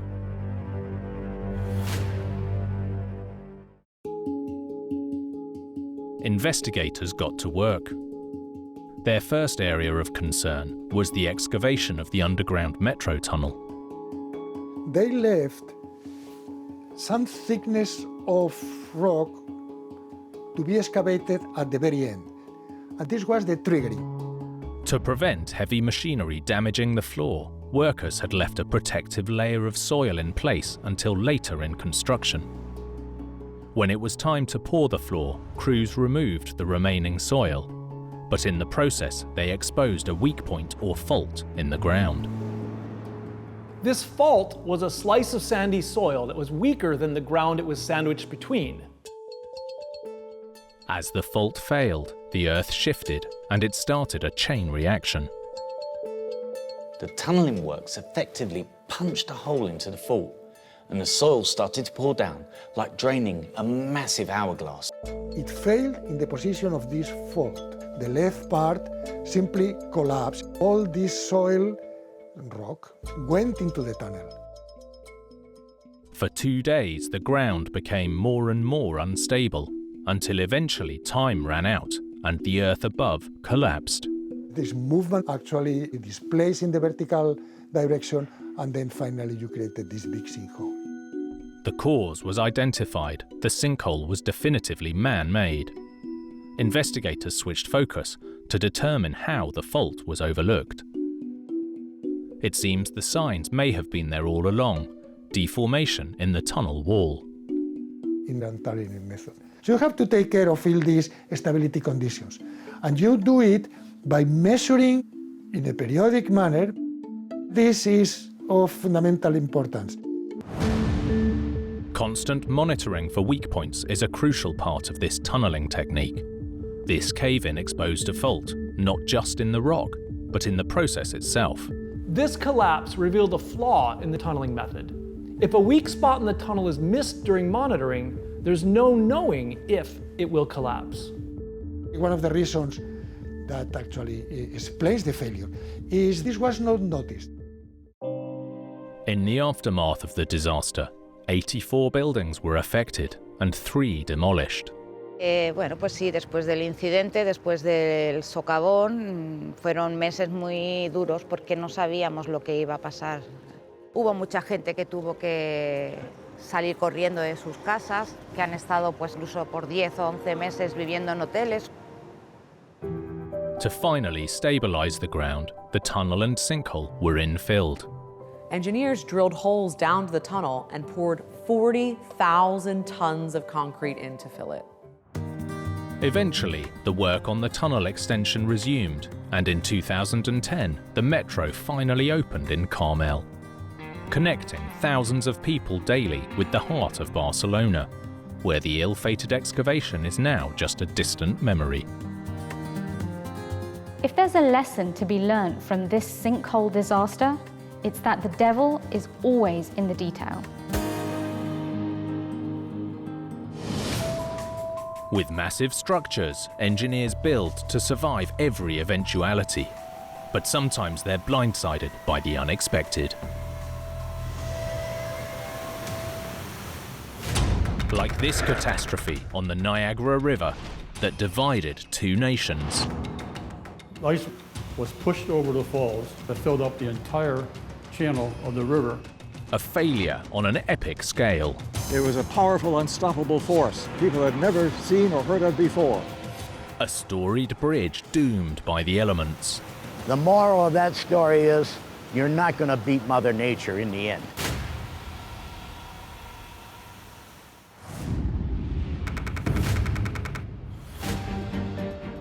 Niagara Falls, one of the world's most iconic locations, carved from rock by the mighty Niagara River, which divides the US and Canada.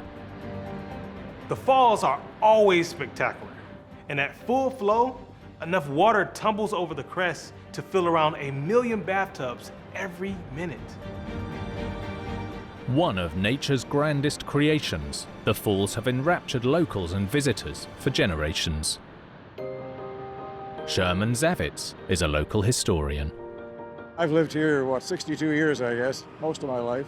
And I never get tired of seeing the falls. And I'm always thrilled to see all the people that have come to see them as well.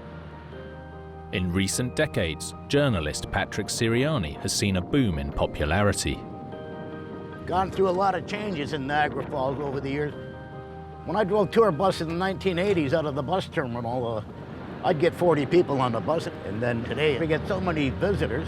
I've even heard as high as 16 million people. Many come to see the falls close up, but there are others who have taken things a little bit further. This place has been the setting for some seriously dangerous stunts, from crossing the raging waters on a tightrope to riding a barrel over the falls. While a tightrope is one way of seeing the falls, one of the most spectacular views is found just downstream, the Rainbow Bridge. For the last 80 years, the bridge has served as a checkpoint on the US-Canada border. It's an entrance point, an important one for Niagara Falls, Ontario, and Canada for that matter, for American visitors. And likewise, of course, in the opposite direction. One of the busiest routes across the river, its predecessor was just as popular, but for more romantic reasons. Yeah, it was called the Honeymoon Bridge because many honeymooners came here. For many years, this was the honeymoon capital. So that kind of tradition eventually gave the bridge its nickname. Completed in 1897, the Honeymoon Bridge was created to replace an older crossing that was too weak for modern traffic. In the late 1800s, the horse and cart was starting to be replaced here by light railways and automobiles, heavy loads that the new bridge would have to be able to carry. A multi-purpose roadway spanned 250 metres across the river, supported from beneath by an arched truss. The design of the bridge was elegant but robust and relied on two incredibly strong shapes to support it: the arch itself and the triangles of steel within the truss. The material of choice was cutting edge for its time, riveted steel tubes, both lighter and stronger than solid steel. Structural engineer Frank Griggs Jr. explains. It was unique. Nobody had done this before. Large riveted tubes, bottom plates, top plates, diaphragm plates, so the whole thing is very, very rigid. Key to supporting that rigid arch would be strong foundations secured to solid rock on which the abutments would sit. They had to get to a rock that not only was high enough for his abutment supports, they tried to get rock that was sound. And engineers found it just 800 metres downstream from the falls.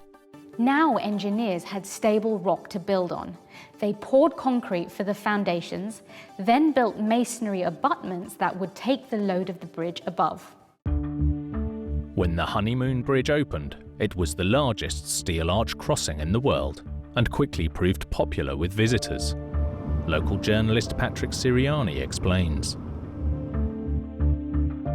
You could walk out in the middle of that bridge and get a spectacular view of both the American and Horseshoe Falls. For 4 decades, the bridge offered unparalleled views as well as a crossing point between the US and Canada. But high upstream, the end of the bridge's honeymoon period was already in motion. January the 23rd, 1938, a harsh winter had left the Niagara River packed with ice. A winter gift from Lake Erie, the ice had fallen over the falls and was piling up in the gorge below. Historian Sherman Zavitz knows the story. A massive ice bridge developed here below the gorge. Now, ice bridges are common here during the winter, late winter especially. Ice jams in the river here. So what you eventually have, finally, is what you might term a suspended glacier, with the river still flowing underneath this. As this footage from 1904 shows, ice bridges had formed here before, but not on the scale seen in 1938. The ice bridge was of such a size that people had never seen or heard of before. Estimates put the ice at up to 18 meters thick, stretching from the foot of Niagara Falls all the way up to the Honeymoon Bridge. The ice had reached the masonry abutments at the bridge's foundations. As the Niagara Gorge filled up with ice, it was putting massive pressure on the only things holding that bridge in place. Men who crossed the bridge on a daily basis left the American side, and as he was crossing the bridge, he noticed that the railings were beginning to twist and buckle, and he informed them on the Canadian side, and they immediately shut the bridge down. For several days, the ice continued to build up. It was a powerful, unstoppable force that eventually began to weaken the abutments of the bridge. They found out that the bridge was going to go any minute now. So when the news of that hit the streets, everybody came to Niagara Falls and wait for this bridge to fall into the river.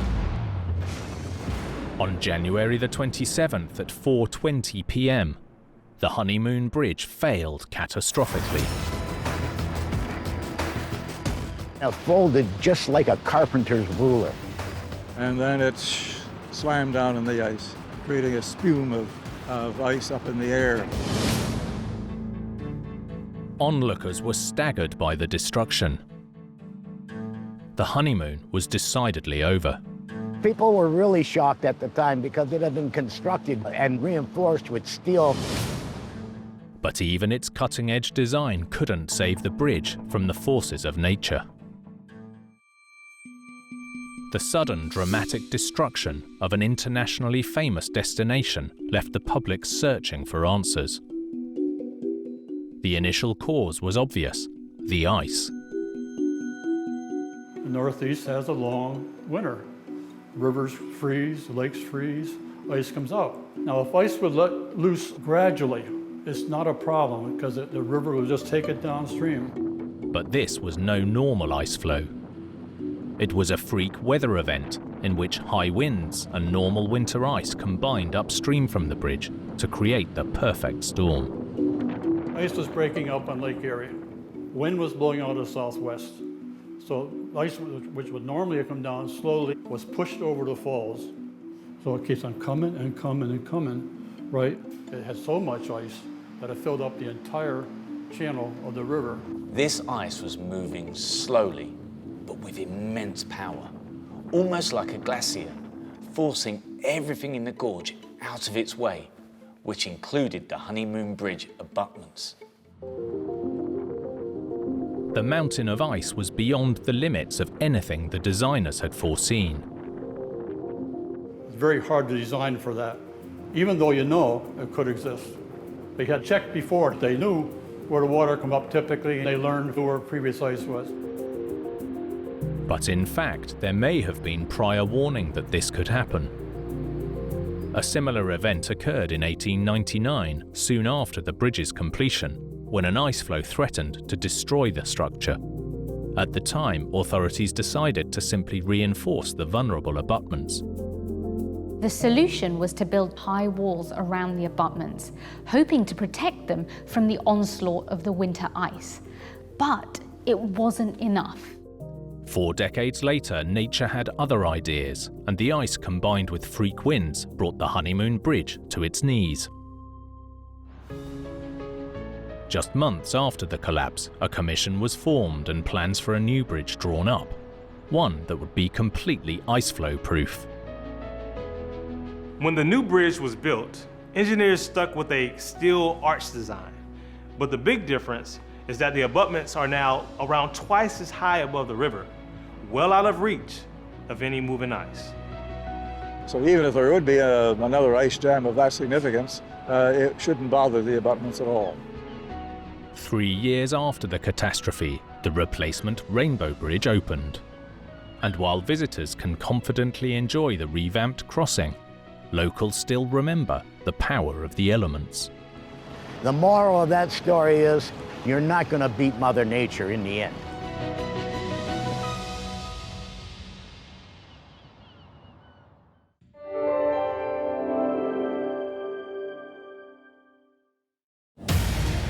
In Tennessee, a mighty Mississippi crossing in danger of imminent collapse. Once you fall into this river, your chances of survival are minuscule. In Australia, huge demolition turns to disaster. It went bang, started to collapse, and then nothing. The catastrophic destruction of a federal building in Florida ends in tragedy. It just all collapsed. Oh my God, there's people in there. Just how bad is this? And in New Jersey, a devastating failure on a crucial highway project. It was just unbelievable. We saw the collapse. We saw the highway and the whole structure just fall. With big bills, even the smallest fail can trigger a huge disaster. From miscalculations to misunderstandings, or just plain bad luck. These catastrophes are every engineer's worst nightmare.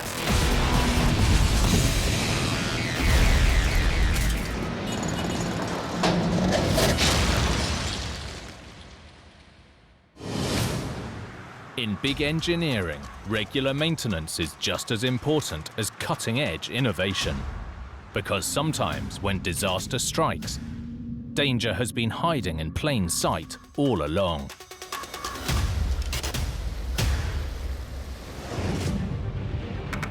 Like this catastrophe in Tennessee, a vital crossing with a potentially life-threatening weakness. I could have been on that bridge. My family could have been on that bridge. A busy Mississippi bridge with a perilous crack. We need to get people off the bridge as soon as possible in both directions. And a race against time to keep commuters safe. We're like, what the heck's going on? It was not good. Extremely not good. It affected Memphis. It affected the whole country.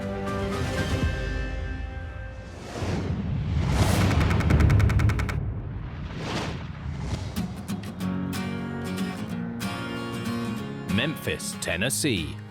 The mighty Mississippi runs through its heart, but it got its soul from rock and roll.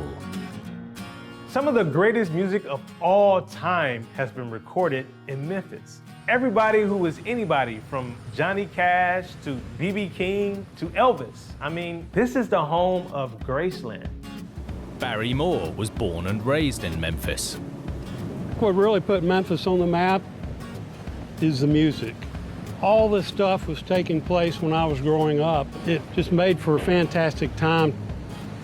That's what makes Memphis special. Music is still a big moneymaker for Memphis. The area attracts around 11 million tourists a year, generating more than $3 billion for the local economy. For many travelers coming to honor the Memphis musical legacy, their first taste of the historic home of the blues is this. The distinctive M-shaped Hernando de Soto Bridge, also known as the I-40 Mississippi crossing. The I-40 is one of the nation's most important interstates, stretching more than 4,000 kilometers from California to North Carolina. More of it passes through Tennessee than any other state. Not only is the I-40 one of the busiest cross-country trucking routes, but the Mississippi River is one of the busiest commercial waterways in the world. This busy waterway is subject to major floods, which ruled out building a suspension bridge. Instead, engineers opted for a tied arch design. A tied arch bridge is like an archer's bow on its side. The ends of the curved arch are held together under tension by a horizontal beam acting like a bowstring. Ted Kanazowicz is Director of Structures at the Tennessee Department of Transportation. This is the tied arch structure, and the arch shape is held together by this tension tie beam. So the truss arch carries all the load of the bridge. And this tie girder doesn't carry the deck load, it only tries to hold the shape of the arch. But with 60,000 vehicles crossing every day, the bow and string have to work in perfect harmony. Adel Abdelnabi is an associate professor of engineering. You see that truck driving on top of the bridge? The weight of that truck will transfer using these cables up to the arch truss above. And at the same time, the truss will try to open because you're pulling them down. The only thing that's preventing them from opening is that tie girder. You can see it below the bridge deck. That's how this system works. Construction was completed in 1973, and residents like Barry were so excited to try out their new crossing, they didn't want to wait for the official opening. My family, before an interstate roadway would open, we'd get our bicycles, load them up, and then we'd go ride the interstate for a while. For 5 decades, this epic bridge safely carried I-40 over the mighty Mississippi, an iconic gateway to Memphis. One of the greatest things about this bridge, coming back home from a long trip, when you come across this bridge, you know you're back home. Seeing the city here kind of makes you want to pull off and check it out. But in 2021, officials discovered the Hernando de Soto was on the brink of catastrophe.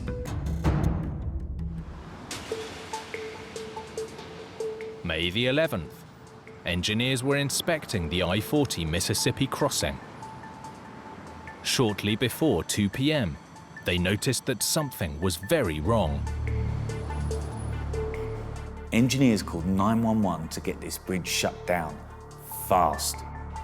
Memphis 911 emergency. Do you need police, fire, or ambulance?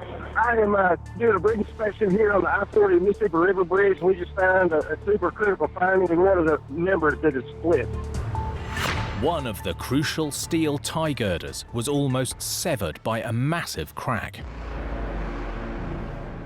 We have a broken bridge member. We need to get people off the bridge immediately in both directions. Vivi Merrick was on the bridge when traffic ground to a halt. We're like, what the heck is going on? I think it was a firefighter that essentially stopped traffic by himself because he was like, oh crap, like this is terrible. We need to stop traffic right now. So it was like an emergency situation. Now stuck on the bridge, Vivi knew things were serious. We realized that it was not just a normal traffic jam. Oh my gosh, that's where we're kind of panicking. What are we gonna do?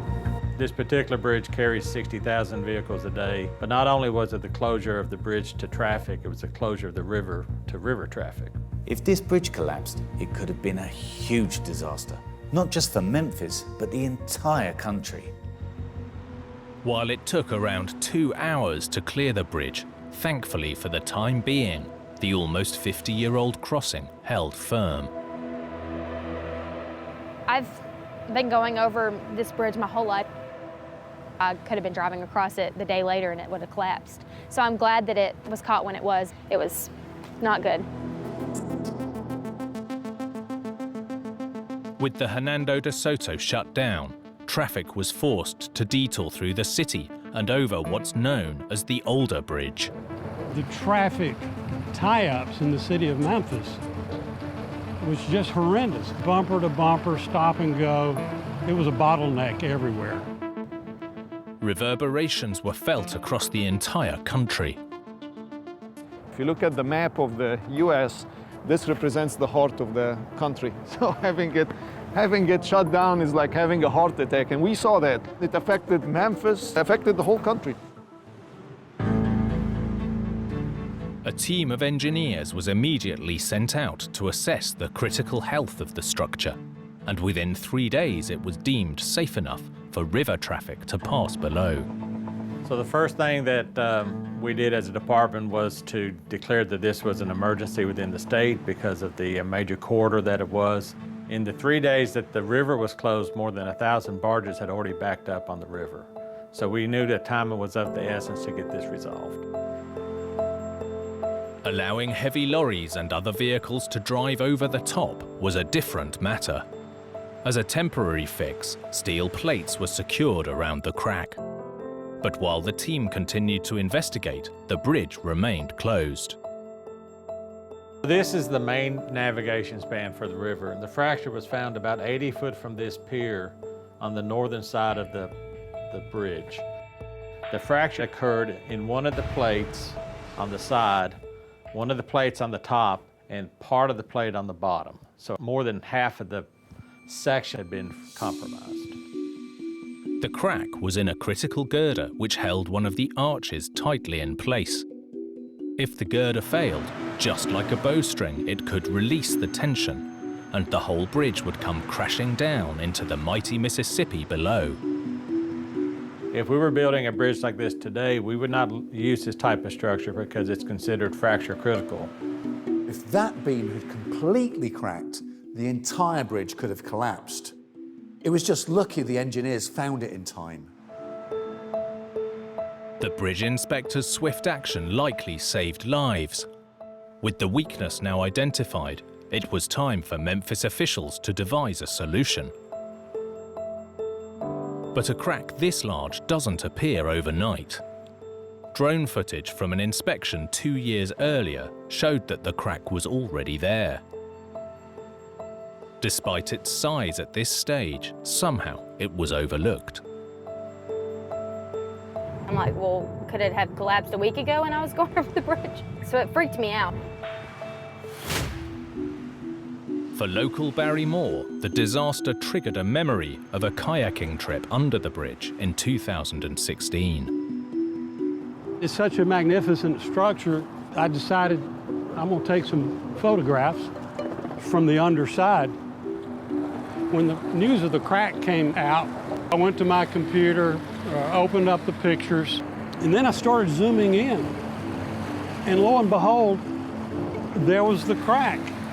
Wow, 5 years before they found the crack, and I've got a picture of it right here.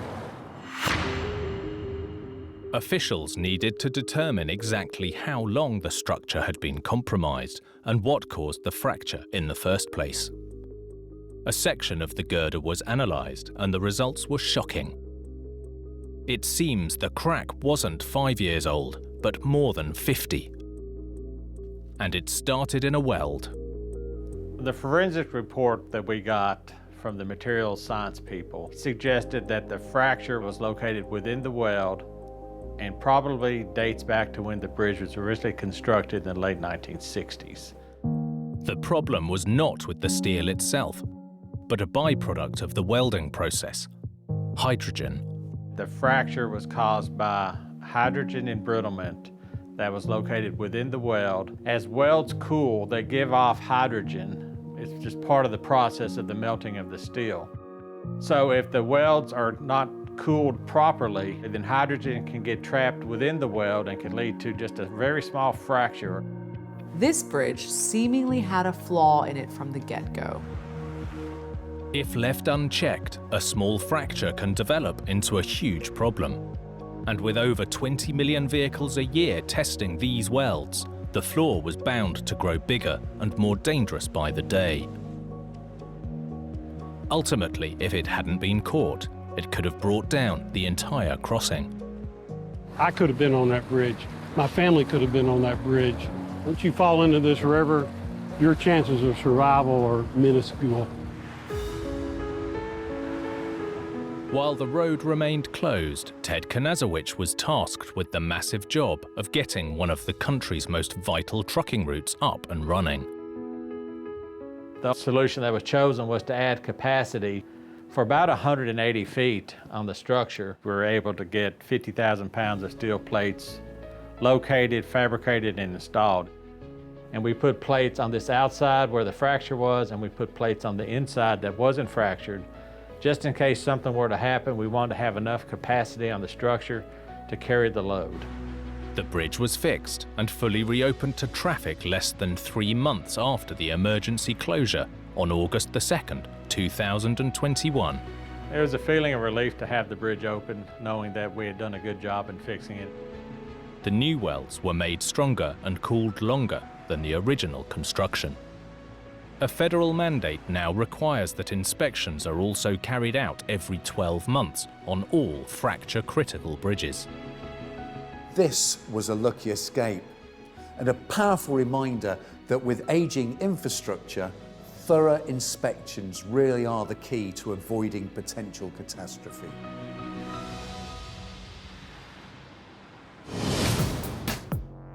In big engineering, careful planning is the key to success.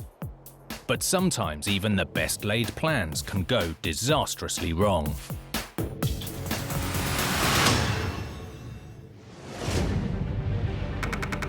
Like this catastrophe in Australia, where a routine detonation failed to deliver. It went bang, started to collapse, and then nothing. A demolition down under that went viral around the world. It was so darn well built. It was quite funny when it didn't fall down. A building determined to stand strong. Safe to say, this demolition didn't go according to plan.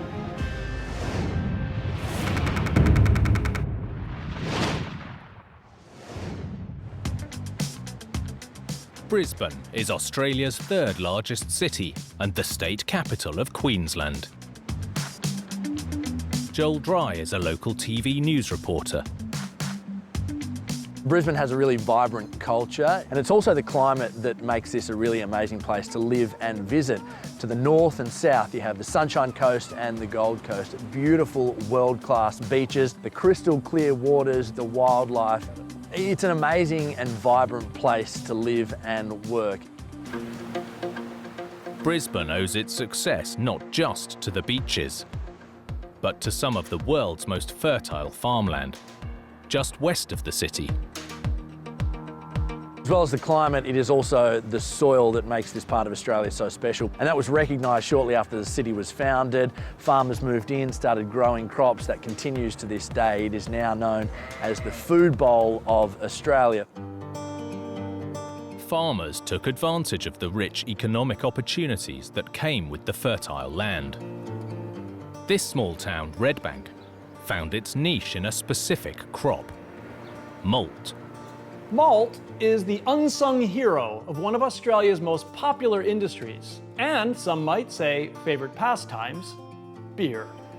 Beer is a really popular drink in this part of the country, and the brewing culture has always been really strong in Brisbane ever since the city was founded.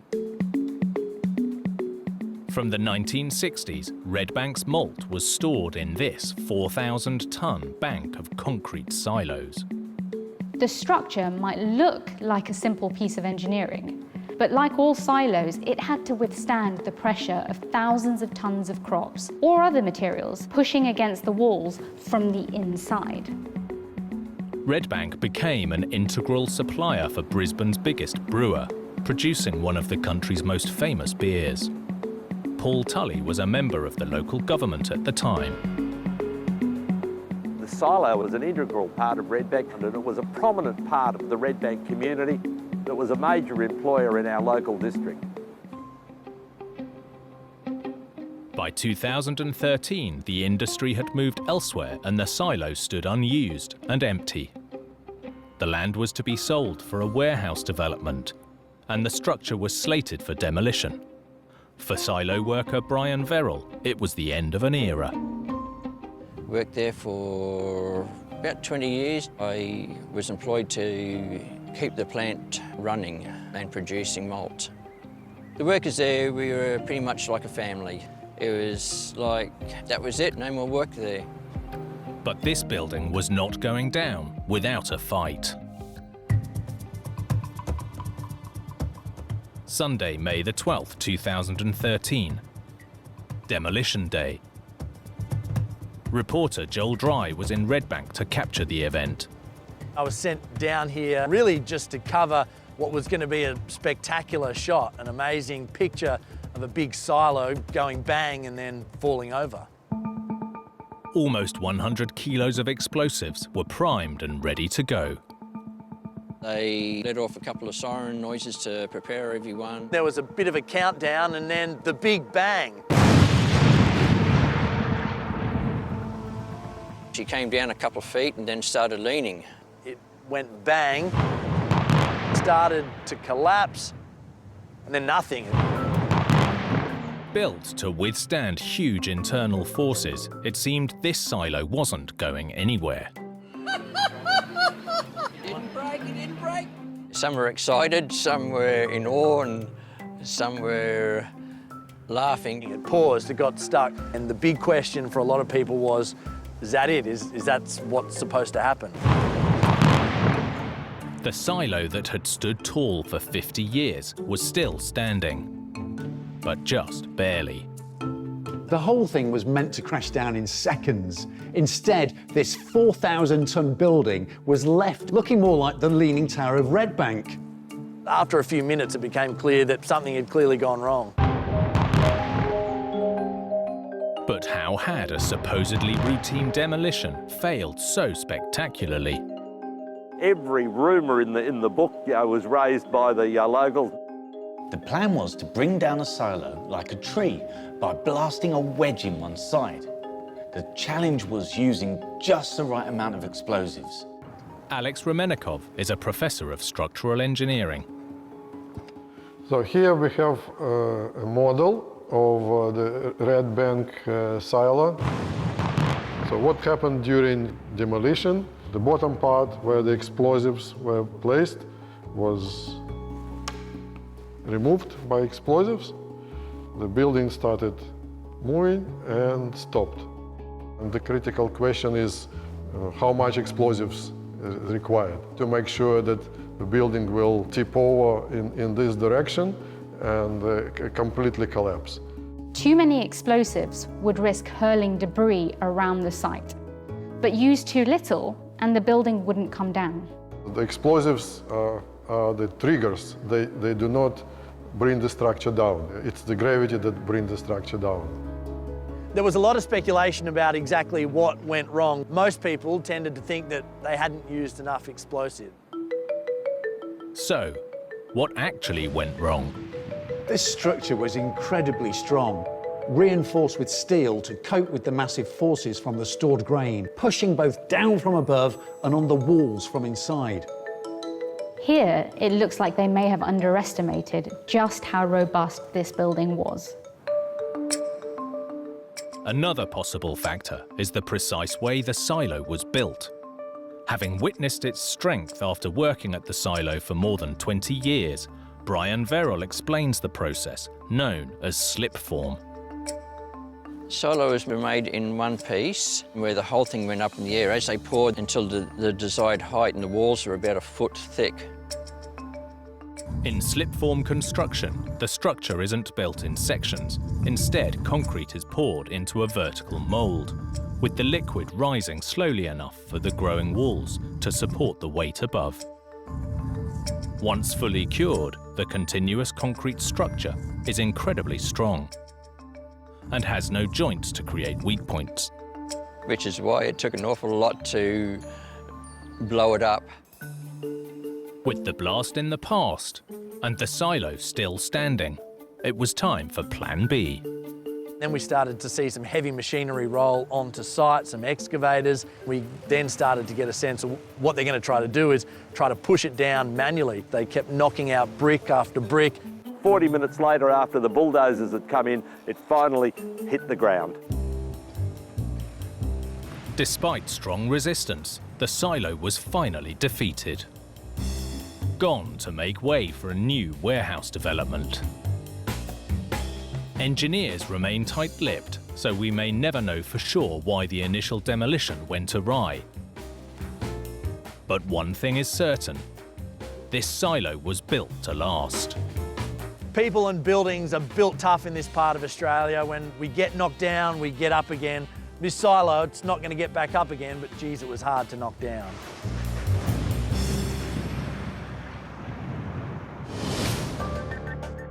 In big construction, every element has to work together in perfect harmony. Get that balance wrong and the results can be catastrophic. Like this federal building in Florida that was hiding a deadly secret. It just all collapsed. What happened and what made this building fall apart?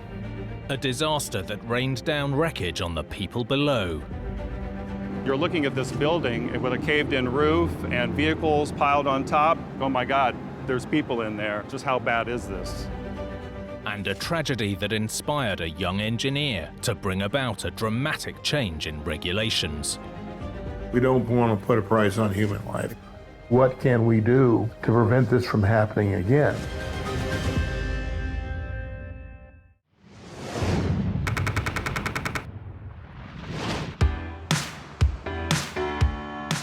Miami, on the southern edge of Florida, is America's gateway to the Caribbean and Latin America. But while this sun-drenched city has a lot to write home about, it also has a darker story to tell. Francisco Alvarado is a local investigative reporter.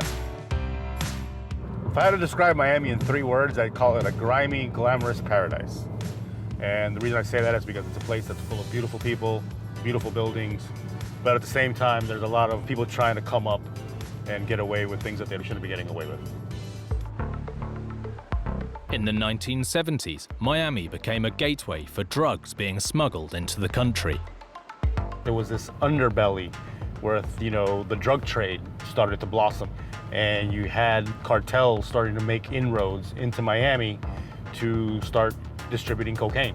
In the 1970s, Miami became a gateway for drugs entering into the country, and it gained a reputation that was immortalized in popular culture with dramas like Scarface and Miami Vice.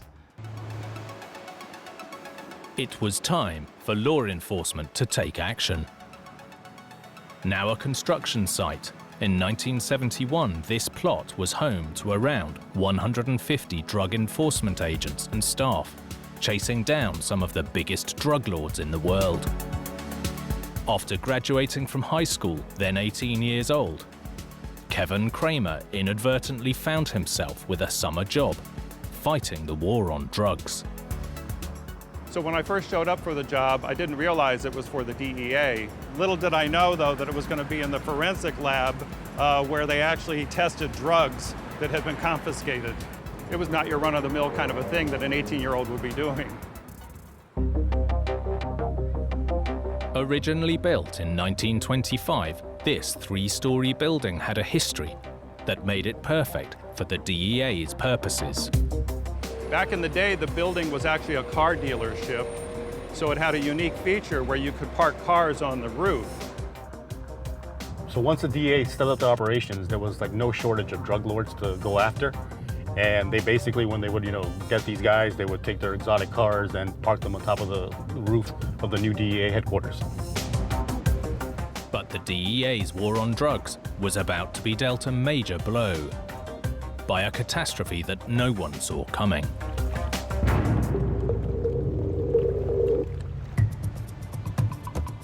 Monday morning, August the 5th, 1974. DEA headquarters in downtown Miami. 18-year-old Kevin Kramer was on the job. So the lab where I worked was on the east side of the building. The agents were on the west side of the building. And it was just like any other day. But this was about to become a morning that Kevin would remember for the rest of his life. At 10:24 a.m., the rooftop parking lot directly above DEA agents and support staff collapsed. This failure was so sudden, there was no warning. The roof just dropped. And all of a sudden, there was just this whoosh. The lights flickered, it went dark for a little bit, and then the lights came back on, and we were all trying to figure out what the heck had happened. Kevin and his colleagues were unaware that the west end of the building was now a pile of rubble. Somebody said, "Clear the building." So we all raced out, and it was like something you'd never seen before. Just minutes ago, 57 confiscated cars had been parked on the roof. Now they lay scattered among tons of concrete and debris, where moments before an office full of workers was having a normal day. You're looking at this building with a caved-in roof and vehicles piled on top. All that comes to mind is like, oh my God, there's people in there. Just how bad is this? First responders rushed to the scene as news of the disaster spread. And families across the city were left to wonder if their loved ones had made it out of the collapse alive. The first thing that kind of crossed my mind after witnessing this was I had to let my parents know that I was okay. Later on, my mom has always told me that my dad, he was just quiet that whole morning. As rescue workers frantically searched through the devastation, reporters like Francisco Alvarado knew early on that the disaster was serious. At the time, it was the biggest news story in Miami. Half of the building came down. It just all collapsed. I mean, it was one of the most horrific tragedies to happen in Miami. 16 people were injured in the tragedy, and sadly, 7 more lost their lives. There was one story that really stood out of an agent. He was a Vietnam veteran, and it was like his first day on the job. And you start to think about things like that, and you realize just how lucky you were. Half the building was lying crushed under tons of rubble and cars. Engineer John Pistorino, an expert in the field, was called to the site just hours after the disaster. We were there right after the collapse. We were asked to go over there and investigate and find out what happened and why did it happen. At first sight, some believed the culprit was the weight of the 57 cars parked on the roof. As they accumulated more cars, that just created more load on top of the roof, which was one of the contributing factors to the building collapsing. While there's little doubt what triggered the collapse, a parking lot is designed to hold cars, whether it's on the ground or up on the roof, so there had to be another reason why this one failed. In an office used by undercover agents, John Pistorino quickly discovered that the building was hiding its own secret. While initial suspicions had focused on the weight of cars parked on the roof, John uncovered evidence pointing to a different reason. When I started to look at what the issues were, I immediately recognized that it wasn't because it was overloaded or anything of that nature. I found corrosions and cracking concrete that had been hidden behind cosmetic paint. The cause was tragically simple: massive corrosion to the building's infrastructure that was hidden behind a recent paint job. It turned out an engineer had certified the building 6 years earlier, without conducting what's known as a destructive investigation. A destructive investigation is exactly what it sounds like. You have to damage part of the structure so you can really see what condition it's in. For example, chipping away at the surface paint to uncover what's lurking behind. Removing the curtain, so to speak, to see what's behind it. But the source of the corrosion remained a mystery. This building was over 40 years old, and Miami's humid and salty ocean air had long been corroding the reinforcing steel. But it turns out that inside this particular building, there was another ticking time bomb from the get-go. While examining nearly 6 tons of rubble, John Pistorino and the team discovered that the source of the destructive salt wasn't the local sea air alone. Rather, the salt was in the building's structure from the beginning, a result of sand composing 1/3 of the concrete mix. Here, the specific sand was laden with salt, and they were using salt-contaminated water to make the mixture. You have to recognize that we're here on the coast of Florida, so there's a lot of salt already present in the materials that make up the concrete. When we build buildings, we have to wash the rocks and the concrete and make sure we get the salt out of it down to a very low level so that we don't have salt in the concrete attacking the steel. In the case of this building, it appears that the thorough desalination process wasn't done. Salt was actually embedded in the original construction, so it had a high content of salt, which attacked the steel. So as the steel got bigger and bigger, it simply cracked the concrete. This structure was in trouble from the beginning. The concrete that relied on steel for strength was salty, which in turn started to destroy the steel inside.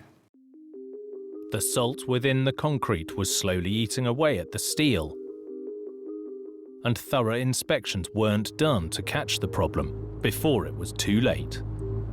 The building had already gone through all these inspections, so the staff that was working there really had no reason to believe that they were in any danger or that something might happen. With the war on drugs ongoing, the DEA moved their vital operations to another part of the city. But drastic action was needed to prevent construction oversights from happening again. And John Pistorino played a key role in devising new regulations. In the wake of the disaster, a countrywide program was implemented that required buildings over 3 stories tall to be thoroughly inspected and recertified every 40 years. We look for telltale cracks. Then normally we will even take a chipping hammer and remove the concrete that's already failed to see how the condition of the steel behind it. It was an old building, but it looked fine. But when you start to think back to this incident, you realize just how fortunate you were. We don't want to put a price on human life, so we do what is necessary and look at a building and evaluate it as though we lived there ourselves.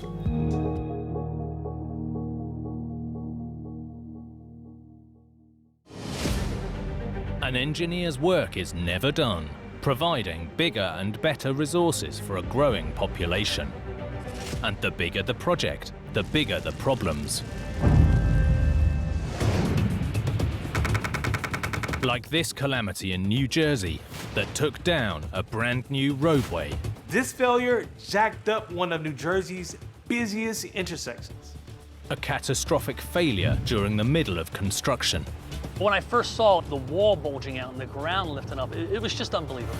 This disaster left residents reeling. We saw the collapse. We saw the highway and the whole structure just fall.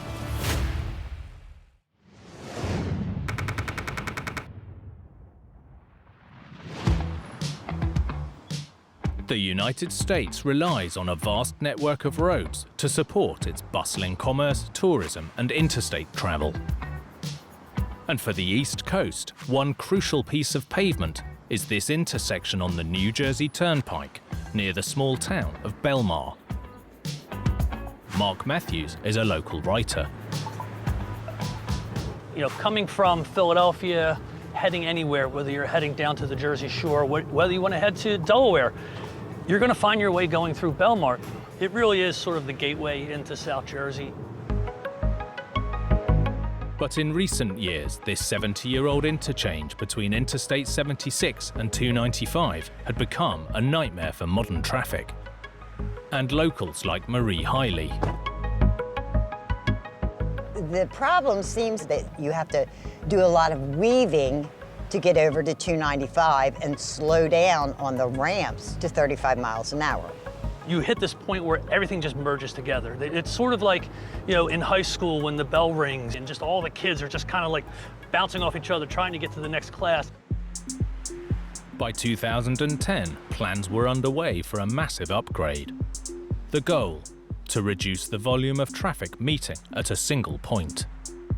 The state looked at more than 20 alternative options, including tunnels and bridges and various combinations of both.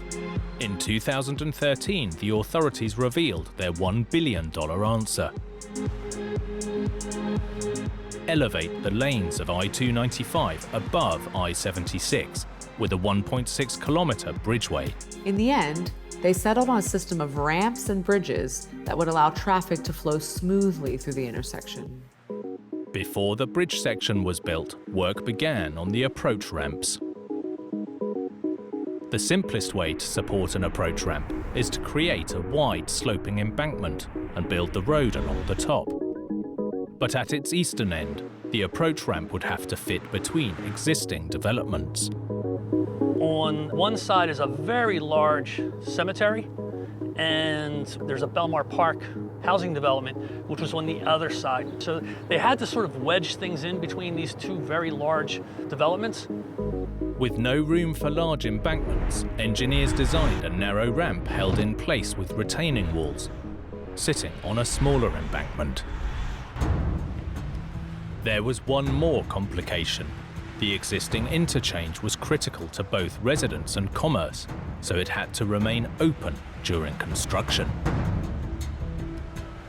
You already have hundreds of thousands of people a day traveling the roadways. There's no way that's going to be fast and easy and painless. The momentous project unfolded over 8 years while traffic flowed all around it, until one wet weekday in 2021. March the 25th, the town of Belmar was recovering from a torrential rainstorm. This area had seen unusually bad weather, with almost double its normal rainfall levels. Despite the weather, work continued on the new ramp while commuters travelled through the intersection. Just before noon, the retaining wall of the new ramp failed catastrophically. Local journalist Mark Matthews arrived to witness the devastation. But when I first saw the wall bulging out and the ground lifting up, it was just unbelievable. Just shocked. The ramp was left on the edge of total collapse. The wall had just sunk.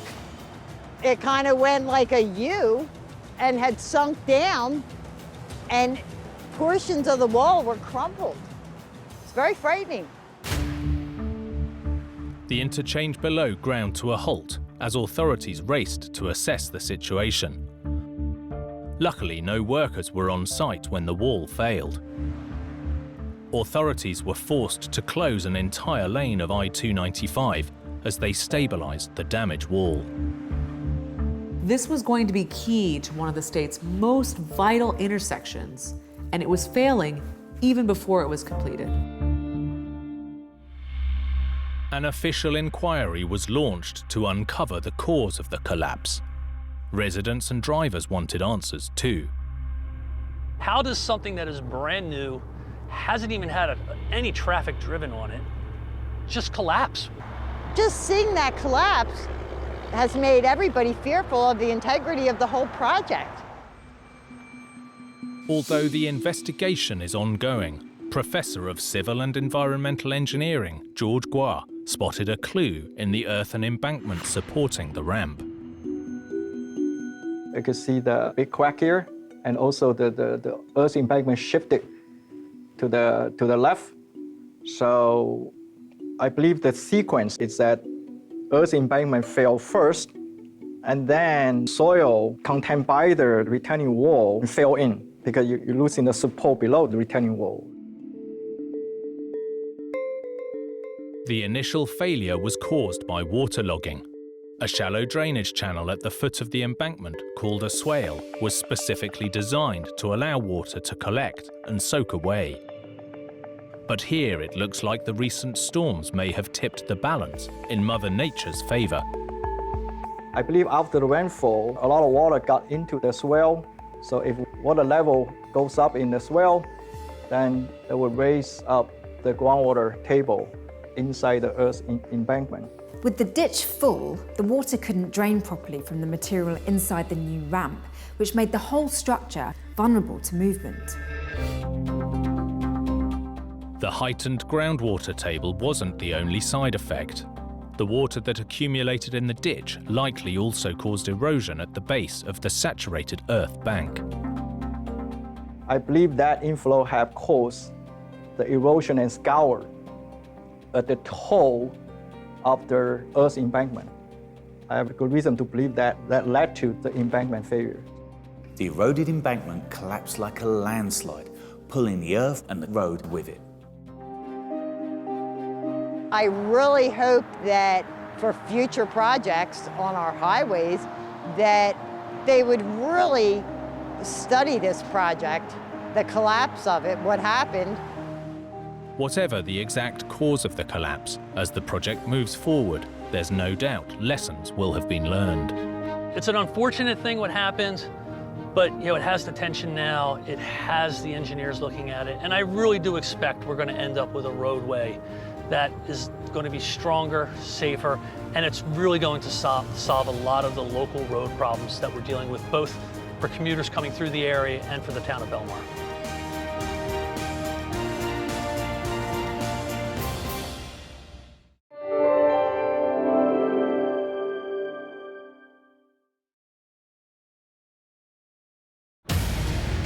In New York, a catastrophic crane collapse in downtown Manhattan. Holy cow! It suddenly became a war scene. Everything on this side of the block was totally crushed. Disaster strikes a construction project in Texas. This was a mistake that might have led to some tragic consequences. In California, danger lurks beneath San Francisco's Bayside towers. Buildings could be pulled off their foundations. I mean, it could be apocalyptic. And in Germany, a thwarted attempt to remake Berlin on a nightmarish scale. Some people say that Germania was a fantasy, it was far too ambitious. It was impossible to build. With big builds, even the smallest fail can trigger a huge disaster. From miscalculations to misunderstandings, or just plain bad luck. These catastrophes are every engineer's worst nightmare.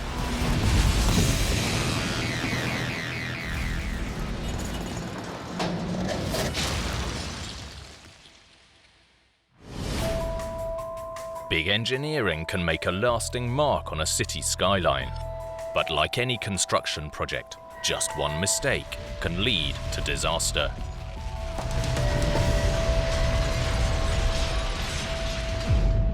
Like this catastrophe in New York that gave residents a rude awakening. We were still in bed, we heard a crash and we felt the building move. Get dressed, see what the hell's going on.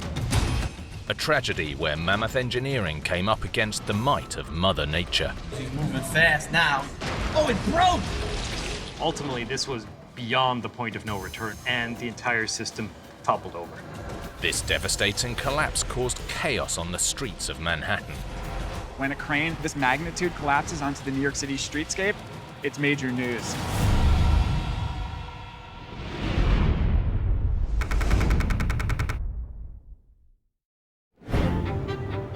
New York, the Big Apple, is the city with a world-famous skyline. Engineers have been building big in Manhattan for well over 100 years. And for much of the 20th century, the city held the title for the world's tallest building with a series of gravity-defying towers. Nowhere more so than in the financial powerhouse of Lower Manhattan. Born and bred New Yorker and city planner, Josh Vogel knows all about this area's bold high-rise history. Banks and large companies started to build skyscrapers. They did that with the intent of kind of showcasing their wealth and their strength to the city. The climb skywards continues today, but it started more than a century ago. It's really amazing to think how old some of these buildings are and how historic of a city New York City actually is. We have buildings that are 100, 150 years old that are still standing today. Sometimes this historic cityscape needs a helping hand to meet the needs of a modern-day metropolis. Over time, there are different factors at play, like being more environmentally friendly, retrograding them for energy efficiency. But overall, as long as these buildings are upkept and taken care of, there's no time limit on them. Maintaining these aging giants in an already crowded city is no easy task. Adrian Prüger is a civil engineer. Arguably, this is one of the most challenging places to actually have to lift a load in the world. If you go downtown, specifically the financial district area, the streets are extremely tight. So this is the old part of the city. The streets were built for small buildings and then replaced by skyscrapers. You can imagine there's very little room to move. In early 2016, one historic building needed to upgrade its modern utilities. So work began to install air conditioning units on the roof, more than 100 meters up. This Art Deco office block is more than 20 stories tall, so it needed a monster machine to match. Luckily, everything is big in Manhattan, and that includes the cranes. These cranes are massive, often taller than the building that they're building. You have a crane that's 3-4 blocks long, brought in on large tractor trailers, and then they're assembled here on site. To hoist the cooling units high into position, engineers would be using a giant crawler crane with a boom around 60 meters long, attached to a 113-meter arm, known as a luffing jib. The mission of this crane was to pick these loads up from the street and then literally turn and reach over a building and drop it more or less at the center of the roof. The luffing jib is this attachment to the boom that essentially gives you extra reach. It's almost like you're reaching into a kitchen cabinet. It's your hand that will be the luffing jib, where you can go to the back of a cabinet and pull out marmalade or whatever's in the cabinet. These cranes don't just need great reach. With narrow streets lined by tall buildings, maneuverability is key. That's why it had to be a crawler crane. One of the most amazing things about these cranes is that they're in no way tied to the ground.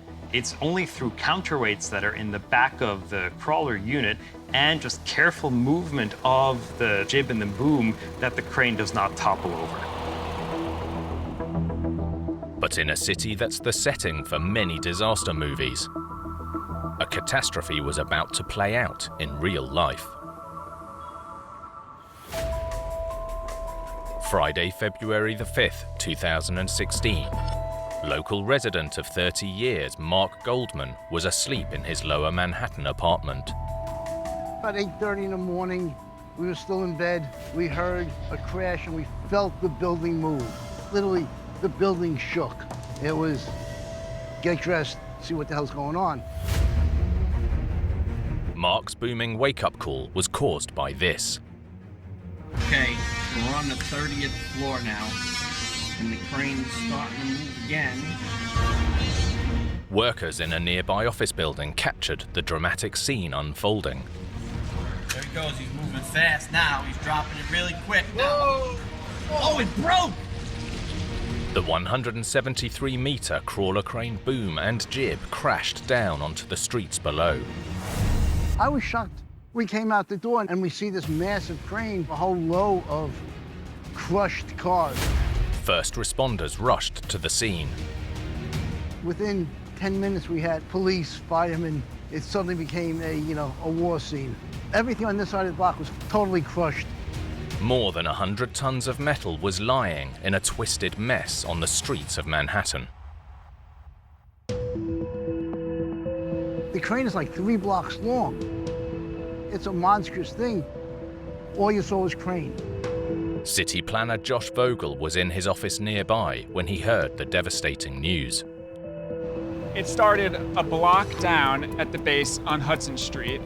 It passed this area right here, and then it landed another block up on Church. This is not a normal occurrence. So when a crane, especially of this magnitude, collapses onto the New York City streetscape, it's major news. The impact had damaged more than just the streets, rupturing gas pipelines, forcing an evacuation of nearby residents. This was not a good situation. We smelled gas. We knew we had to evacuate. It was obvious. While buildings escaped largely unscathed, 3 people were injured in the disaster, including the crane operator. And tragically, 1 passerby was killed. As the city reeled, New Yorkers wanted to know, why had this crane crashed to the ground so catastrophically? Much like the city's signature skyscrapers, the answer could be found by looking upwards. This was New York winter, and on the morning of the collapse, it was both windy and snowing. Not a hurricane or a storm type of wind. It was windy. It was a cold winter day. But with a crane this tall, a typical winter's day can be enough to create catastrophe. As civil engineer Adrian Brügger knows only too well. Wind is an incredibly strong force on cranes.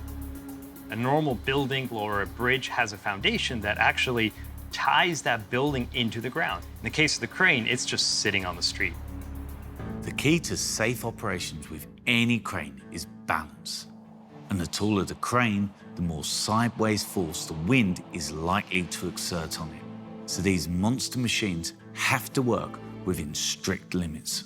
In the case of the crane, if we have any sort of lateral force pushing on this crane, which has this incredibly long footprint, that can relatively easily topple it, which is why any wind over 20 miles per hour essentially negates the use of this crane. So you can see that it's very susceptible to wind. On the day of the incident, the wind was gusting between 35 and 48 kilometers per hour. So the crane wasn't actually in operation. It was being lowered to safety. If you've ever been in downtown New York City, the winds inside those street alleys can be quite intense. So at this point, the operator is just trying as quickly as possible to bring this crane down. To do this, the more than 170-meter long boom and luffing jib would have to be carefully laid on the street, essentially attempting to park a giant arm longer than a city block. The strategic way to do this is to pull the boom up as tightly as possible and then actually lower the jib until it hits the roadway, and the jib head actually has a set of wheels that then allow the jib to run along the street and just more or less just allow you to open up the crane on the street flat. You have this 2-block long creature, more or less. It's almost like a dinosaur going to sleep on a New York City street. And just like when a crane is being operated, balance is key to a safe laydown. But here, the equilibrium was thrown off. For some reason, the boom actually moves forward, so it lowers an angle. And what happened at the center of mass, along with the wind that is also pushing on the crane from behind, has moved beyond the tipping point where just the feet of the crane can no longer hold the whole structure in place, and the entire system toppled over. Analyzing the onboard computer, the investigation discovered that the boom was lowered 5 degrees further than expected. And long before the jib was anywhere near the ground, the crane lost balance. With massive, carefully balanced machines like this, even a gust of wind that we might barely feel can make all the difference. In the grand scheme of things, 5 degrees might not seem a lot, but here this small amount likely proved catastrophic. Just as the crane starts tipping, it looks like the crane operator actually pulled back on the boom to pull it back. But you can imagine, if I start tipping forward at that point, if I pull back, I still collapse. Ultimately, this was beyond the point of no return. If this crane had crashed into a building rather than straight down onto the street, this disaster could have been a lot worse. After the tragedy, the wrecked crane was dismantled and transported to a yard in Brooklyn for further inspection, while crews went to work repairing crushed pipes and repaving damaged roads. It took them years to replace pipes in the street, so the aftermath took quite a long time, where the cleanup itself was fairly rapid. The mayor announced manufacturers' recommendations would immediately be enforced, requiring all tall crawler cranes to lay down in winds of 32 kilometers per hour or more. The major lessons to be learned from this incident are really that wind is a massive threat to these cranes.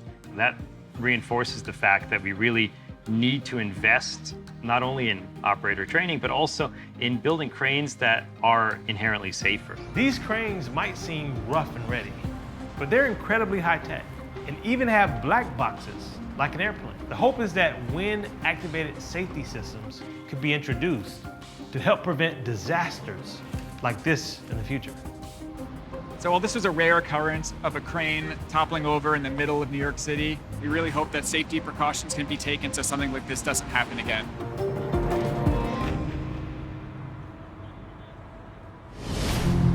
In big engineering, regardless of what you're building, the devil is in the details. Miss just one thing, and the consequences can be catastrophic. Like this disaster in Texas that struck a hospital car park. More than 100 workers heard a rumbling seconds before the whole thing crashed to the ground. A collapse that shocked the community. We got a little bit closer. It was devastating. And revealed a small but potentially deadly weakness. This was a mistake that might have led to some tragic consequences.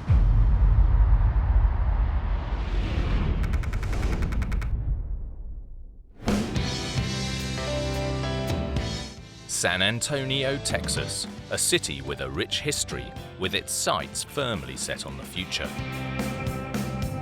Lucia Garcia is a lifelong resident. I am born and raised in San Antonio. It's a place where families come not only to live, but to visit. For over a decade, this Texan slice of paradise has been growing by the day. Lots of new buildings going up around San Antonio to accommodate so many people that are moving here. Definitely a place that is fast growing with lots of modern attractions. As the population boomed, the city's infrastructure had to keep up. That includes vital services like this hospital in northwest San Antonio, which, in 2010, was due for an upgrade. There was more people coming in to the hospital. There was plans for expansion of more beds and more emergency care. The $900 million upgrade included a multi-story car park with space for more than 3,000 vehicles. The bulk of the parking garage was an 11-story structure, but at one end, it crossed an access road So, engineers had to build a special 7-story extension called the North Prow. Step 1 was to build the skeleton before adding the parking decks. Dr. Jack Leifer is an associate professor of engineering science. What they intended to end up with was essentially a concrete cage of columns and beams that was going to be completely in place before they started to lay the cast concrete floors in. The first layer would sit above 16 concrete piers, each nearly 5 meters tall and joined by concrete beams, with 6 more layers of columns and beams above, creating a framework, before the decks would be poured. To minimize disruption, the main elements would be precast off-site before being brought on-site for installation. Using precast elements is a really efficient way to build. It's like assembling flat-pack furniture. But the big difference is that people and vehicles would depend on this structure holding together perfectly. And like flat-pack products, to ensure everything lined up correctly, the parts arrived with pre-prepared connections already in place, as Dr. Jack Leifer demonstrates. When I put this together and twist it together, you can see how they end up perfectly aligned. So threaded connections are used for alignment as well as for strength. By 2011, the construction crews were making rapid progress, but their fast-tracked project was about to come to a screeching halt.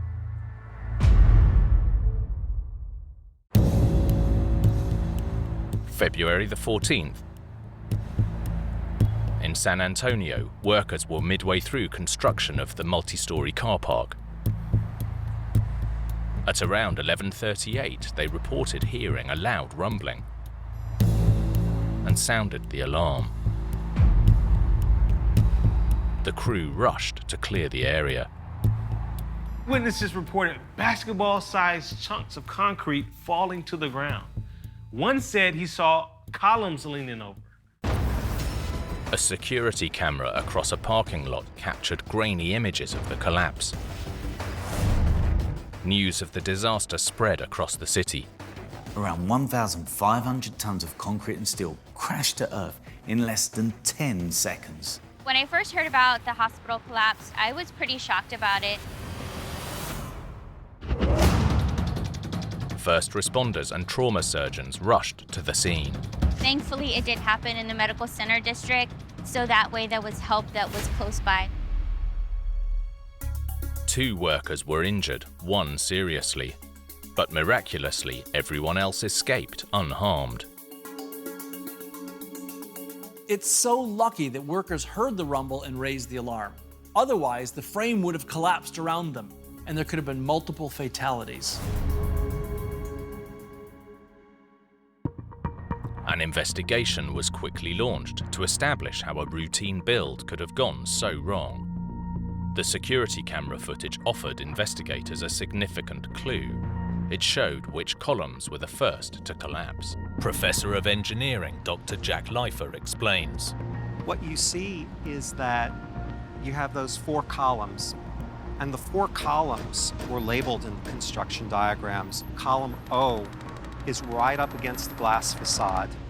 Then you have P, Q, and R. From the footage, row Q appeared to collapse first. After inspecting the columns, the team discovered the alignment bolts were bent sideways. These bolts were key to lining things up, but they weren't designed to support the entire structure. Once in place, grout would provide permanent support where the columns met. This grout is squeezed like toothpaste into the gaps around the bolts. But unlike toothpaste, this grout sets rock solid, supporting the columns above, meaning that the bolts are essentially redundant. We don't want the building structurally to act like a whole bunch of individual stacked beams. We want the beams to act like one long beam structurally. So the grout allows us to do that. This isn't any old bathroom filler. This special grout is designed to withstand around 600 kilograms per square centimetre. That's like an adult elephant standing on a 2 centimetre square block. As investigators scanned the damage, they found no traces of grout, which suggested that a key step had been missed for reasons that remain unknown. And there was a second problem with the bolts themselves. When they went back after the building collapsed to check whether the bolts were correct or not, they found that they were too small. They found there were some holes in some of the plates that were found to be too large, and that contributed to misalignment that wasn't supposed to be there. In other words, the columns weren't stacked up exactly right. They weren't exactly aligned. Again, for unknown reasons, the bolts used were not as specified in the design. And another key factor would only exacerbate the car park's instability: a lack of lateral support. There were supports in place. There were lateral beams in place between P and Q and rows Q and R. But between O and P, there was only one set of temporary supports, and there were supposed to be 7 levels of support. So this face was essentially standing flat. There was nothing supporting it. This structure was already potentially unstable. The lack of lateral or sideways support made things much worse. On that day, these factors created nearly deadly results. As one stack of columns started to collapse, it pulled everything else down with it.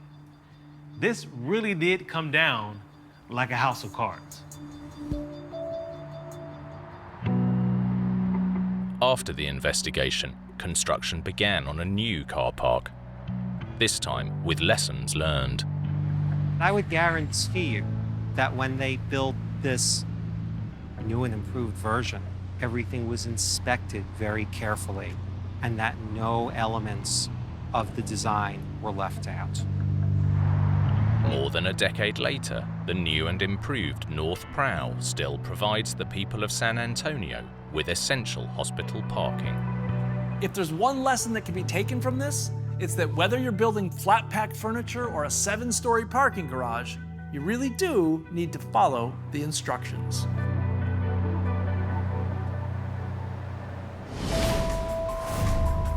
Every piece of iconic engineering is built on innovation. But sometimes that innovation contains a hidden weakness, a ticking time bomb waiting to go off. Like this flashpoint in California, where an entire city district could be wiped from the map. This doesn't just threaten one building, an entire neighborhood is in danger. Residents have already had a taste of the risks. The support of the restaurant separated from the walkway. There was a gap of about 2 feet. More than 100 years of history could fall into the sea. Buildings could be pulled off their foundations. I mean, it could be apocalyptic. This could change the face of San Francisco forever.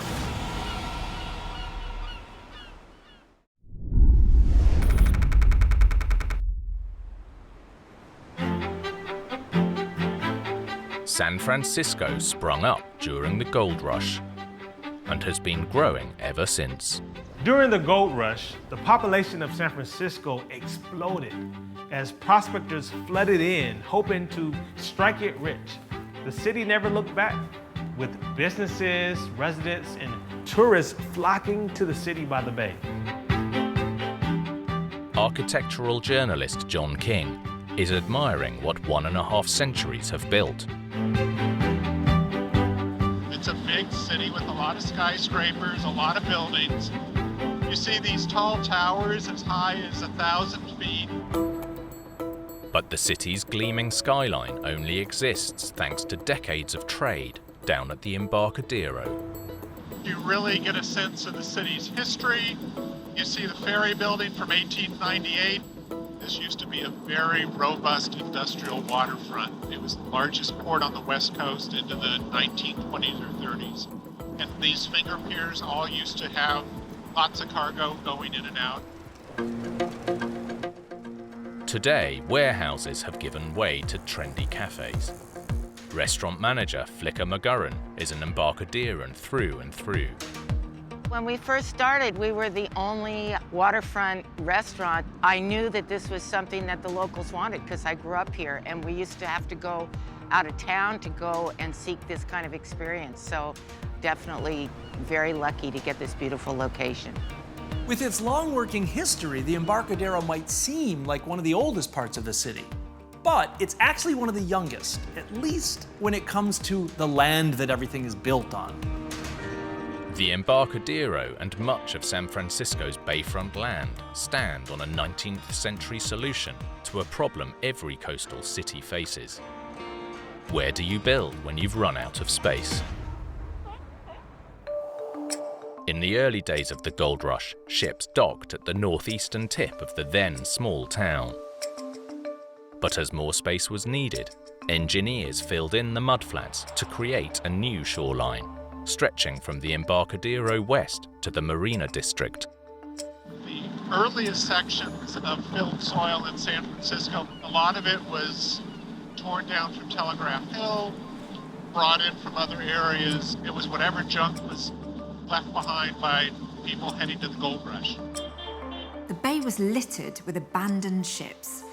As the city grew, the hulls were swallowed up in the landfill and used to create the new shoreline. A 5-kilometer sea wall was built to buffer the new land against the bay. It's behind this sea wall that the looming towers of San Francisco's financial district now stand. It wasn't until 3 decades ago that a shocking event revealed how unstable this man-made ground had become. October 17th, 1989. The Bay Area was shaken by a magnitude 6.9 earthquake. This was the largest tremor here since 1906. In Oakland, the Cypress Street Viaduct devastatingly collapsed, as did a span of the Bay Bridge. Incredibly, San Francisco's skyscrapers emerged intact, but structures closer to the bay weren't so lucky. Residents like Flicker were left reeling as the sea wall was damaged. I was here in the '89 earthquake. We were at the restaurant, roadway separated from the docks, and that was horrendous. The support of the restaurant separated from the walkway, and there was a gap of about, I would say 1.5, 2 feet. So then we had to use a 3/4 inch piece of plywood in order to get into the restaurant. But just along the coast, the Marina District was hit hardest. In San Francisco itself, one of the worst affected areas was the Marina District on the city's northern tip, which saw multiple collapsed buildings with dozens damaged beyond repair. Like the Embarcadero, the Marina District was built on the historic landfill. Embarcaderans knew they'd escaped lightly compared to the Marina District. But if another quake struck, would they and the looming towers suffer the same fate?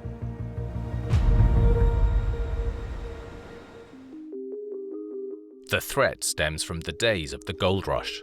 As experts now know, the old landfill by the bay is more vulnerable than the solid ground inland. This is where this old inconsistent cocktail of landfill could be in real trouble from a phenomenon known as liquefaction. Kim Blizniuk is an earthquake geologist.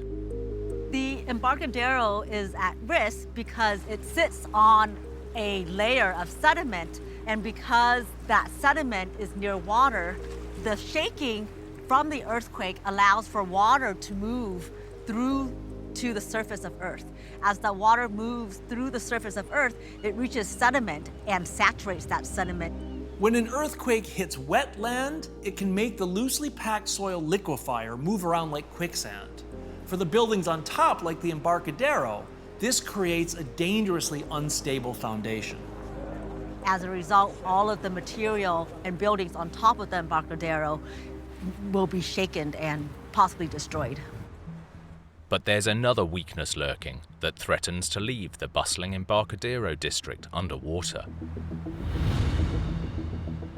The more than century-old seawall itself is under threat.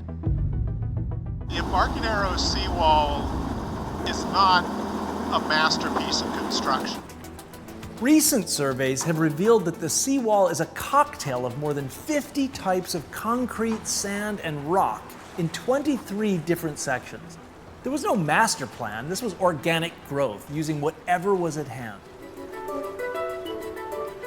A major earthquake could cause the seawall to just lurch forward. And once you lurch forward, everything behind it that maybe is already liquefied, it can just move. The liquefied historical fill could slip, falling into the San Francisco Bay, taking dozens of towers with it. You have all the utility lines under the Embarcadero, you have streetcar lines on the Embarcadero, you have the BART and Muni subway tunnel going beneath. All those things can be shut down, buildings can be pulled off their foundations. I mean, it could be apocalyptic. This sounds like a disaster movie, but the threat is very real. All it would take is for a quake to strike in the wrong place, and the Embarcadero could be devastated. As the danger looms, geologists like Kim Blizniuk are racing to learn when the next major earthquake might hit. What I do to better understand earthquakes is I look at the landscape. I walk these faults, and I can assess how fast they've moved over geologic time. That is a fault slip rate. And a fault slip rate is directly correlated to when the fault will rupture next. Experts predict a 72% chance of a major earthquake in San Francisco within the next 30 years, with the potential to shake the city at levels not seen for over a century. But the city isn't sitting and waiting for the next big one to strike.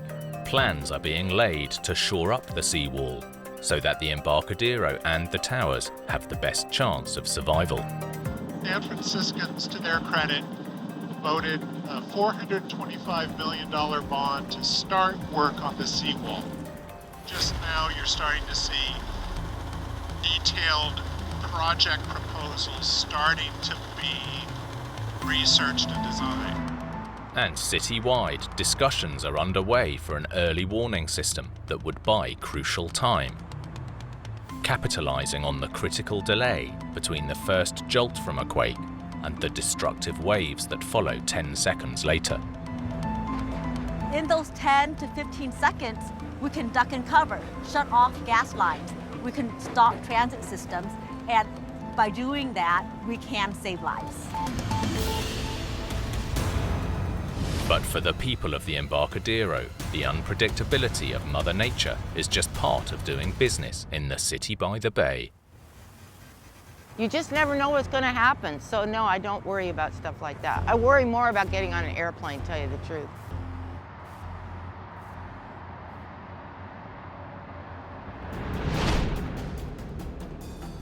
In big engineering, designers try to leave a lasting impression on the world.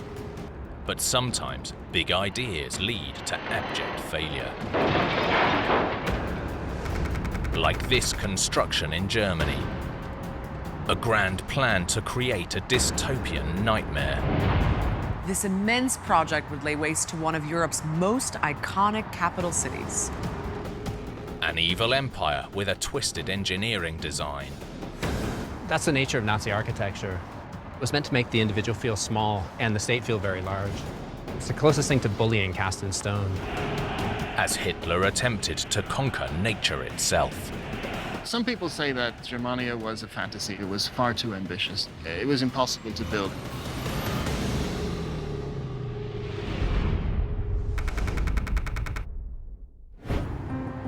Berlin, Germany. In recent years, this eye-catching European city has become known as the capital of cool.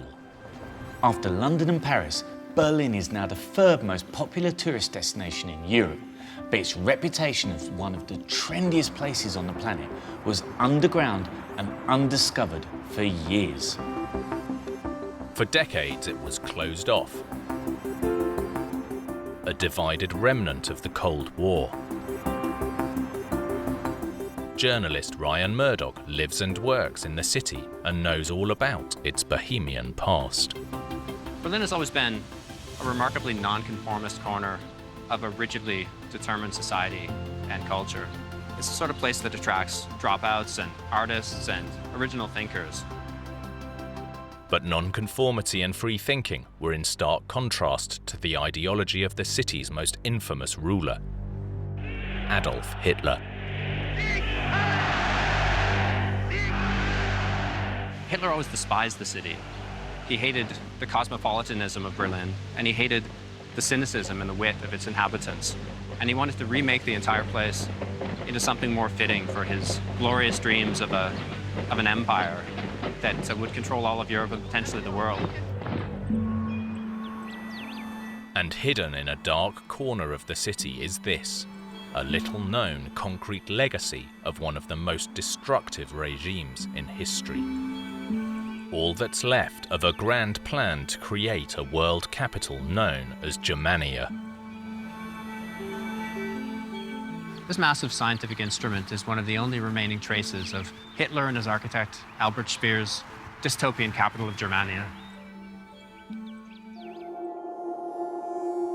As historian Sean Stewart explains, Germania was intended to permanently memorialize Hitler's power and ideals. Germania was the vision that Hitler had for the rebuilding of Berlin. And he had the idea that by building this magnificent new city, as he saw it, the idea of the Nazi Party would live on long after he himself had died. It was meant to show the stability and the permanence of this new Reich that was being built, as well as the power and the dynamism of it. Designed in the 1930s by Hitler and his chief architect Albert Speer, the centerpiece of Germania would be the Volkshalle, or Great Hall, the largest auditorium in the world. The Volkshalle was meant to accommodate about 180,000 people. It was truly massive. It was meant to be a gathering hall for speeches of Hitler and future leaders of the Reich. This mega project to overhaul Berlin involved more than just this gigantic hall.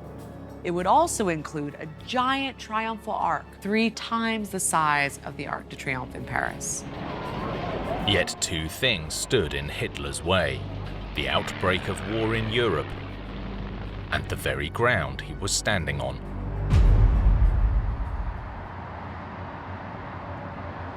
The problem that builders have here in Berlin, even today, is the fact that Berlin is built on essentially marshy territory. And so the soil is quite weak and the water table is quite high here. So to build heavy structures in Berlin is a difficult undertaking. With these difficult building conditions and the war ramping up, Hitler's grand plans were a long shot from the start. So officials devised a way to test the swampy ground before construction officially began. They created a giant concrete structure known as the Schwerbelastungskörper, or heavy load-bearing body. The idea was to begin with an experiment. If this structure held up to Berlin's marshy ground, then they could scale it up. And Germania, Hitler's vision for a world capital, would go ahead. So the Schwerbelastungskörper was built to test the ground, basically. Michael Richter is an architect and specialist on Berlin's underground history. Der Schwerbelastungskörper als Probe für die Baubarkeit des Triumphbogens ist auf einen Bereich gestellt worden, wo mehr oder weniger auch der Triumphbogen gestanden hätte, um zu schauen, wie sehr der Boden unter der Last des Triumphbogens zusammengedrückt werden würde. Und hat in seiner Belastung simuliert. The huge concrete cylinder would weigh more than 12,000 tons. What they wanted to do was to build something that was going to be equal in weight to one of the pillars of the triumphal arch.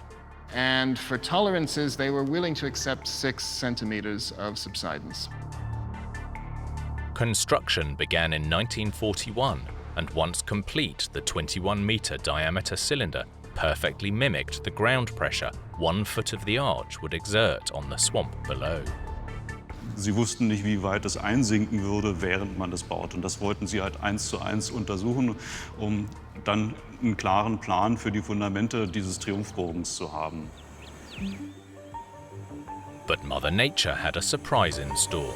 The structure sank over 19 centimeters, 3 times more than expected, in just over 2 years. And so the result was that, of course, the ground wasn't strong enough to support such enormous loads. Some people say that Germania was a fantasy. It was far too ambitious. Albert Speer's father looked at the original version of this model, and he just stood there, and he, according to Speer's memoirs, he just looked at it for a minute, and then 2 minutes passed. He didn't say a word. Then he looked up to his son and said, "You're all mad," and walked out. Didn't say anything more. For all its hubris, Hitler's regime had got its calculations wrong, dooming the fantasy city from the start. This is where Germany began and ended. The ground was too soft to support the weight of the triumphal arch they wanted to build here. The water table in Berlin is very shallow, and the soil is a mix of sand and clay. So it's completely the wrong sort of place to build megastructures of this size. Despite the evidence undermining the arch, one report suggests that Hitler decided to ignore the results completely and planned to go ahead with the Great Hall anyway. But weight alone wouldn't have been the only problem facing the gigantic dome. Its acoustic design was so flawed that most of the audience wouldn't have been able to hear any speeches made inside the structure. The dome would be 16 times higher than St. Peter's in Rome. This construction was so big that once filled, it could even generate its own weather. The designers of the structure were concerned that it would hold so many people, like 180,000 fawning supporters. The moisture of their breath would form clouds near the ceiling. Dutiful citizens would troop to the Volkshall and spend their Saturday afternoons listening to the ranting of the Führer while being rained on indoors. In the end, Hitler's defeat prevented the doomed project from ever getting fully started. After the war ended, demolition of the Schwerbelastungskörper was declared impossible due to the enormous concrete cylinders' close proximity to multiple residential buildings. Now overgrown by nature, it's another memory of a long, dark period for humanity. The traces of the Second World War and the Cold War are all around us in Berlin, and this is one of the more bizarre elements of it. In 1995, the heavy load-bearing body was entered into the list of Berlin's historic buildings, now preserved as the only tangible relic of Nazi urban planning. This bleak building shows the length that this regime was willing to go to force its will and ideology on even its own people, and serves as a stark reminder of what might have been.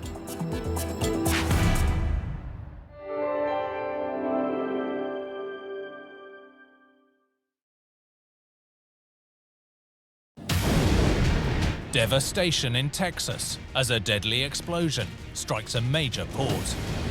It's hard to prepare yourself for something like that. You have to set that aside and just go to work. In Spain, a mammoth construction becomes a major disaster. Normally you go through life and you don't see accidents of that magnitude. A catastrophic crane collapse in the UK sparks a desperate search for survivors. When I entered, electrics, pipes, everything was all over the building. And in Colorado, a vital highway that was on the road to ruin. Those cracks just started getting bigger and bigger. They've got to figure out how to fix the problem immediately.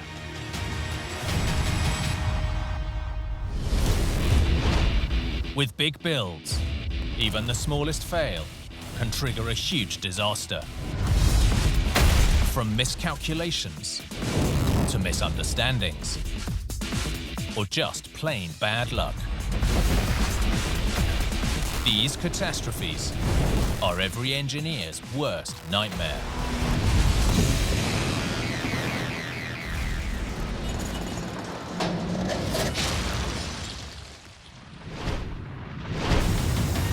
In big engineering, safety must always come first. Even the smallest mistake can cause a major catastrophe. Like this dredging operation on the coast of Texas. This was an inferno of epic proportions. A catastrophic collision on a terrifying scale. It's a tragedy. It's shocking that they would hit something like that. Deadly destruction that quickly became a race against time. We knew something had happened, something big. Our goal is to save human lives.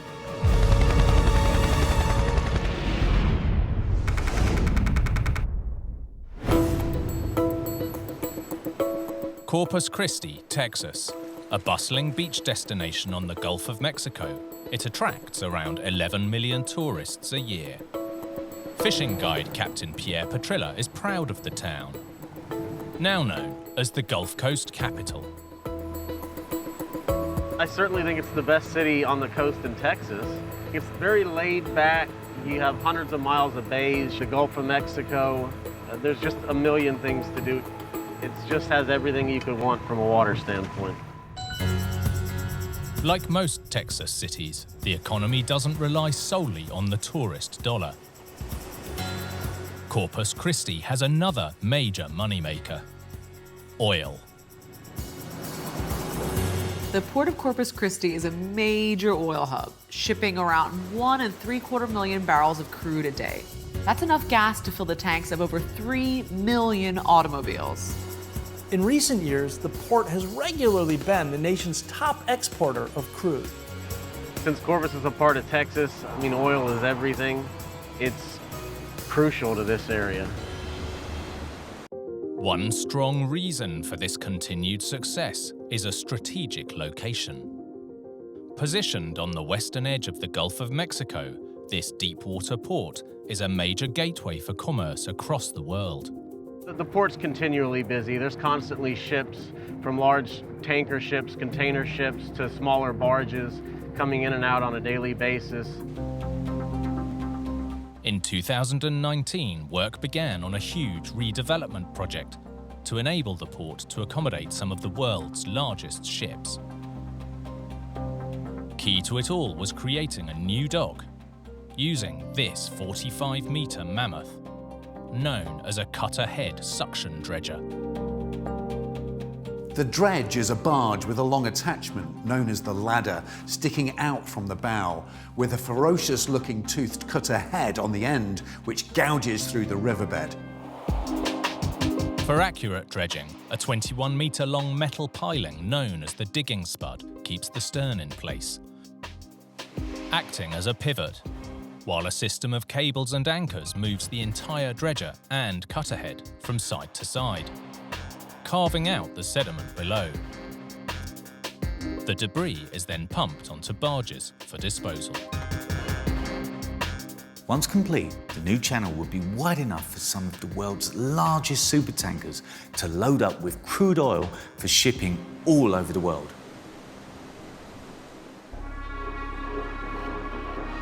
Friday morning, August the 21st, 2020, dredging work was well underway. Nearby, Lieutenant Dan Gillis from the US Coast Guard was at the beginning of a 24-hour shift. I was actually sitting in my office on the second floor, and one of my friends came in and he grabbed me and just said, "Hey, something's happening at the port." Captured on the port's security cameras shortly after 8 a.m. Disaster struck. A huge explosion rocked the port. Around 6 kilometers away, Lieutenant Gillis and his crew immediately sprang into action. Coming on scene, we knew something had happened, something big. The amount of smoke and flames, it's hard to prepare yourself for something like that. You have to kind of set that aside and just go to work.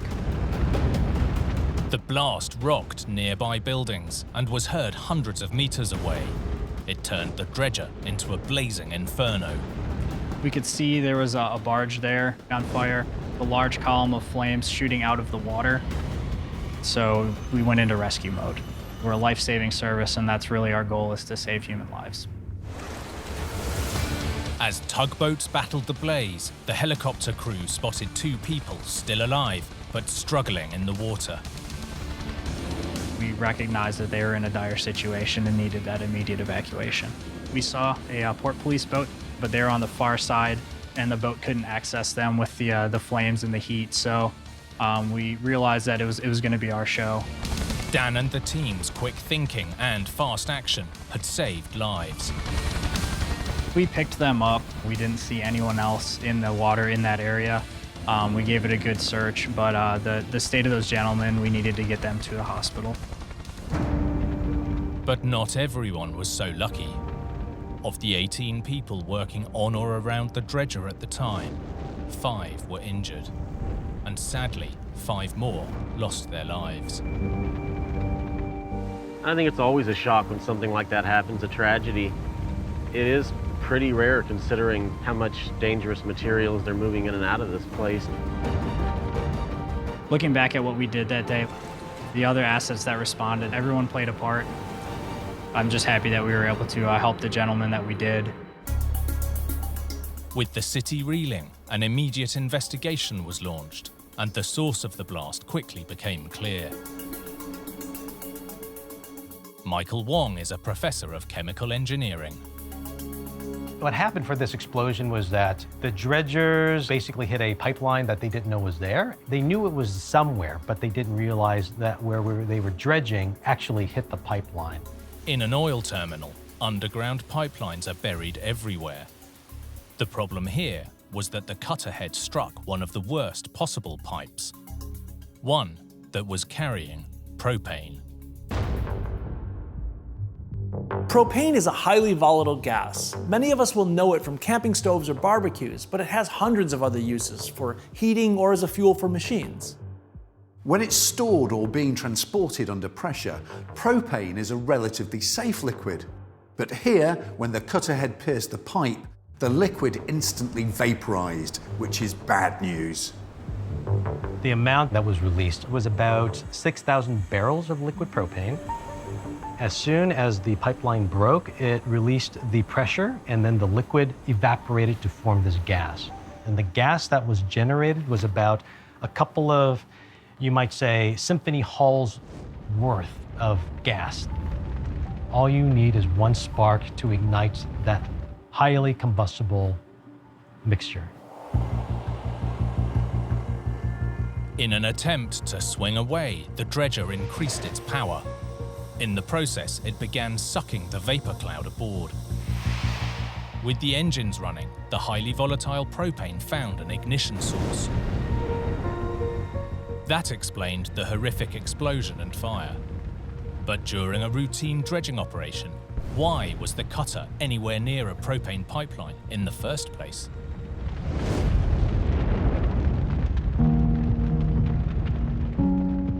There's pipelines running throughout the different bays and gulf and into the port. The pipelines are very well marked. Most of the 8-kilometer-long pipeline was visible on the shoreline, but here there was an 80-meter section underwater. 6-meter-tall bamboo cane poles were placed on the channel side of the pipeline, around 15 meters apart, to act as clear markers. But less than a month before the disaster, Hurricane Hannah struck the Texas coast just south of Corpus Christi. And while the impact on the markers is unknown, according to testimony from the investigation, crew on the dredger didn't recall seeing any poles in the area where they were working. It also turned out that the exact location of the pipe had been miscalculated in the original dredging plans. When you have a 3-ton toothed cutter head churning through the ground, any amount of drift or deviation could be catastrophic, as it was here. Accidents happen and people make mistakes, and obviously somebody made a major mistake that day and it cost people their life. Following the tragedy, the investigation recommended stringent checklists and rigorous safety protocols for both dredging companies and pipeline operators. The report called for clear dredging boundaries to be introduced, and crucially, all pipelines would need to be marked accurately and checked, both on the plans and in the water. It was also crucial for engineers to learn from the disaster. The most important lesson out of this tragic event is that we have to treat all chemicals and materials with respect. It's terrible that we have to wait for an event like this to remind us how dangerous chemicals are and how important safety is for all of us. A much larger exclusion zone around any submerged pipelines was also recommended, so that nothing like this could ever happen again. This is an all-hands-on-deck incident. Looking back on it, I'm just really proud of what my crew did that day. You know, they performed admirably. They were heroes, and everyone on the water and on land. It was definitely a big event and something that I'll remember for a long time. In big construction, every last detail must be checked and double-checked, because sometimes one small mistake can lead to tragedy. Like this catastrophe in Spain, where a major construction project came crashing down.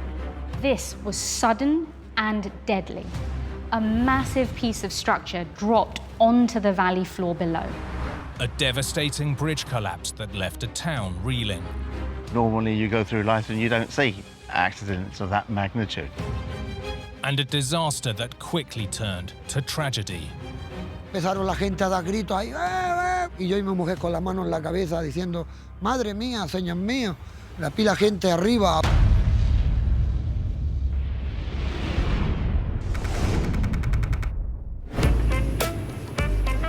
On the southern edge of Spain, along the Costa Tropical, lies the small town of Almunica. Although it's now a growing tourist destination, historically this community has thrived thanks to agriculture. The Costa Tropical might be less well known for tourism than neighboring regions, but as the name suggests, the climate here gives it an advantage for growing certain crops. Originally from England, journalist Martin Mayal knows all about this region's plentiful bounty. It's probably one of the few places in Europe where you can actually grow subtropical fruit like the avocado, and it really made a huge difference to the prosperity of everybody who lives here. Avocados originally came from the Americas, but thanks to its climate, this region now produces around 50,000 tons of avocados every year, which is more than half of Spain's total crop. And getting it to market has never been easier, thanks in no small part to this. Opened in 2009, the River Verde Viaduct, which connects the area to Spain's expansive highway system. The Spanish highway network ranks among the longest in the world, and one of its most important roads is the A7, which runs more than 1,300 kilometers along Spain's Mediterranean coast. It's made a huge difference from getting the fruit out of the area, getting it out to the markets. The old roads were always congested in the summer, so it made a big difference, and it was very much welcome. For local farmer Jose Maria Vacas, the bridge had been a long time coming. Me he criado en esta zona rodeado de huerta, el aguacate, la chirimoya, cada parcela de una persona diferente. Cuando yo era pequeño, jamás pensé que iba a haber un puente de esta envergadura tan grande en el valle. Yo jamás lo hubiera pensado, nunca. Spanning around 550 meters across the ravine, the imposing structure is not one, but two parallel crossings, each around 12 meters wide. The bridge might look complicated, but the concept is relatively simple, using beams sitting on pillars. The eye-catching arch helps spread the load in the middle, avoiding the need for a pier to be sunk into the centre of the valley. Building on this scale across a deep ravine in mountainous terrain is a mammoth challenge, and they had to do it twice over. Antonio González Herrera is a professor of engineering. El problema ahí son las dimensiones. La altura de los pilares en este caso son por encima de los 60 metros, que estaríamos hablando de como un edificio de unas 20-22 plantas. No podemos ir trasladando piezas prefabricadas y colocándolas. Entonces la alternativa que tenemos es construirlas in situ. In this case, that meant constructing the piers first, then using a temporary mobile scaffolding system also known as an auxiliary bridge, to build the roadway. The steel falsework sits on two huge parallel steel girders around 9 meters apart, running the length of 3 piers and always securely connected to 2. The falsework has both sliding devices and jacks, allowing it to move along the structure as the bridge is built section by section. El puente auxiliar está apoyado siempre sobre 2 pilares, ¿vale? Entonces tiene que tener una longitud que cubra 3 pilares, de manera que cuando lo vamos desplazando, al llegar al tercer pilar, el primero ya se puede liberar como apoyo. This is kind of like a railroad, but here, instead of a train moving, the tracks slide along, span to span, as the concrete is poured, completing the deck section by section. Construction began in 2002, and Jose enjoyed a ringside seat from his balcony. Me quedaba muchas horas viendo cómo trabajaban cuando yo terminaba mi trabajo y lo veía por las tardes cómo lo movían y me impresionaba. But the long-awaited bridge that would create a vital link for both tourism and trade nearly tore this small community apart.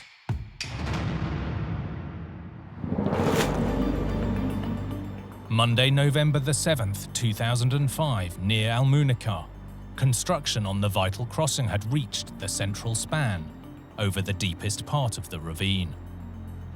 Jose Maria Vacas was at home, having lunch with his wife. Se encontraban unos ruidos muy raros, como forzando hierro contra hierro, y no era normal ese ruido. Jose's instinct was right. He and his wife went to investigate. What they were about to witness was the community's worst nightmare. Salimos al balcón y ya pues, empezaron la gente a dar gritos ahí. Shortly after 3 p.m., with workers still on top, the steel falsework suddenly collapsed. Yo y mi mujer viendo cómo se desmoronaba la estructura de hierro y yo y mi mujer con la mano en la cabeza diciendo, madre mía, señor mío, la pila gente arriba. The same equipment Jose had spent 3 years watching, night after night, fell around 60 meters to the ground, right before his eyes. Pues como pánico de ver que se estaba cayendo una cosa que jamás yo pensaba que podría pasar. Local journalist Martin Mayal received a call to alert him that something had gone terribly wrong. When I got here, everybody thought it was an explosion at first. Just the noise, the tremendous noise of the bridge coming down. The community raced to help, Jose among them. Y la primera impresión, pues, escombro por todos lados, polvo, donde hace justamente el arco. Normally you go through life and you don't see accidents of that magnitude. So it took a long time to take it in and you just forget why you're there. It quickly became clear that it wasn't just tons of metal that had fallen nearly 60 meters. Martin came across a distraught worker at the site of the disaster. He sat down with his hands in his head and he was crying. One of his friends was down below. He had been with him moments before the accident, but he had left the area to do something else and he had survived.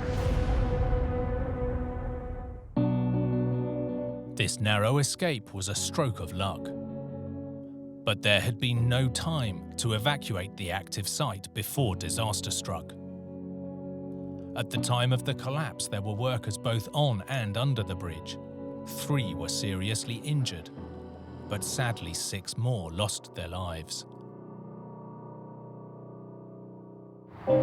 The collapse was the worst work-related accident in the region's history, and the community wanted answers.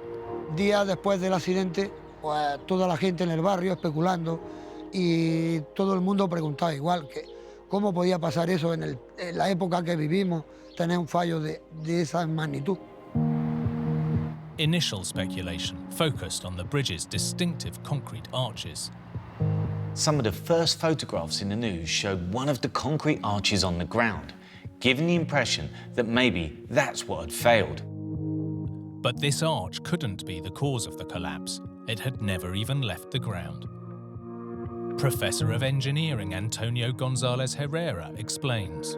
Realmente el hormigón no cayó, lo que cayó fue toda la estructura de acero. Y eso fue suficiente para arrastrar pues, a los operarios que le afectaron. A judicial inquiry was launched and immediately focused on the temporary steel support known as a movable scaffolding system. While the central section carries the weight of the machinery and wet concrete, the two lighter side sections are connected using flexible bolts instead of welded joints, allowing the structure to be more maneuverable.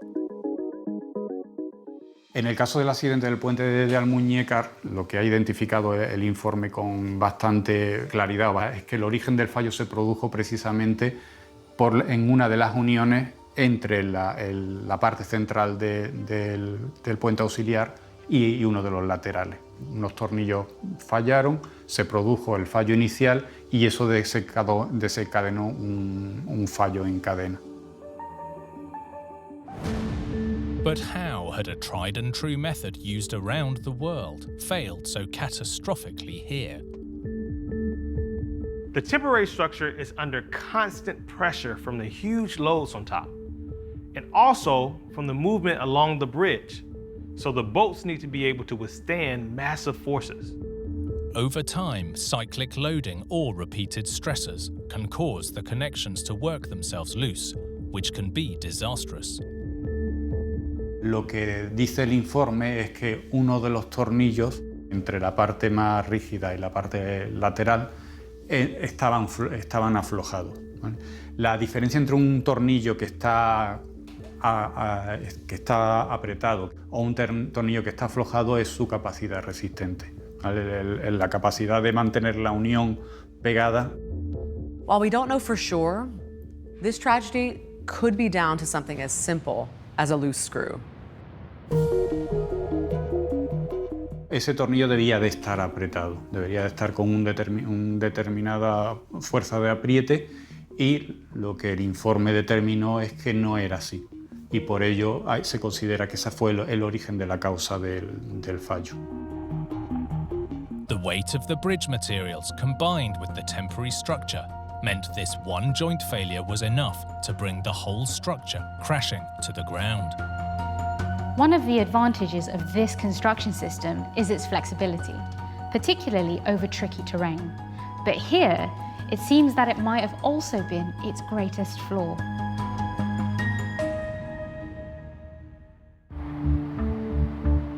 In the months that followed, the rubble was cleared, and the job of rebuilding not just the bridge, but the community commenced. 4 years after the disaster, with lessons learned, the crossing was finally complete. Siempre que mira uno al puente, siempre se acuerda uno del día de la catástrofe diciendo, ¿cómo pudo suceder una cosa así? Claro, como hace muchos años, pues lo recuerdan menos.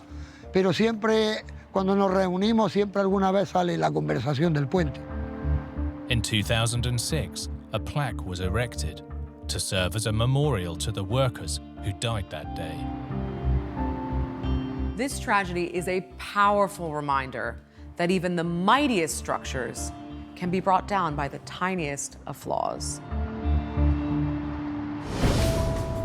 For engineers to build on an epic scale, the execution is as important as the planning. Just one small mistake can turn a triumph into a disaster. Like this catastrophe in the UK that struck at the heart of a city. The next minute I heard a big, massive bang. When I seen the crane on top of the building, it was a real shock. A sudden crane collapse on top of an apartment building. I can see daylight at the top, there's water cascading down, they've ripped everything out there, everything. A mammoth collision with devastating consequences. He started shouting, stop, don't move, oh my God, he's fallen, and then the phone went dead.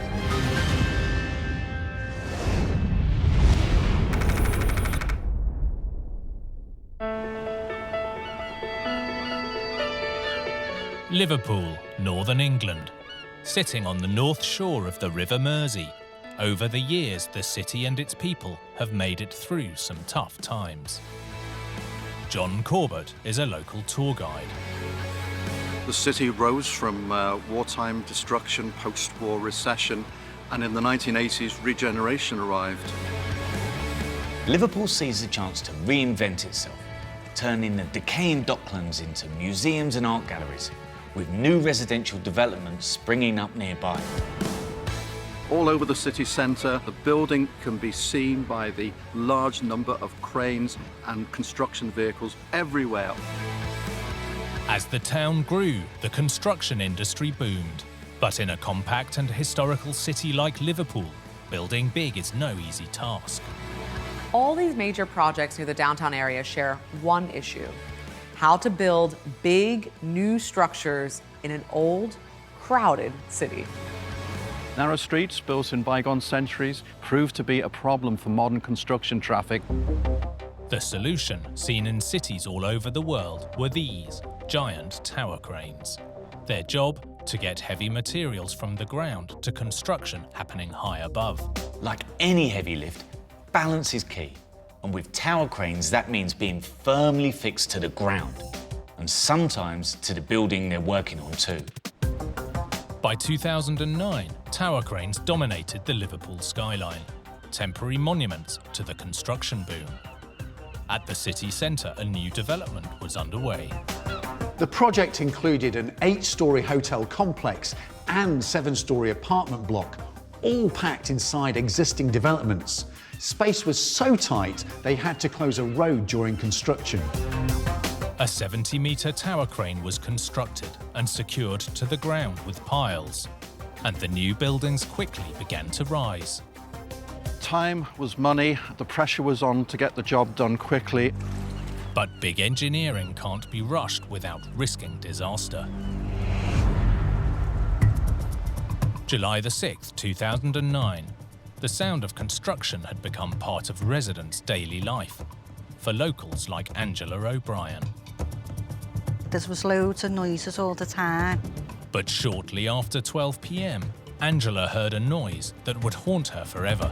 I was just doing some dishes and that. The next minute I heard a big, massive bang. The 70-metre tower crane had collapsed suddenly and without warning. And that's when I seen the crane on top of the building. It was a real shock. Tons of metal had crashed down on top of the apartment building next door. Ian Maxwell from Merseyside Fire Rescue Service rushed to the scene. I was one of the first senior officers to be mobilised to the incident to take charge. A significant disaster that has happened in the city. When Ian arrived, the scale of the disaster became disturbingly clear. It was able to fall over here, lean against this building, and the rest of the crane went right over the top of the building.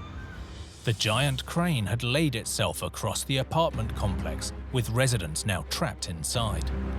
When the people came out at the balconies, they wasn't able to get out and they were worried. There's that big, heavy crane on top of the building. Is it going to fall in at any point? With an escalating situation, emergency crews raced to help. They were trying to get people out of the buildings. They were all scared. But it soon became clear that this disaster was even worse than it initially appeared. The lift wasn't working and the stairwell had caved in. Tons of concrete counterweights had fallen from the crane, taking out a stairwell and blocking an evacuation route. The counterweights had come right from the rooftop and punched their way right through to the basement. Ian suddenly received a distressing phone call. One of the managers from the building site actually handed me a phone and said he's found the crane operator. And then he started shouting, "Stop, don't move, don't move. Oh my God, he's fallen." And then the phone went dead. The operator had fallen from the collapsed crane through a hole created by the counterweight down through the building. It was now a race against time to find him.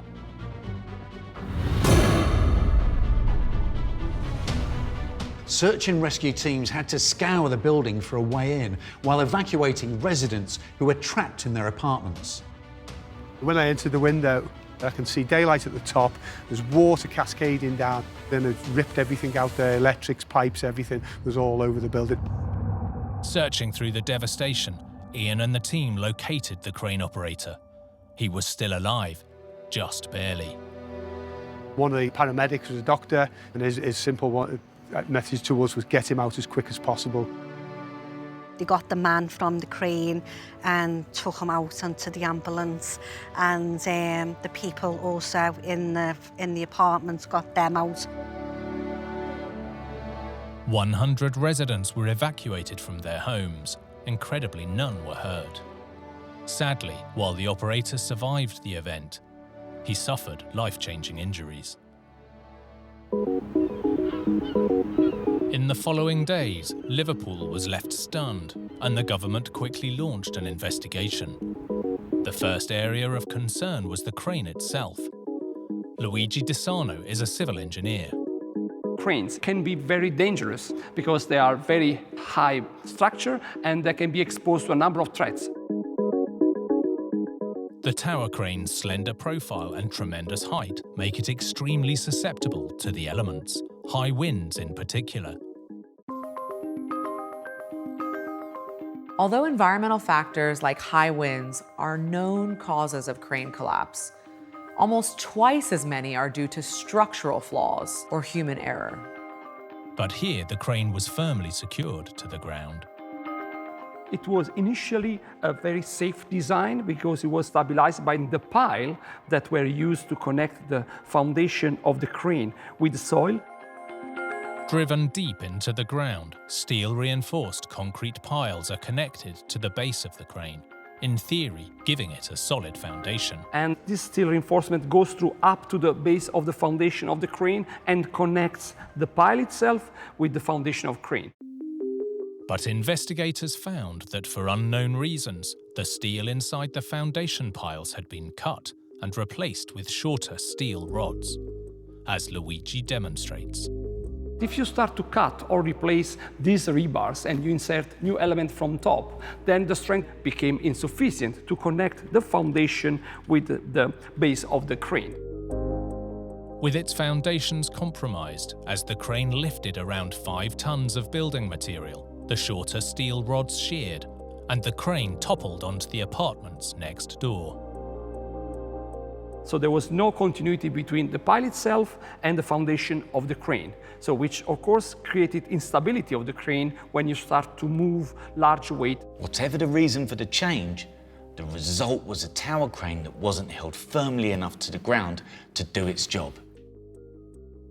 Ultimately, the investigation cited failure of the tower crane's foundation as a cause. In the aftermath of the catastrophe, some engineers believe that a simple solution could have prevented this disaster. The lesson that we have learned from this collapse is that you need 2 different practices of connecting the crane to the soil. In this case, we are using extra weight to make it more stable. And you see that during operation, there is no problem. Heavy weights and strong pile connections is one key way to ensure that a tower crane is solid and stable enough to lift its maximum design load. In the years since, Liverpool has bounced back, and the scars of the crane collapse are almost unnoticeable.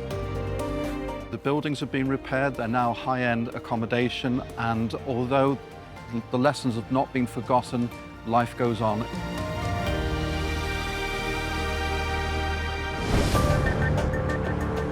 When building big infrastructure, engineers must work around every obstacle nature presents. But sometimes a problem runs deeper than it first appears. Like this disaster in Colorado, where a major roadway began to fall apart. Once the road started to go, nothing was going to stop it. A highway on a collision course with catastrophe. Those cracks just started getting bigger and bigger. And a race against time to find a solution. They've got to figure out how to fix the problem almost immediately.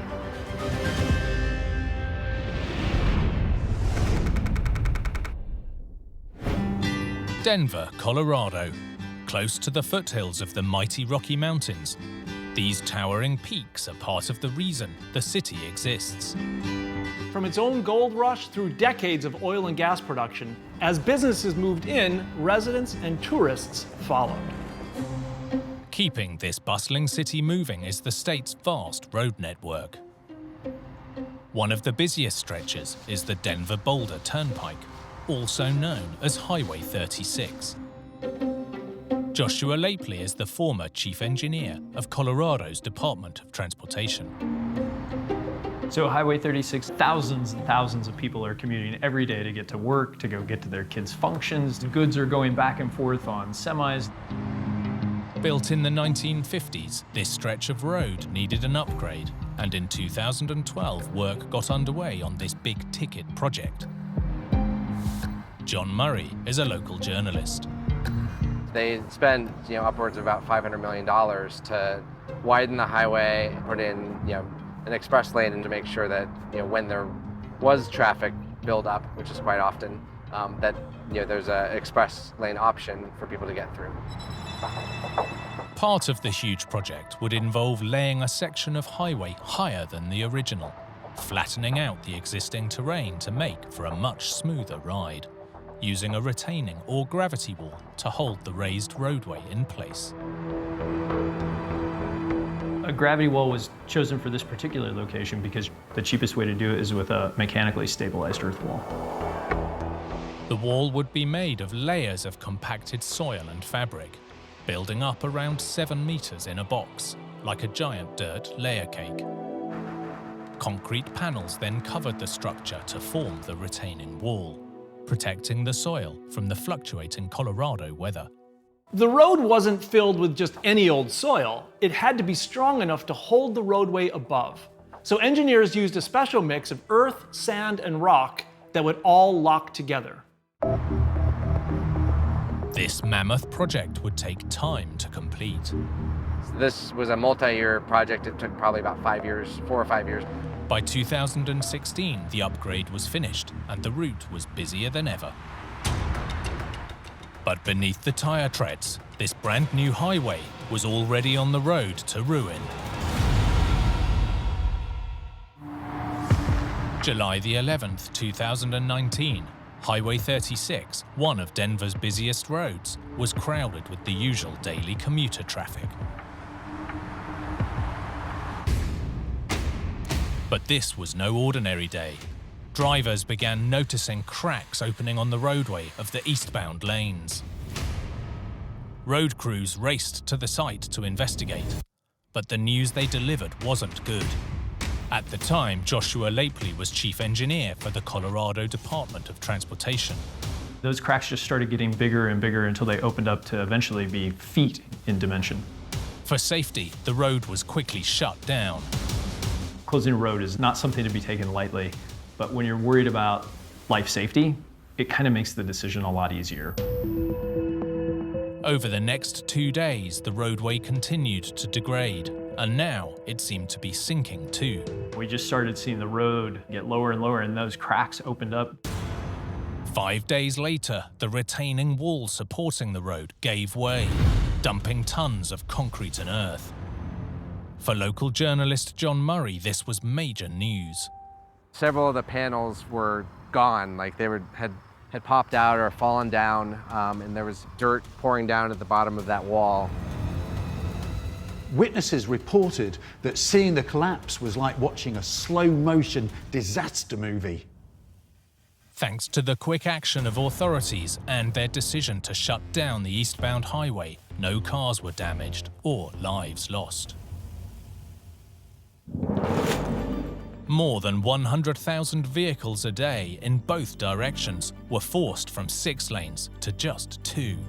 We realized this was going to be just a really big disruption for the area. It's something that is just a backbone of the commuting system. With Denver's traffic in a jam, authorities needed to uncover exactly what went wrong, fast. They're in a pressure cooker because they've got to figure out how to fix the problem and then get started on it almost immediately. The piles of shattered concrete and exposed earth quickly revealed a probable cause. There seemed to be a problem with the compacted soil used inside the gravity wall, causing what's known as a slope failure. Slope failures usually happen when the soil isn't sufficiently stiff or stable to maintain its structure. There can be multiple triggers. One of the most common is excess water.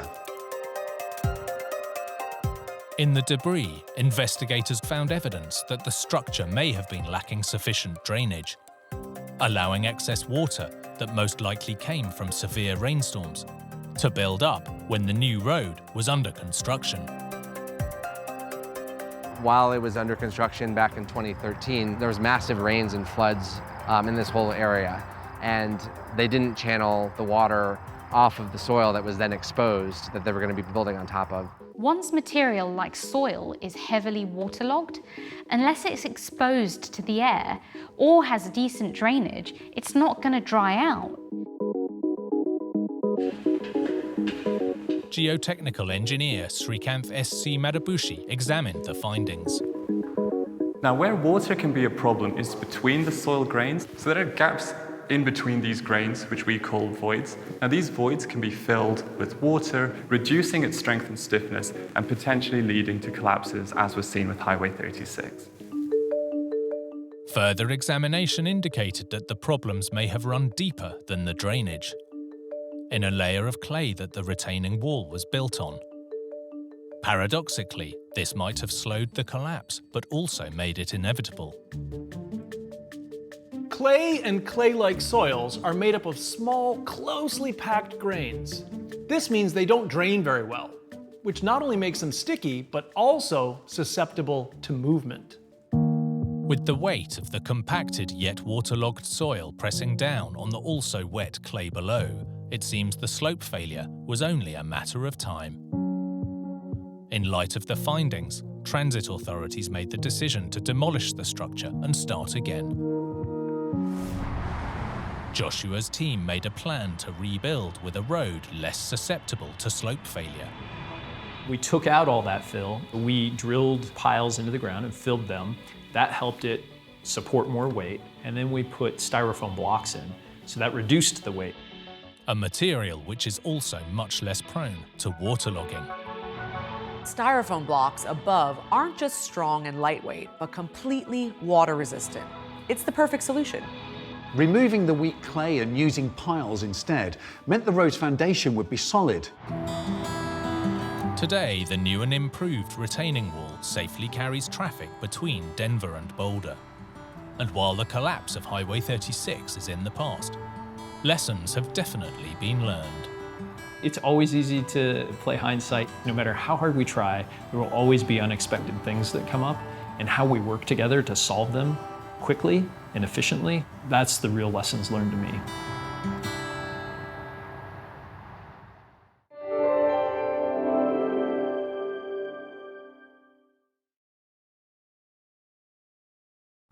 In California, tragedy as a major highway crossing collapses.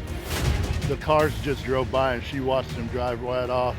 Catastrophe strikes a college construction project in Miami. We had 5 stories of reinforced concrete that was now in a pancake collapse.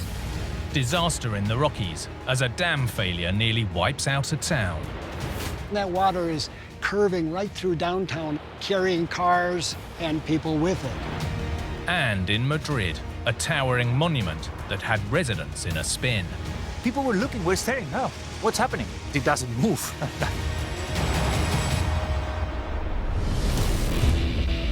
With big builds, even the smallest fail can trigger a huge disaster. From miscalculations to misunderstandings, or just plain bad luck. These catastrophes are every engineer's worst nightmare.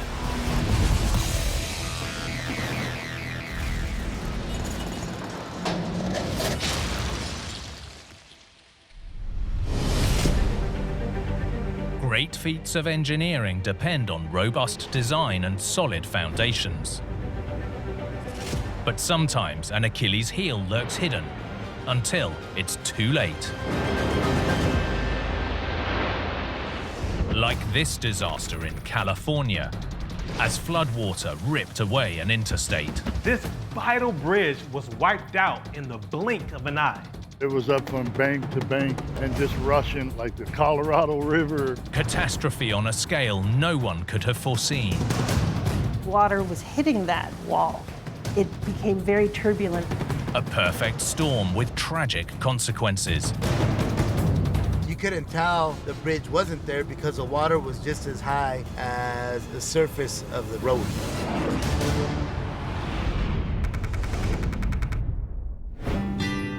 California's San Joaquin Valley is cradled between the Sierra Nevada and the coastal mountain ranges, and home to some of the most fertile land in America. Farms here grow everything from apricots to rice and grapevines, producing around 1/4 of the nation's food. Farming communities like Huron thrive in this so-called breadbasket of the world. Ray Leon is the town's mayor. Farming is the basis of the local economy. Huron's always been that cornucopia in the center of this region that continues to do a lot of agricultural work. It's all thanks to the ultra-rich soil, which has been washed down from the surrounding mountains over thousands of years. And key to moving this great bounty is the nearby Interstate 5, which stretches from the Mexican to Canadian borders. I-5 is one of the nation's most vital interstates, and it has deep roots in the rich farmland here. Urban legend says that engineers were told to look for mustard plants to know where the road should be built.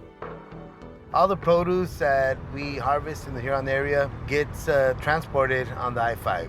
On a daily basis, over 2,000 trucks travel the I-5 here on the west side. Although the valley is fertile, it's also hot and dry. So when rain comes, flash floods can be a serious threat.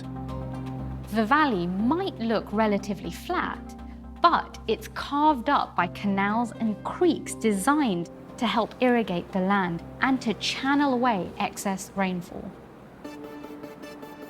With so many creeks to cross, bridges are a fact of life. And since 1967, I-5 has been carried over the Arroyo Pasillero here by twin spans. These are the second pair of bridges here, but like their predecessors, they get their strength from reinforced concrete. Tracy Abbott is a professor of civil engineering. Under loads, concrete cracks.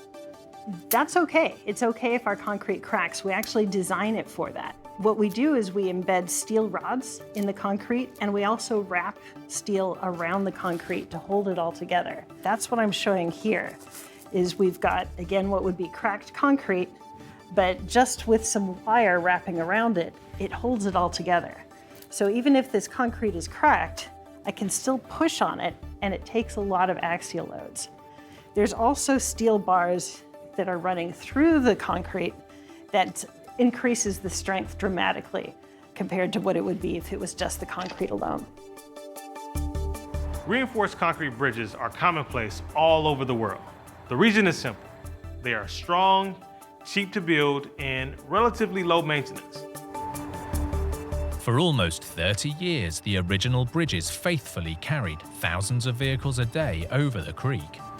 Until one night in 1995.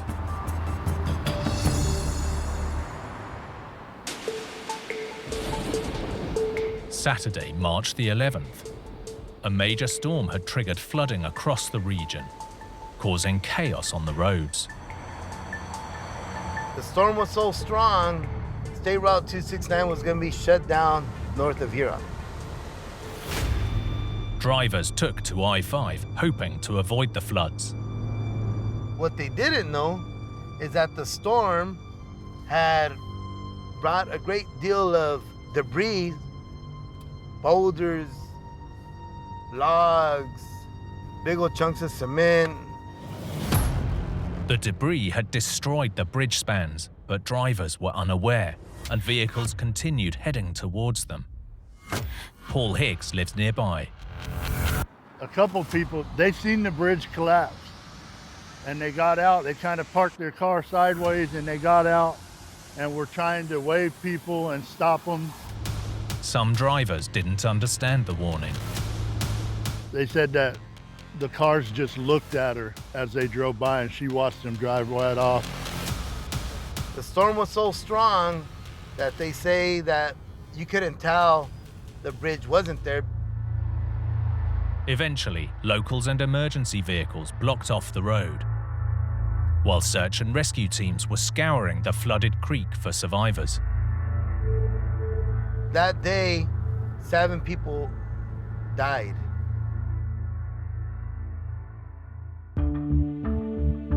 As floodwaters subsided, the community was in mourning. But the collapse had also severed I-5, causing chaos for locals and truckers alike. The pressure was on to get the interstate up and running again, fast. Engineers came up with an ingenious solution to build a temporary bridge by repurposing some existing strong, flat steel structures, flatbed rail cars. Professor Tracy Abbott explains. The railroad car itself actually makes for a pretty good bridge. It has a deck, it has steel girders, and it can span a pretty long distance. So they were able to just remove the wheels of these rail cars, and then you can build new supports for them, and that can now span your gap. Paul Higgs was on the welding team. I believe it took us 5 or 6 days, something like that, but we worked 24 hours around the clock on it. So they got it done pretty quick. We wanted to be there and work as hard as we can to get everything back to normal. While the temporary bridge was being built, an investigation began to uncover what had brought the original spans to their knees. The original bridge was a reinforced concrete bridge. It had concrete columns that were in what was a dry riverbed and also concrete supports at the edges. It's a very common type of bridge. The fact that flash flooding had triggered the collapse signaled to investigators that they should focus on the foundations. The foundations were built in actually a sandy type of soil, kind of similar to this. The columns that hold up the bridge at the bridge supports were embedded down into the sand, quite a big distance. But between 1967 and 1995, the creek bed had moved a lot. A lot of the ground level had sunk over the years, so it was lower than they'd originally intended.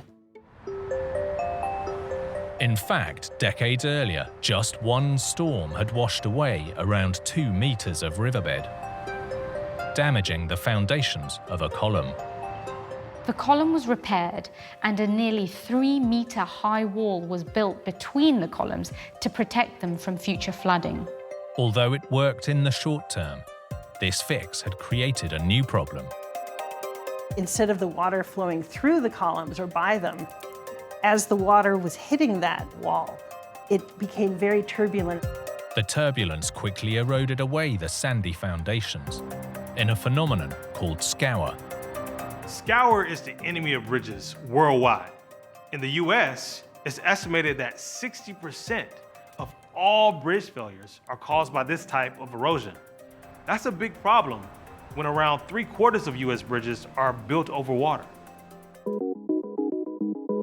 With the creek bed heavily eroded, the water was exerting force on the columns in places that should have been below ground level, against sections that hadn't been reinforced with steel.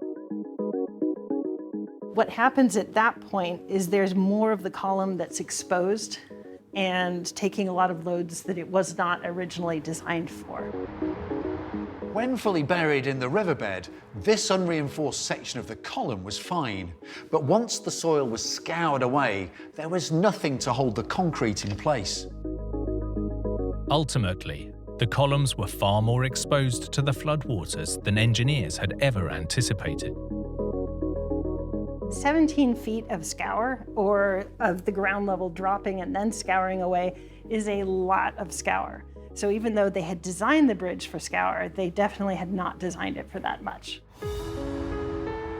With the cause known, engineers made plans to replace the temporary railcars with a permanent pair of bridges. This time, changes would be made to dramatically reduce the risk from scour. One of the things that is going to prevent this from happening again is by having a much longer bridge. The waterway before had been constricted a lot. Now it has a much wider width that it can flow through, and that alone is going to help prevent the amount of scour that happens at the site. The community came together in solidarity. That's important that we remember the lives lost because they were loved ones, but also to remember the importance of ensuring that the infrastructure is not left behind. This tragedy is a reminder of the massive challenges engineers and the structures they build have to take on to keep our modern world moving.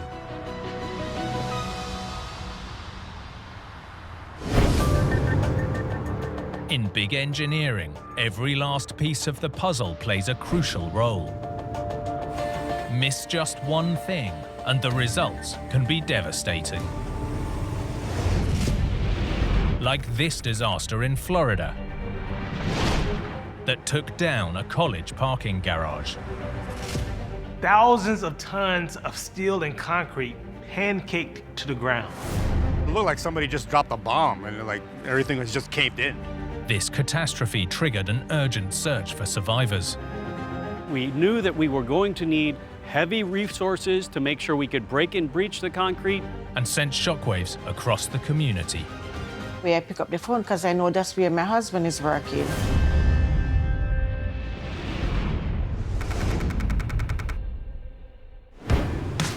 Miami, Florida. Residents and tourists alike flock to the city, drawn by its glorious weather and endless golden sand. But there's more to this city than just the beaches. Francisco Alvarado is a local journalist. Miami, with all the sun, the glitz, the glamour, it attracts a lot of visitors, but it also attracts a lot of students. And one college in the area draws more students than any other in the state. It attracts students from all over the US and the globe, more than 100,000 students. With a growing number of students comes a growing number of cars. And as you can imagine, since they have so many students, they were in dire need of new parking. In February 2012, construction began on this parking garage. The goal was to open the 1,800-space structure 1 year later, so the pressure was on.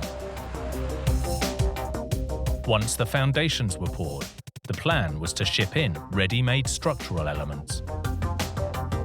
Nestor Cueto is a civil engineer. The construction involved cast-in-place concrete foundations and precast columns and beams to accelerate the construction process. Crews can keep moving forward with construction on site while the next elements are being made elsewhere. It's kind of like a factory line and a very efficient way of working. The parking garage was made of more than 100 columns, rising up to 6 stories high, which would then support ready-made floor slabs. So columns are integral to any structure. It transfers the loads from the beams down to the foundation. Where the columns joined, steel plates would temporarily hold things in place until grout was injected. When it hardened, each stack of columns would act like one solid structure. That grout is integral to be able to transfer that load. Without that, the steel plate of the shim plate is taking all of the force from the column. This method of construction is typical for this type of structure. By the fall of 2012, progress was good, and the team was on track for their end-of-year deadline. But this build was about to go badly wrong. October the 10th, workers were focused on the northeast section of the structure. There was a lot of construction crews here just working around the clock trying to get this project done. Laurel Badou's husband was on the construction team. He loves what he does. He loves his work, take a lot of interest, and make sure that what he does, he do it the right way. Everything was normal. It's a hot day, bright and sunny, beautiful day. 11:30 a.m. A crane was lifting a floor-supporting beam towards the 6th level when things went terribly wrong.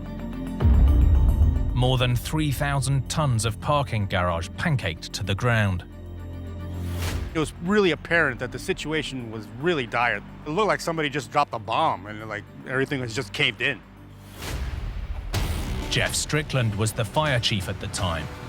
I was in my office doing a briefing, talking to my staff, and planning the activities for the day. At 11:41, we were notified via 911 of a significant event. While Jeff and dozens of other first responders rushed to the scene, Laurel Badu was at home watching TV. There was a news break. There was a garage collapse. And right away I pick up the phone because I know that's where my husband is working. I call his phone, it go to voice message, it ring, go to voice messages. I left like dozens of messages. Meanwhile, a rescue team was combing the wreckage for 7 missing workers, including Laurel's husband, Robert. So we had 5 stories of reinforced concrete that was now in a pancake collapse on the ground. That made it extremely difficult for the rescuers to detect, locate, and extricate the survivors. The team needed to start moving the debris. We knew that we were going to need heavy resources to make sure we could break and breach the concrete and lift it. Friends and families of the missing workers gathered at the scene. My niece came and took me to the site. It was horrible. There was a group of people there. We didn't know how to comfort each other. None of us know how to comfort each other when your loved one is missing and cannot be found.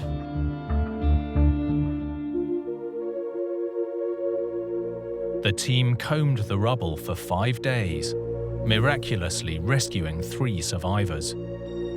But sadly, Robert and 3 of his colleagues didn't make it. Unfortunately, we did have multiple fatalities. The tragedy rocked the city to its core and left grieving loved ones demanding answers. Why had the structure failed so catastrophically? An investigation was launched, and engineers arrived on the scene the following day. One potential clue was an event that happened 2 days prior to the disaster. According to reports, a crane lifting a wall panel had struck the very top of a 6-story column. Civil engineer Nestor Cueto followed the case. This impact could have caused a shift in the column, which would have had a progressive impact on the rest of the structure. Although it was impossible to confirm from the wreckage, reports said the damage had been fixed. Records show that although the damaged column was out of alignment, that was corrected with shims and wedges. The crane's impact may or may not have played a role in the disaster, but investigators made another discovery that definitively explained the collapse. Some of the joints between the columns were missing a key element. The grouts were not properly installed below the shim plates, so you don't adequately transfer the compressive load from the columns to the foundation. The grout intended for these joints was crucial to maintaining alignment. Without it, the tower of columns would become unstable, dooming the structure. And as the levels kept going up, the load was being added to the columns. Without grout, the stresses on that shim plate were exceeding the allowable capacity of the steel. The entire column shifts down from its intended position. Once that column shifted from its intended position, it had a cascading effect, also known as progressive collapse. This essentially causes the entire building to stack upon itself. Another term for it is pancaking. The unstable column failed in seconds, leaving the beams unsupported. As they collapsed, 3,000 tons of steel and concrete fell with them.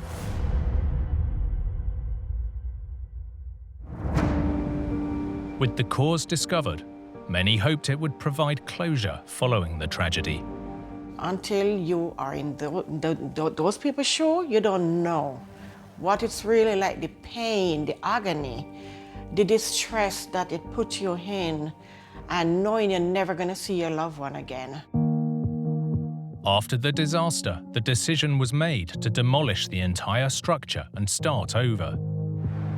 But the second garage suffered setbacks of its own. There was another partial collapse, and this one wasn't as deadly or as tragic. A beam collapsed. This was partially due to missing connections, missing welded connections from the beams that were not done prior to release of the load from the cranes. Although 2 workers were injured, luckily there was no loss of life. By 2017, the new garage was complete, where it stands to this day. For some, it serves as a reminder of the responsibility that engineers take on with every new structure they build. Quality control is essential to the construction of the building. Any issues that are not addressed during construction can pose a potential issue for the actual structure.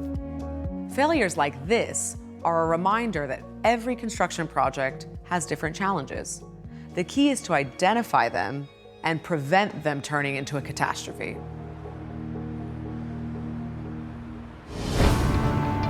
With big construction, engineers build to stand the tests of time. But sometimes a problem can lie hidden for years, before disaster strikes. Like this catastrophe in Colorado that wiped out a mountain dam. I could tell that this was when it was really going to get bad. Unleashing an unstoppable wave of devastation. 1 minute, this was a sleepy street. The next, a river of mud came washing through. Leaving a community in a fight for survival. From being a thriving little town to a disaster zone. There was no way to stop this flood.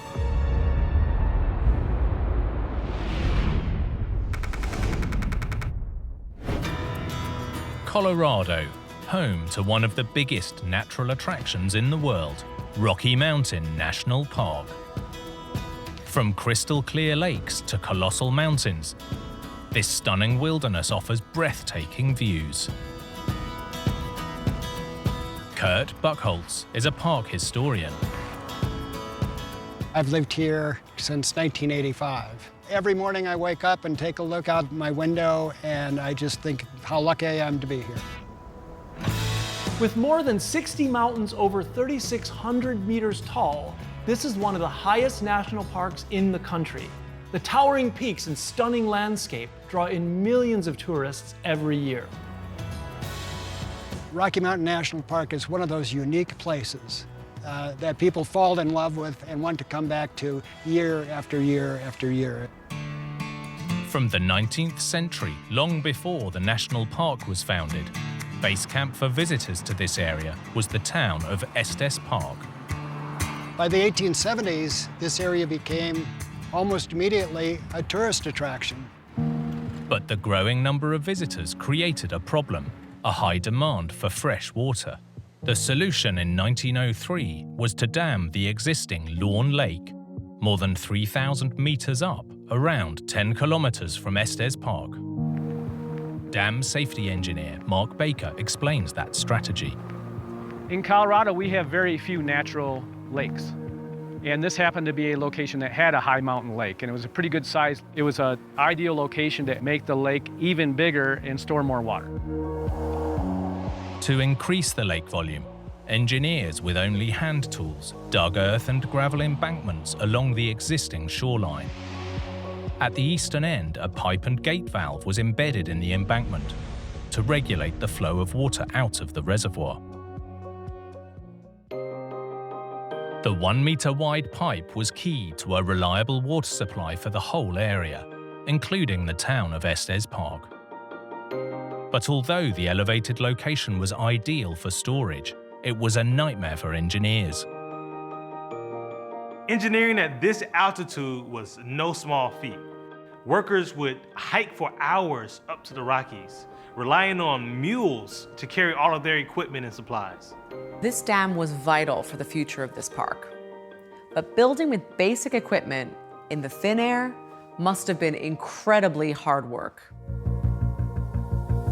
The vast earthworks took just a year to complete, and for nearly 8 decades, the reservoir supplied Estes Park with fresh flowing water. Until the summer of 1982, when a disaster ripped through the Rockies.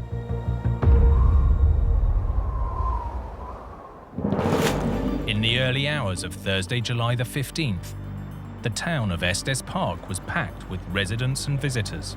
10 kilometers away inside the national park, others were enjoying the great outdoors. There was some campers up there at the Lawn Lake campground, and in the middle of the night they heard a roar. Initially, campers thought the noise was wind howling through the valley and didn't pay it too much attention. But this was no wind. They had heard the sound of the Lawn Lake embankment breaking. And at 5 a.m. it failed, sending water crashing down the mountainside. The amount of water gushing through this breach was insane. Some estimates say it was an Olympic-sized swimming pool every 5 seconds. 750 million liters of water swept up boulders, trees, and anything else in its path. It looked like an ocean, but the flood was not stopping and actually started going down that way towards Estes Park. A witness called the authorities, warning of the crashing wave of destruction, and residents were ordered to evacuate. Radio reporter Dave Thomas covered the unfolding drama. I came to this point because I knew that the water was going to start into downtown very soon. As residents evacuated, the flood was temporarily slowed in its tracks by a small concrete dam. The dam was forced to hold back hundreds of thousands of tons of mud, rocks, and water that it had never been designed to handle. For nearly 20 minutes, the small dam held firm against the torrent. But at 6 a.m., it too catastrophically failed. Dave Thomas knew the impact of this flood would be beyond his worst nightmares. I realized we're going to hit downtown Estes Park with some force. I could tell that this was when it was really going to get bad. As this grainy camcorder footage shows, when the flood hit, it hit hard. When that water is curving right through downtown Estes Park, and there's probably 6 or 7 feet of water carrying cars and people with it. I had had a business in downtown Estes Park. I could see the floodwater going directly inside one of the buildings across from where my store used to be. I actually broke down at one point and could hardly talk. Nearly 5 hours after the disaster had begun, the raging torrent slowly subsided, and the town took stock of the devastation. Estes Park goes from being a thriving little town to a disaster zone. Tragically, 3 people had died in the floodwaters, and yet, without that warning call and immediate evacuation, the death toll could have been much higher. He got the word out. They were able to get a lot of people out of the way of the problem. It started an evacuation process that undoubtedly saved lives.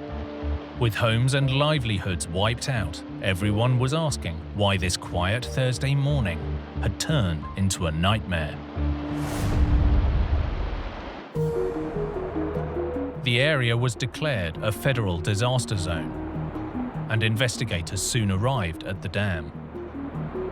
In the wreckage, they discovered the cause: a failed connection between the dam's outflow pipe and a gate valve.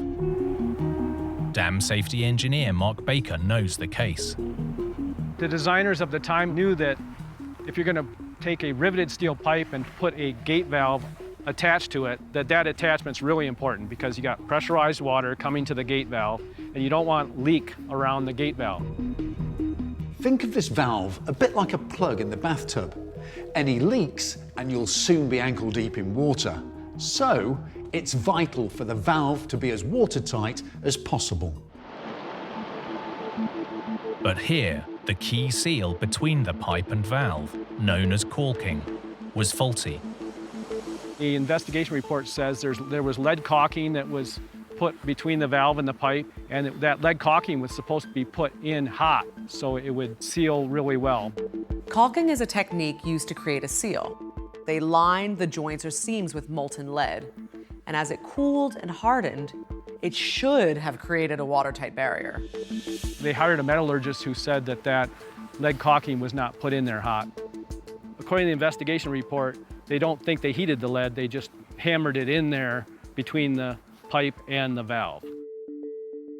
Not only was the connection vulnerable, but if a leak did start, there was nothing to prevent the water from eroding away the inside of the embankment, rendering the dam structurally unsound. But that valve was supposed to be encased in concrete, so if that valve ever leaked, that leaking water would not erode the soil in the dam. But for some reason, it might have had to do with how much elevation and the difficulty it would have taken to get concrete all the way up there. They did not encase the valve in concrete. The faulty seal and lack of protective concrete were compounded by a third problem. The location of the valve on the outflow pipe subjected it to exceptionally high water pressure. So in embankment dams, best practice of engineers is to put the valve on the upstream of the dam. In that way, when you open the valve, all the water that's coming through the pipe is not pressurized. They didn't realize that back in 1903. So what they did is the valve is essentially under the center of the dam. That means all the pipe going upstream to the reservoir was under pressure. And it's also under pressure where it met the valve. And that's where we had the leak occur and internal erosion began and ended up failing the dam. The reservoir created a huge pressure in the pipe. If any gaps appeared, water would have spurted like a fire hose. And it was only a matter of time until the whole thing would have failed. When water flows downhill, it creates power. And that energy is going to go somewhere, and what it goes into is erosion. Ultimately, the high altitude and remote location meant that, however long it had been growing, the leak had gone unnoticed. Obviously, this dam being so far up on the mountain was very difficult to access, so operations and maintenance of the dam was very difficult. The Lawn Lake Dam failure changed the national park's outlook on dam safety. Almost everybody woke up about the idea that could this happen again? The disaster triggered inspections of existing dams across America's national parks, including in the Rockies. One of the first things the national park did was to hire some engineers to look at the other dams that were in Rocky Mountain National Park. 3 other dams were also in rough shape, so they began a program of dam removals. As part of the program, engineers determined that rebuilding Lawn Lake Dam just wasn't worth the risk. The factor in this story is one of what I would call risk and reward. When I say risk and reward, it's a risk to build a dam, but the reward is you have an annual supply of water. In the 8 decades since the dam was built, alternative sources of fresh water had become available. Instead of risking another disaster, the decision was made to allow the national park to return to its natural state. When opportunities present themselves to remove man-made features, the National Park Service has a tendency to do that. And in this case, due to the expense, they decided not to rebuild the dam. For the town of Estes Park, the toll was terrible, but in true Colorado style, they soon picked themselves back up. The people of Estes Park got that town back in life. In about a 2-week period of time, they were back in business. I mean, that's the remarkable part of the story.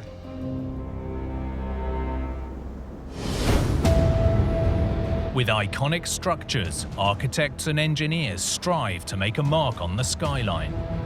But sometimes that ambition comes at a cost. Like this story in Madrid, that brought the crowds to a standstill. Va a moverse y a hacer algo único en el mundo. This monument was designed to make waves, and it certainly did that. A huge obelisk that had residents struggling to see the point. This giant moving monument had just one tiny flaw. People were looking, we're staring. Oh, what's happening? It doesn't move.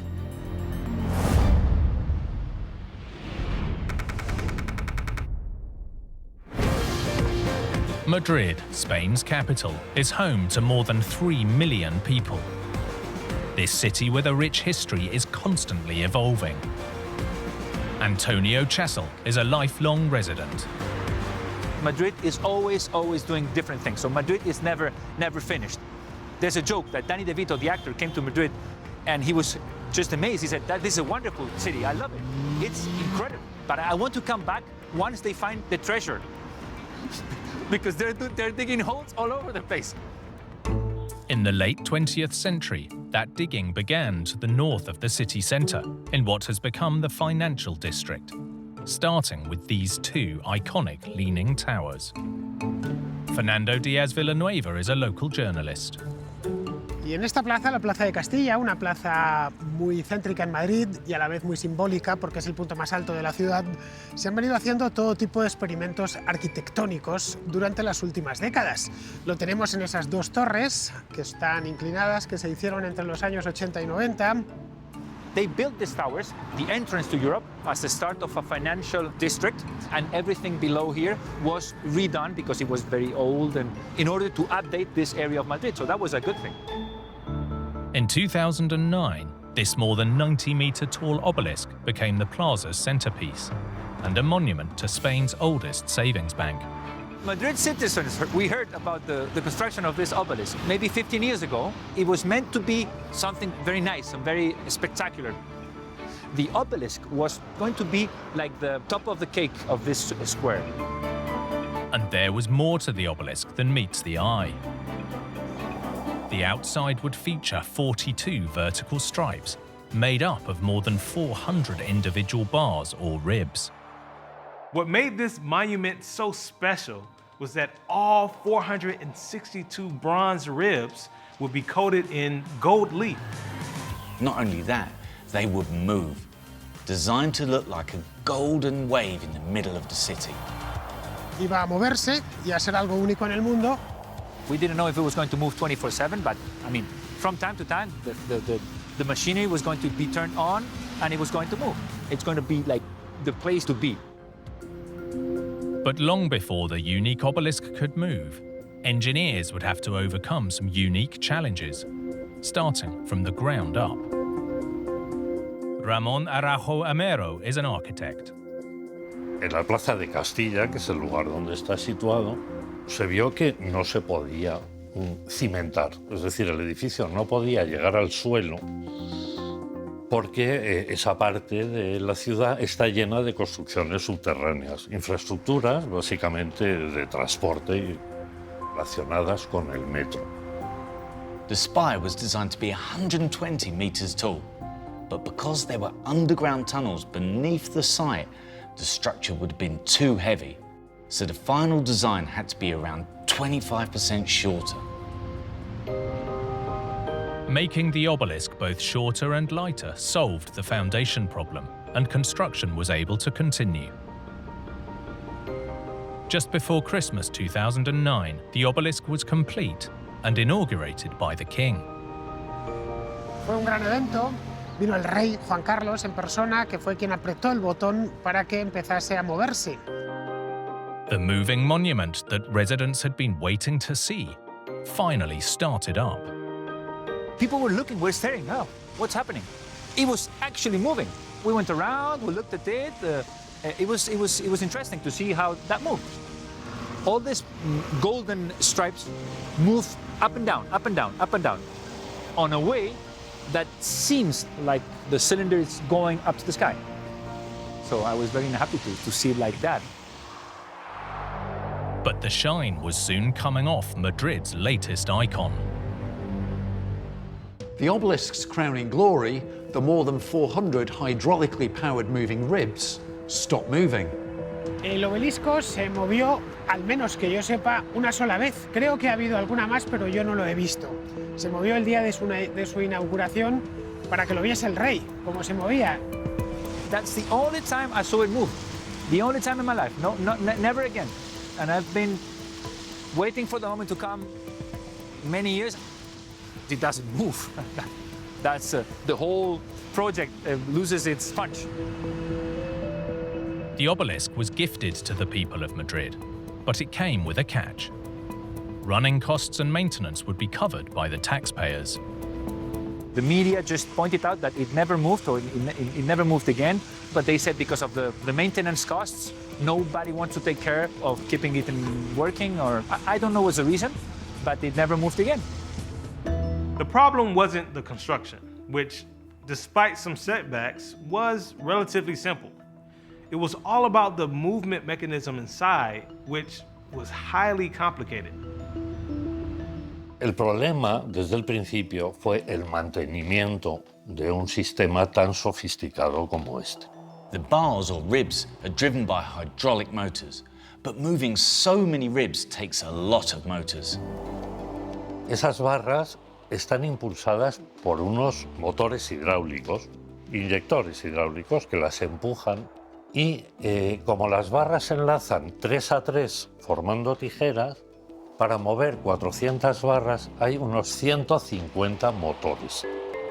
Not only are there lots of motors to keep running, there are lots of ball joints to keep moving too.